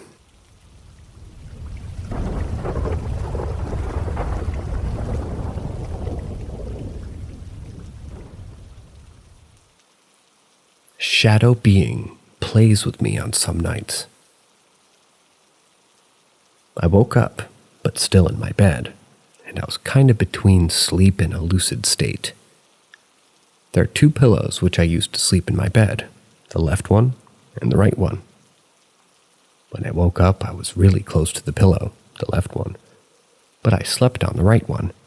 My head was turned towards the left side. So I felt a strange sort of feeling, because I felt the same type of energy I feel when the shadow being comes. I also felt that this being was here again to play and have fun by himself. The being pressed and pushed my head onto the left pillow. It was really hard to resist, and to go against his own maneuver. Sorry, that's spelled wrong. Go against his own movement. Of course, I tried to push my head backwards, but quite difficult. In the same time, I felt my mouth was opening on its own. I was shocked and thought that maybe he wanted to go inside. I resisted with great difficulty, but I did it. After that, I remembered nothing. The second one that happened to me was this night. So I slept normally, but woke up at 1:30, an hour after falling asleep. I dreamt about a creature creating pictures with an AI night cafe, but in real life. It was odd and strange. I went to the toilet, and after coming back to my room, I fell asleep. Before going to sleep, I prayed for Jesus Christ to protect me, but after some time, here they are. They're coming again, and the prayer did not work. I woke up again, but I had to have my eyes closed, and I felt a pressure on my chest, like someone was sitting on me. I tried to breathe with difficulty, but after, somebody was doing pressure movements on my chest, like if someone is needing help for the heart. I opened my eyes and saw a black figure with feminine silhouette standing and watching in front of my bed. She was wearing a hat of the 50s and looked at me. With confusion at first, I thought it was just like my model figure, because I have one in my home and sometimes put the clothes that I made on it. But this was impossible because I don't have a hat like this, and I did not put my model figure in front of my bed. I then knew something was strange, and it was probably the shadow figure. I closed my eyes and then felt my left arm going up without me controlling it. I tried to put it down, but again it went up, and again I put it down, and finally woke up. But when I opened my eyes, I saw that my arm was still next to me and was never pulled up. I then think, because it happened some other times, that in fact, we are waking up with our astral body and our physical body so the entity can move our parts of our astral body because of that. Well, sir, that story was slightly confusing to me, and I thought it needed a not safe for work warning. But that's just the narrator. That's the end of today's stories. Have a great night, guys. See you tomorrow.